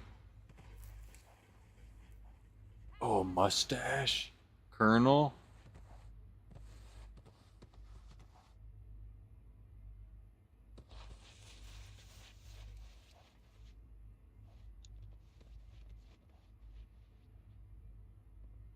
Man, this is gonna be a tough choice.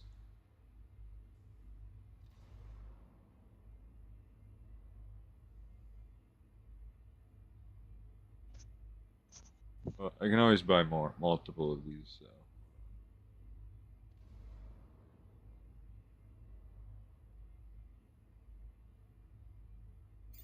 Got more iridium. Oh yeah. And you can buy emotes.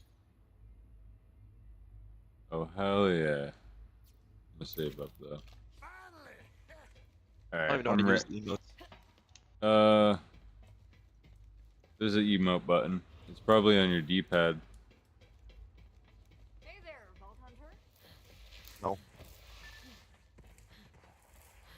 My emo button is Z.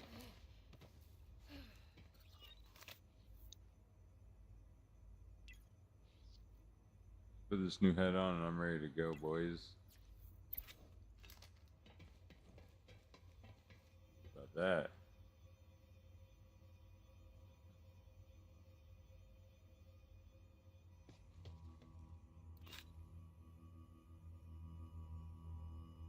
Gotta go.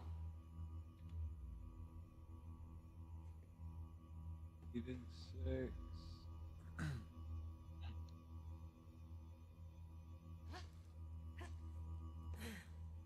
What's the gyro stone?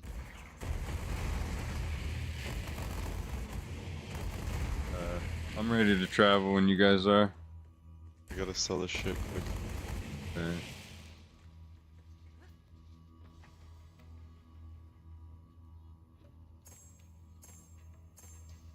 Let me know when you're at the menu and I'll launch it.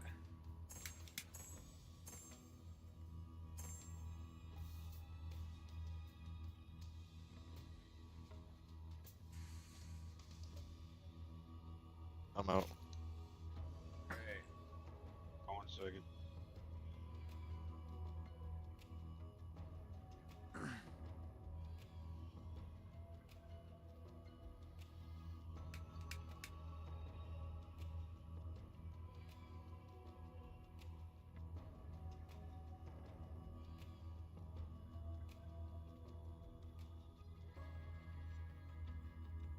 Now are we all American? I'm American. American. Are you American? I got a cat. I got a cat head. Oh, you're one of them furries. I'm a furry. Alright, good. Go ahead. Bro, did y'all hear what the new Canadian Prime Minister's trying to do? Yeah, they're trying to get rid of the Republic Party or whatever it is. The Democrat. No, not just that. It's like he came up with a speech and it was like any cars before 2000 will be phased out in the next month. So they're not going to be road legal any longer. Anybody with anything other than like any kind of lift kit or a leveling kit, anything other than a fuck. manufacturer Yep. kit that's on it, they can't drive. Nothing For public aftermarket. safety and user safety, they're cracking down on gun laws even harder. Bro, it's straight up becoming a communist state, bro. Yeah, fuck them. Well, fuck their government, I should say. Doesn't matter about you come across a bear or you try to talk through it, you don't shoot the bear. They don't, none of their people agree with it either. I know they don't. Or at least the majority of them. They don't really know what they're voting for. Turning into California, bro. Mm-hmm. Except it's easier to get a gun in California. Is it really? Compared to Canada right now, yeah. But it's Holy still shit. you can't really. Roll out. California doesn't have self-defense laws, bro. There's no stand your ground law. It's literally if somebody breaks into your house in the middle of the night with the intent to harm you or your family, what they want you to do is they want you to leave your house. You have a responsibility to run away and avoid danger.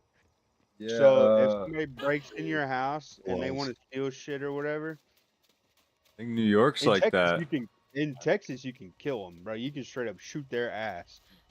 You're kind of fucked in California, PA, I think. They want you to run away, bro. And if you do end up killing a home invader, then you'll be charged and tried with murder. Oh yeah, you want to be up top, Gumbo. So if somebody breaks into your house and puts a gun to your wife's head or your kid's head and they're like, where's the shit? And you fucking draw on them and you kill them, you'll be tried with murder. I mean, you kind of get tried in a lot of countries here in America too, or in around here too. Pennsylvania's like between the two. Texas has there's a still like castle in law your for ground laws, but it's not as. That's a dead end. Don't do that. Texas is a stand your ground state. It has a castle doctrine. We went the wrong way, applies- didn't we? Which applies to your home, and your vehicle. Your vehicle is an extension of your home. If you're in your vehicle and stopped at a red light, somebody tries to open your door and rip you out the car like they're playing fucking GTA, you can blast their ass, bro. And you're standing your ground. You don't know if they're armed or not. They're trying to jack you. If they break into your house in the middle of the night, armed or not, if they're in your house where they know they shouldn't be, regardless if they're armed or not, I mean, you can't shoot them in the back. If they're running out of your house and you shoot them, I mean, there's certain situations, but Yeah, because they're not a threat. Bro, 9 times out of 10, bro, you shoot them and they're in your domicile, you're good. Self-defense, cut and dry. Yeah. If I ran a state, you can shoot them in the back. You can shoot them if they're running out your front door still. You can shoot them in your yard. It's your private property. Secret waterfall tunnel. Brilliant. You could even shoot the delivery man if you don't want him there. Jacob's family loves their secrets. This passage will put you right underneath this state. I mean, you can shoot them. You'll still probably be tried.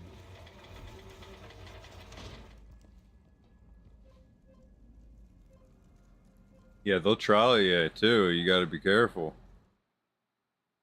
Because even in Texas, it's never cut and dry.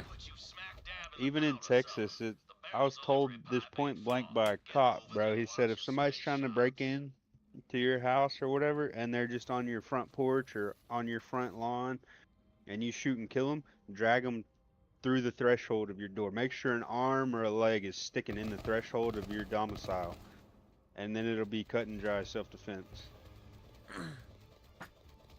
He straight up told me. He said if you shoot them on your front lawn, drag them into your house. Yeah, because he knows even though you're defending yourself, it's not going to be a cut and dry case. It's not always cut and dry. They try and fuck with you. Yeah, every case has different circumstances. What fucking weapon is that? I'm about to kill myself with this damn thing, bro. Jesus. I need better shields. I just need to level up. This is the flacker.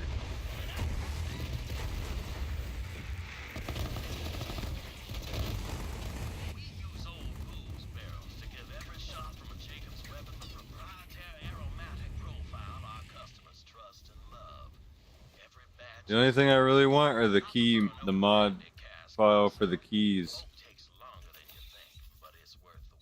Golden keys. Succulent. Alright, there's a phone over here. You guys got Phasmophobia? That ghost hunting game?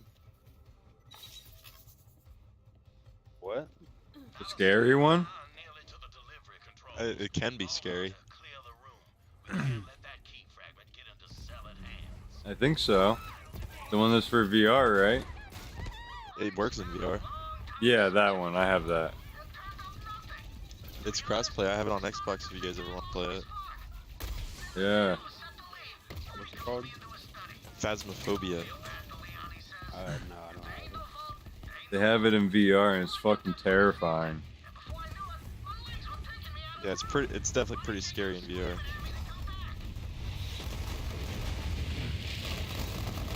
Damn, your gun is fucking loud. Holy shit, that's awesome. I can't see what's happening. I'm just running now. You're gonna crash my game with that thing. Xbox problems. If it's really like that. It's not bad. It's no, cool. I'm not actually lagging. It's just if this was 360 days, dude, I'd have the red ring right now. Can you imagine if I was using this same gun on a level 72 character with like 30% increased fire rate? Imagine all of us doing it. It'd be like, dude, there'd be 3 on the ground before it exploded. I think if all 3 of us get that kind of shit at the end, we'll just be lagging out. You can. I don't remember which boss drops this, but I think it's the bunker. I have some videos of where I need to get my guns at.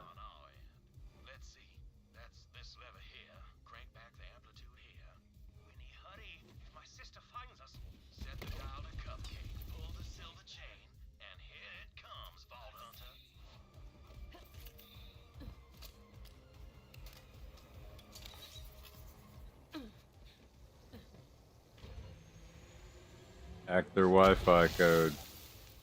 Nope. Damnation. Alistair, look around for clues. I found a stuffed fish with a code on it. That'll be the answer. Alistair, read me the clues and I'll solve it.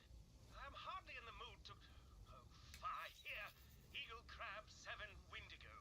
This is the fun part, Alistair. Try and enjoy it. There, the code's in. Vault Hunter, hit the request button. This time for sure. Super nope. Hells bells, the fish was a red herring. Watch out for more zealots, Vault Hunter.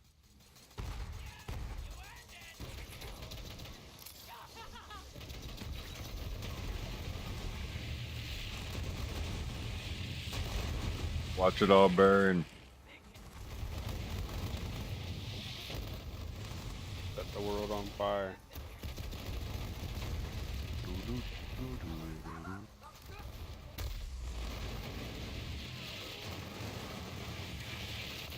I just want to set the world on fire. Fucking. I've been thinking about playing 76 again. Really? Yeah, there's been a lot of new updates. The ghoul update. I think there's fishing now. I think fishing's been in it for like a year.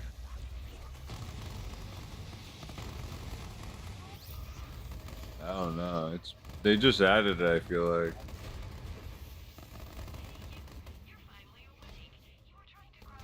We played that update, me and Reflex, but it was kind of beat. Apparently the ghoul's better than bloodied now. Oh shit. Yeah, You wanna everything's fuck on me? different. You fuck on me?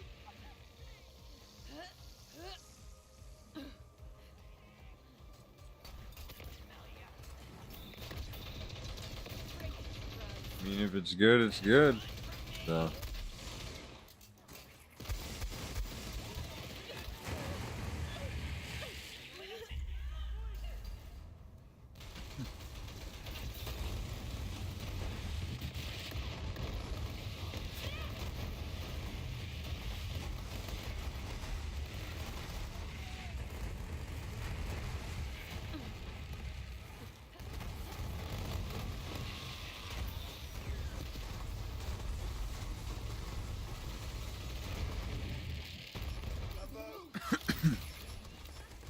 Eat mech. Get melted.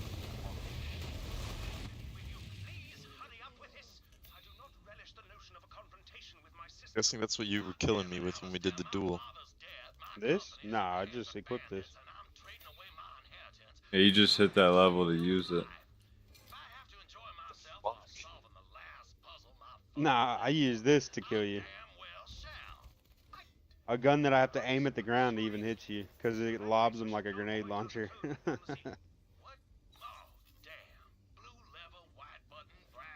Oh, level up.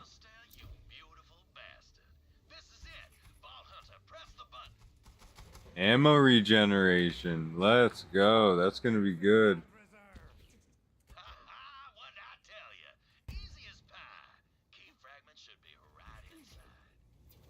Key fragment vault time. Let's go. Gotta go to the gardens. You're on your way. That'll take you to the distillery room. You coming up on it now? This wing of the house has been poorly tended to since even before the Harpy got her. I gotta start checking these gun lockers. There's a good chance we'll get a legendary out of them.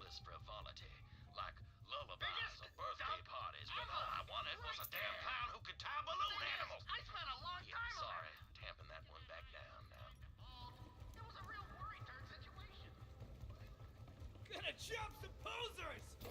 Buckle off, paper nuts! The tutu needs!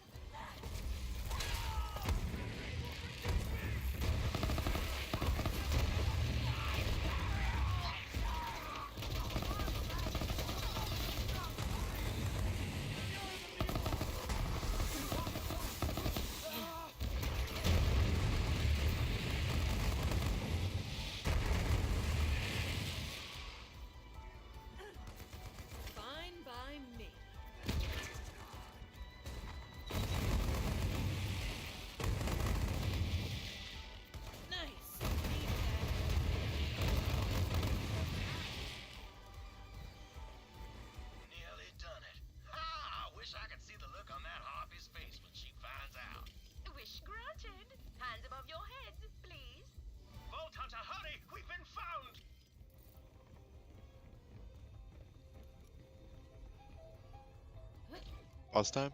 Aurelia, Mm-hmm. as your brother, I implore you to stop this. Step aside, Alistair.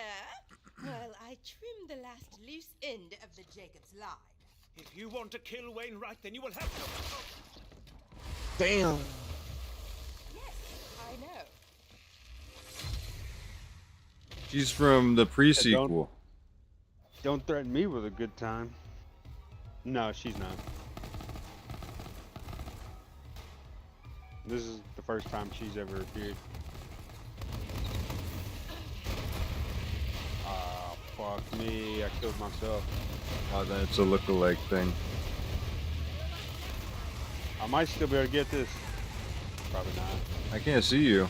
Oh, there you are.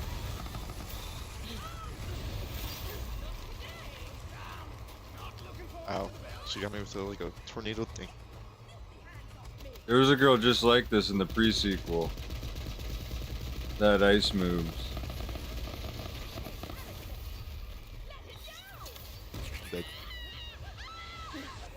Yeah, this is her from the pre-sequel. It's gotta be. Well, I don't think so. Yeah, dude, you could be an ice chick that sent out these orbs like she's doing. As a player character? Yeah, you could play it's as not- her. It's not her, no. It's not her. You don't play as her. Yeah, why is she right by the spawn, dude? Must be another one, look-alike. Oi!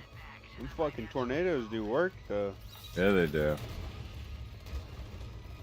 I fucking died.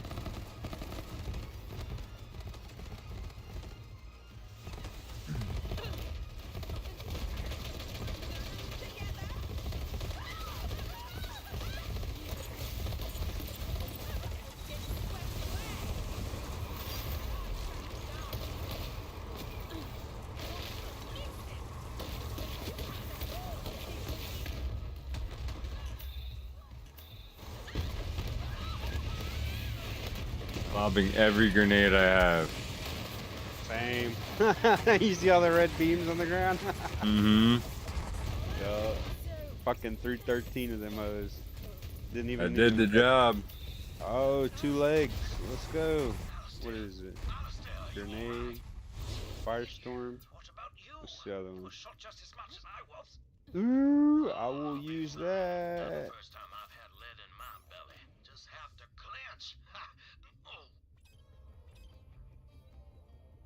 Ah, damn, I can't. 26. What's the Firestorm? Can't use that one yet either. Oh, here. I have a weapon trinket if one of y'all want it. I already know it. I'll take it.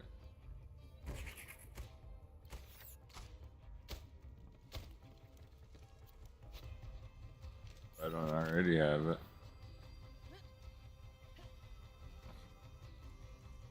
Can't handle that. Already known. Here. Gumbo has it. Gumbo. Out of space. You learn, you just drop something, use it, and then it'll clear up another spot. Get anything I can use. It's always a level of. It's never my level. I already know it. Fuck it, leave it. Thank you, Vault Hunter, for giving her every chance and humoring a blinded fool of a brother. You two gonna live? You got a little shocked. We will survive the trip back to the lodge. It's up to you to finish the task, Vault Hunter. Right, the vault. To reveal the entrance, you'll See have his to bottom solve teeth. He's some got some pearly whites in there. statue-based riddles out in the gardens. Can't you just tell me the answers? Oh, I do. Never did like this apologize. Are you DEI hearing this, bullshit. Alistair? The Vault Hunters lost all whimsical intrigue. Made me hate these characters because they're fucking gay. They're fucking each other. Try solving the riddles, Vault Hunter. I can barely pay that much attention to the story, honestly, to even notice that. It's kind of that bland. Yeah. Yeah, I don't care about the story at all in this one. Those two are a couple, bro. Are they? Yeah. That's pretty. Like it up the ass. That's cute. That is, until the robber shot him in the face. Head to the menagerie next.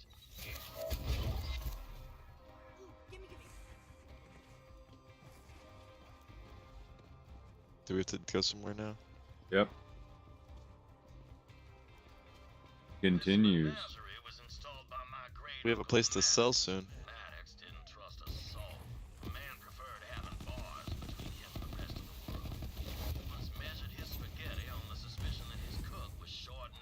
Shit, this is automatic.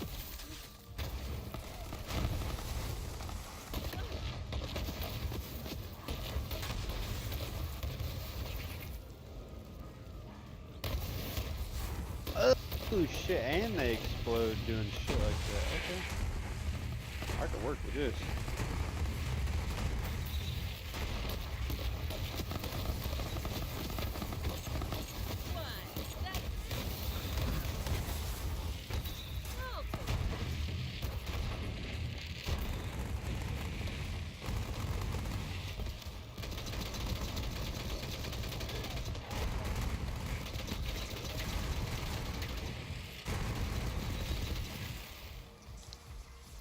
A load of these monkeys.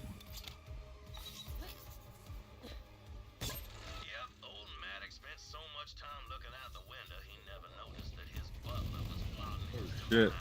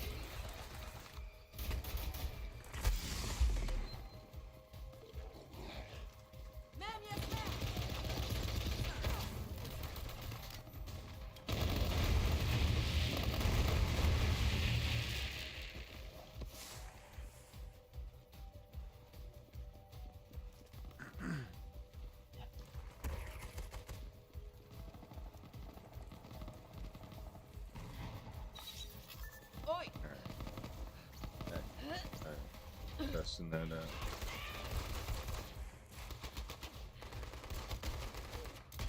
Yeah, button.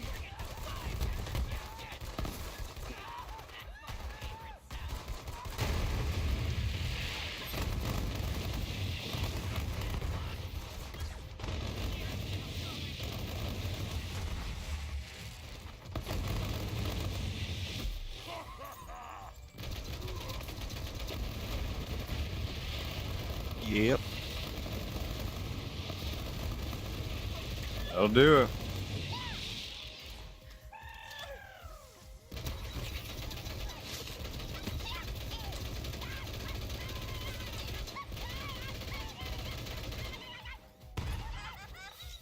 Not a pint, but it'll do.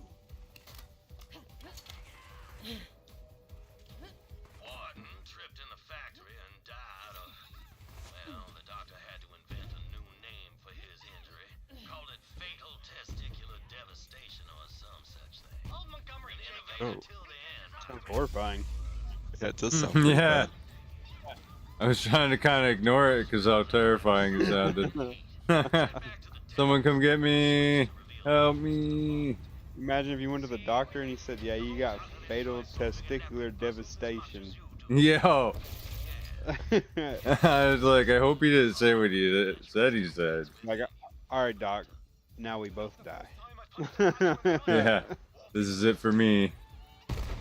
And this is it for you for telling me. This is it for me that way. You know what? Fuck it, I'm taking the whole clinic with me. I'm going a fatal testicular devastation. No one can ever know the diagnosis. There she is, Vault Hunter, my family legacy. Small price to pay, I think, for bringing the Jacobs Corporation back into its rightful hands. You have my thanks. It's a bridge here, guys.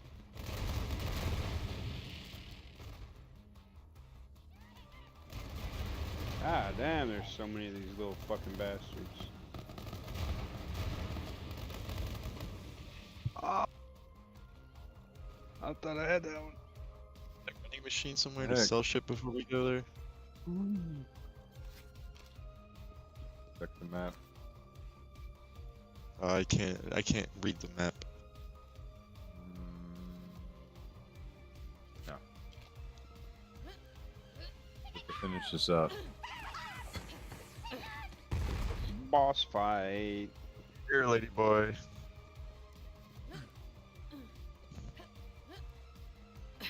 Head to the vault. I will meet you there. There should be a box, probably on the other side of this vault.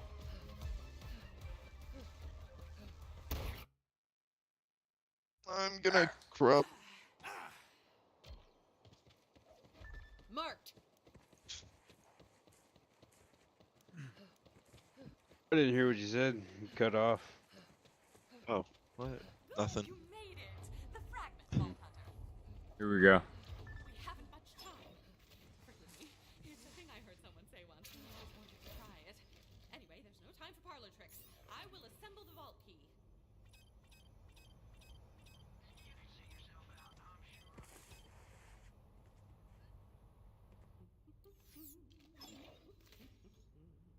I haven't picked up one good weapon yet.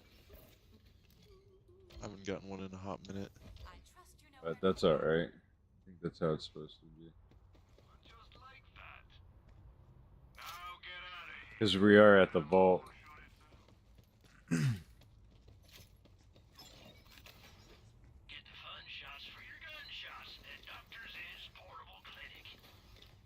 Are you ready, kids? Aye, aye, Captain. Can't hear you. Captain. Oh, who lives in a pineapple under the sea? Under the sea. SpongeBob. Eat us, delete us. Oh shit, this dude's actually kind of a bitch. What? Kind of a bitch. Kind of a bitch. He is a bitch. He was a bitch. No, this ain't the guy, bro. You'll know the guy. I promise you. Oh, so I popped off too early. Yeah. Oh. Oh, that's no. the guy, pal. That's the guy. No. Oh. No. Why are we here? Can we go back? Mom, come get me. I'm scared. Graveward? Where's Squidward, dude? I'd rather fight Squidward. Level up. Alright, there we go. Oh, you can hide in this hole. Well, I'm totally safe here. Yo! Pop me out of my shit. I forgot about this shit.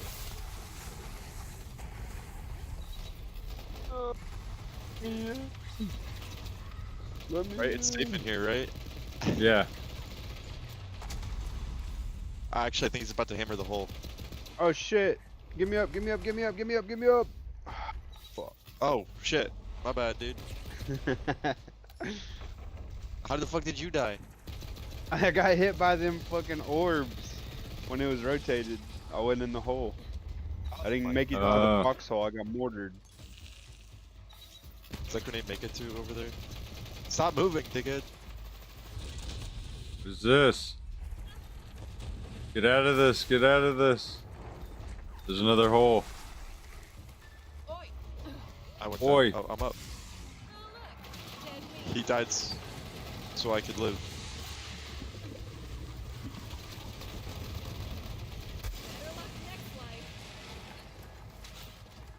Ow! Little fucking guys are spawning to kill me.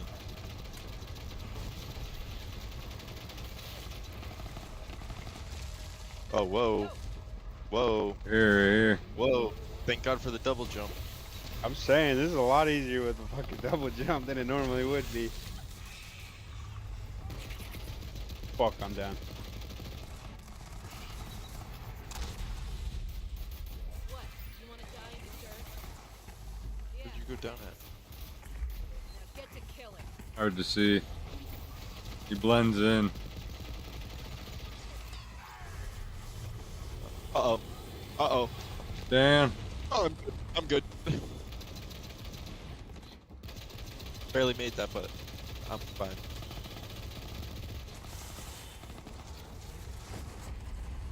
Out of that glowy shit.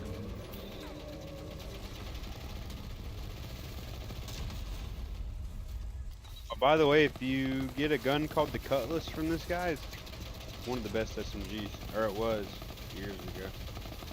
Oh shit. Get that grenade, bitch. I don't think it... Well, for a siren, I farmed this guy probably 50 times for that gun, bro. For the perfect fire build on Oh it. shit, oh shit. Lagging around, I'm lagging around.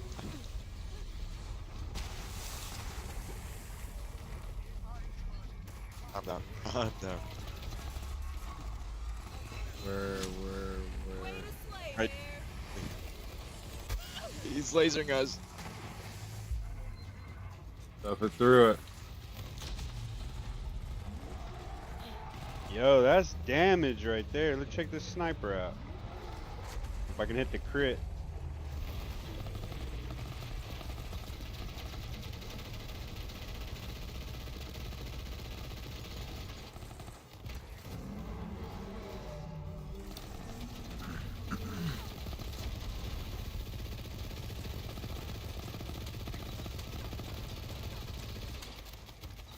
Fuck you, asshole.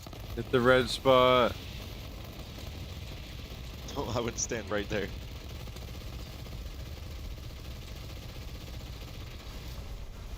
I feel like your mech isn't attacking him at all. I don't think it is. Because I don't think my clone's attacking him either. I might have to switch to my other mech. I'm down again. Help me. He's cooked.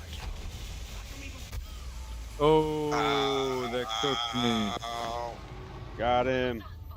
Got him. Help me. Help us. Help us. I can only get one. Oh shit, I can't revive while I'm in my suit. I had to get out of it.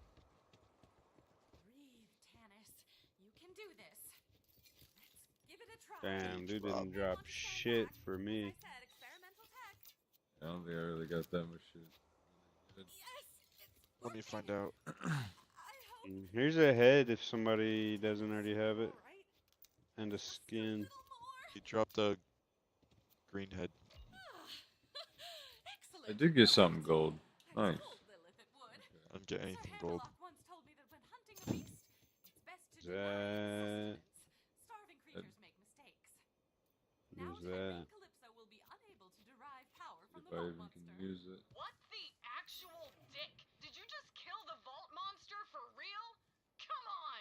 Now there's no point in any of this! I'm so hungry!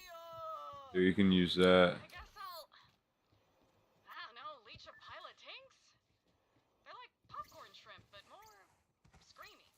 You guys really suck. You know that? Totally uncalled for. It seems we're alone.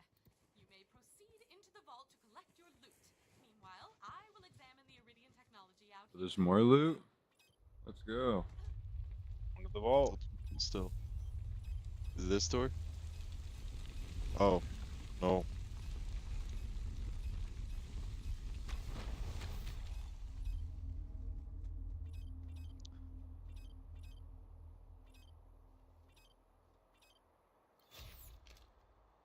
Get a load of This guy.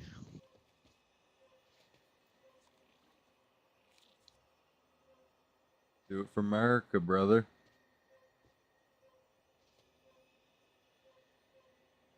Alright, step in the button.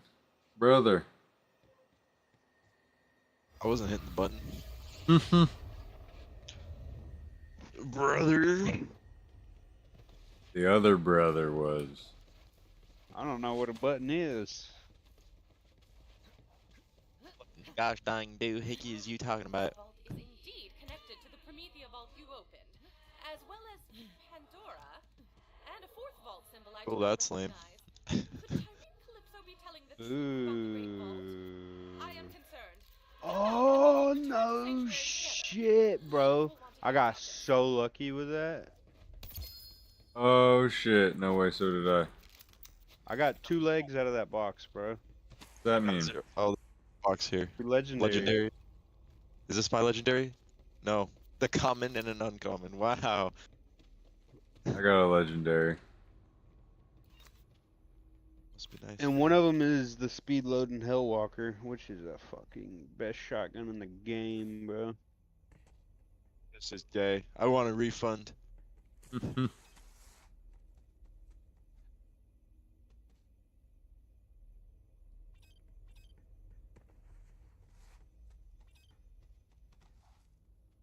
even use it.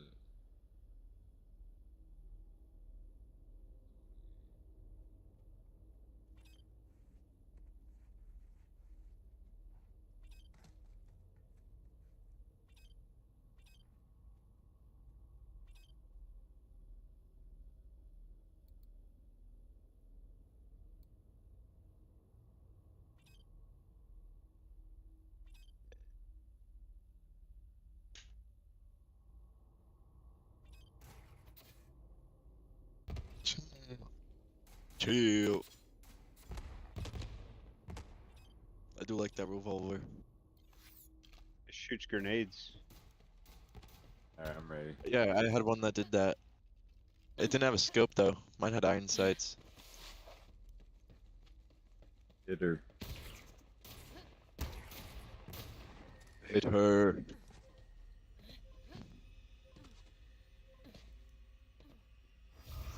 Time to talk.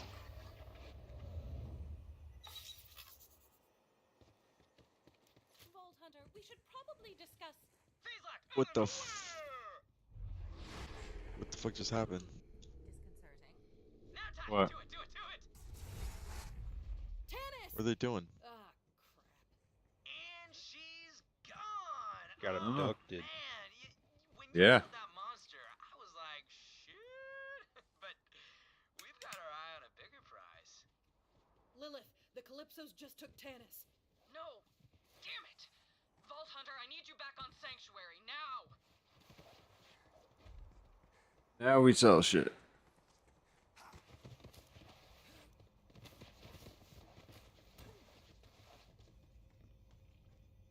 Got it. Wow, wow, wow, wow. Wow.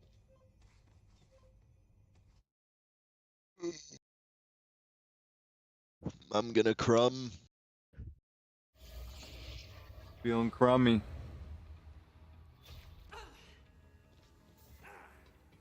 I'm jaking it. A white tear just ran down my leg. And your eye. That's Mhm.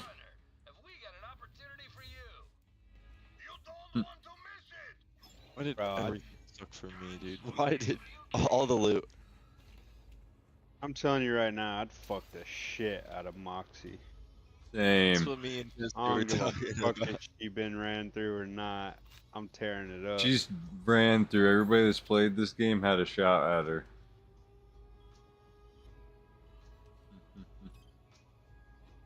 Everybody gets their shot. Moxie I and respect Lilith, women. bro. I don't think Lilith is as high up there as Moxie, in my opinion. She a baddie, but Moxie's the queen. She has my heart. Like me, Ellie. You could just buy. This guy's selling some. Oh, that's purple. Things actually sell decent shit.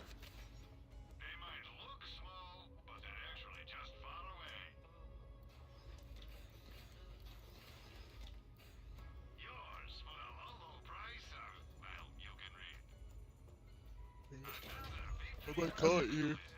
I bought my first gun.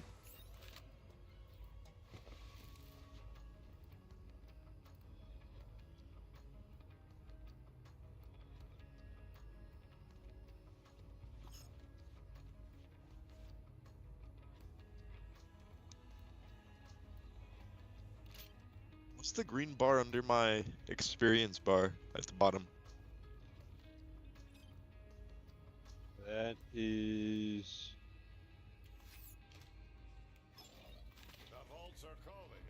If you go to your vault card, like open your menu, like you're going to your inventory, in the very last tab on the right. Yeah. You got Bunker Masters. You got. Hold on.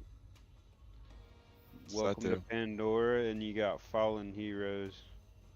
I'm pretty sure whichever one you have it set to, it'll give you, like every time you level it up, it'll give you a key for it. And then, yeah. I think that's what that is. I could be wrong, though. That or it's your Guardian rank. Which one's active? It changes the green bar.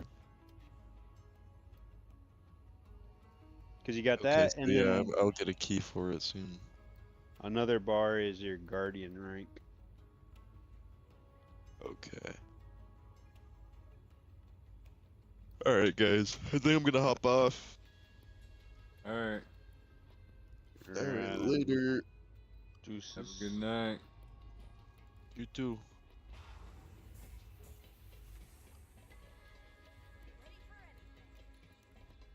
I'm probably about to hop off too, watch some TV. Alrighty. Keep watching my show. I don't want it to end, bro. I'm on season 5, and there's only one season left. It's too good, man. Fuck. Yo. Uh-oh. Fun Ah, watching shit, that. bro. For sure. I'll talk to you later, bro. Alright, have a good night. Be good. Later.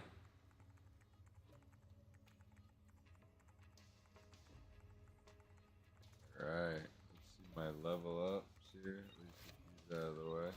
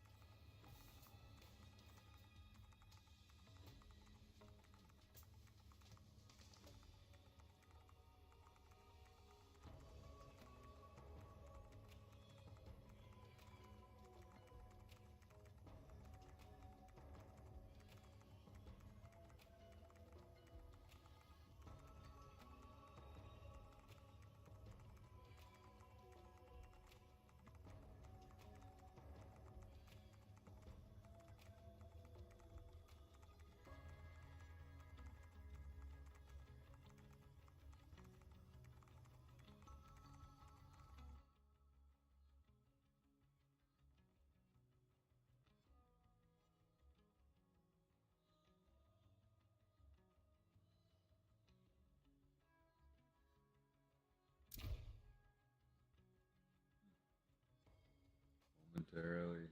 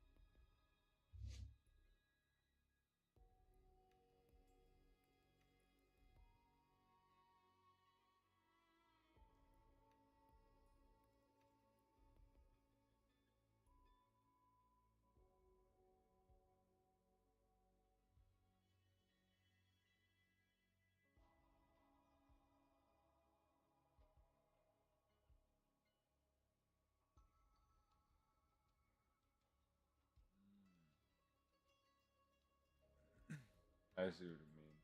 Okay.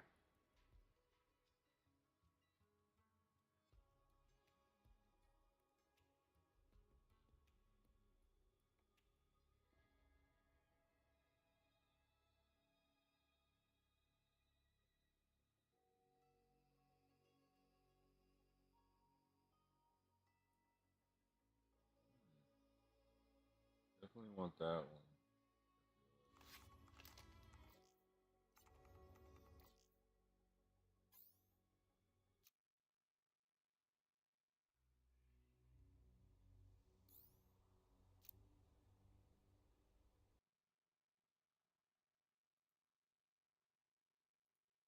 Alright, I think I'm gonna call it here. If I get back on and play some Oblivion, I'll let y'all know, but I think I'm gonna call it here, guys. So have a good night.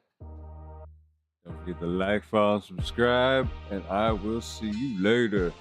Have a good one, guys, and don't forget, stay tuned for more. Peace.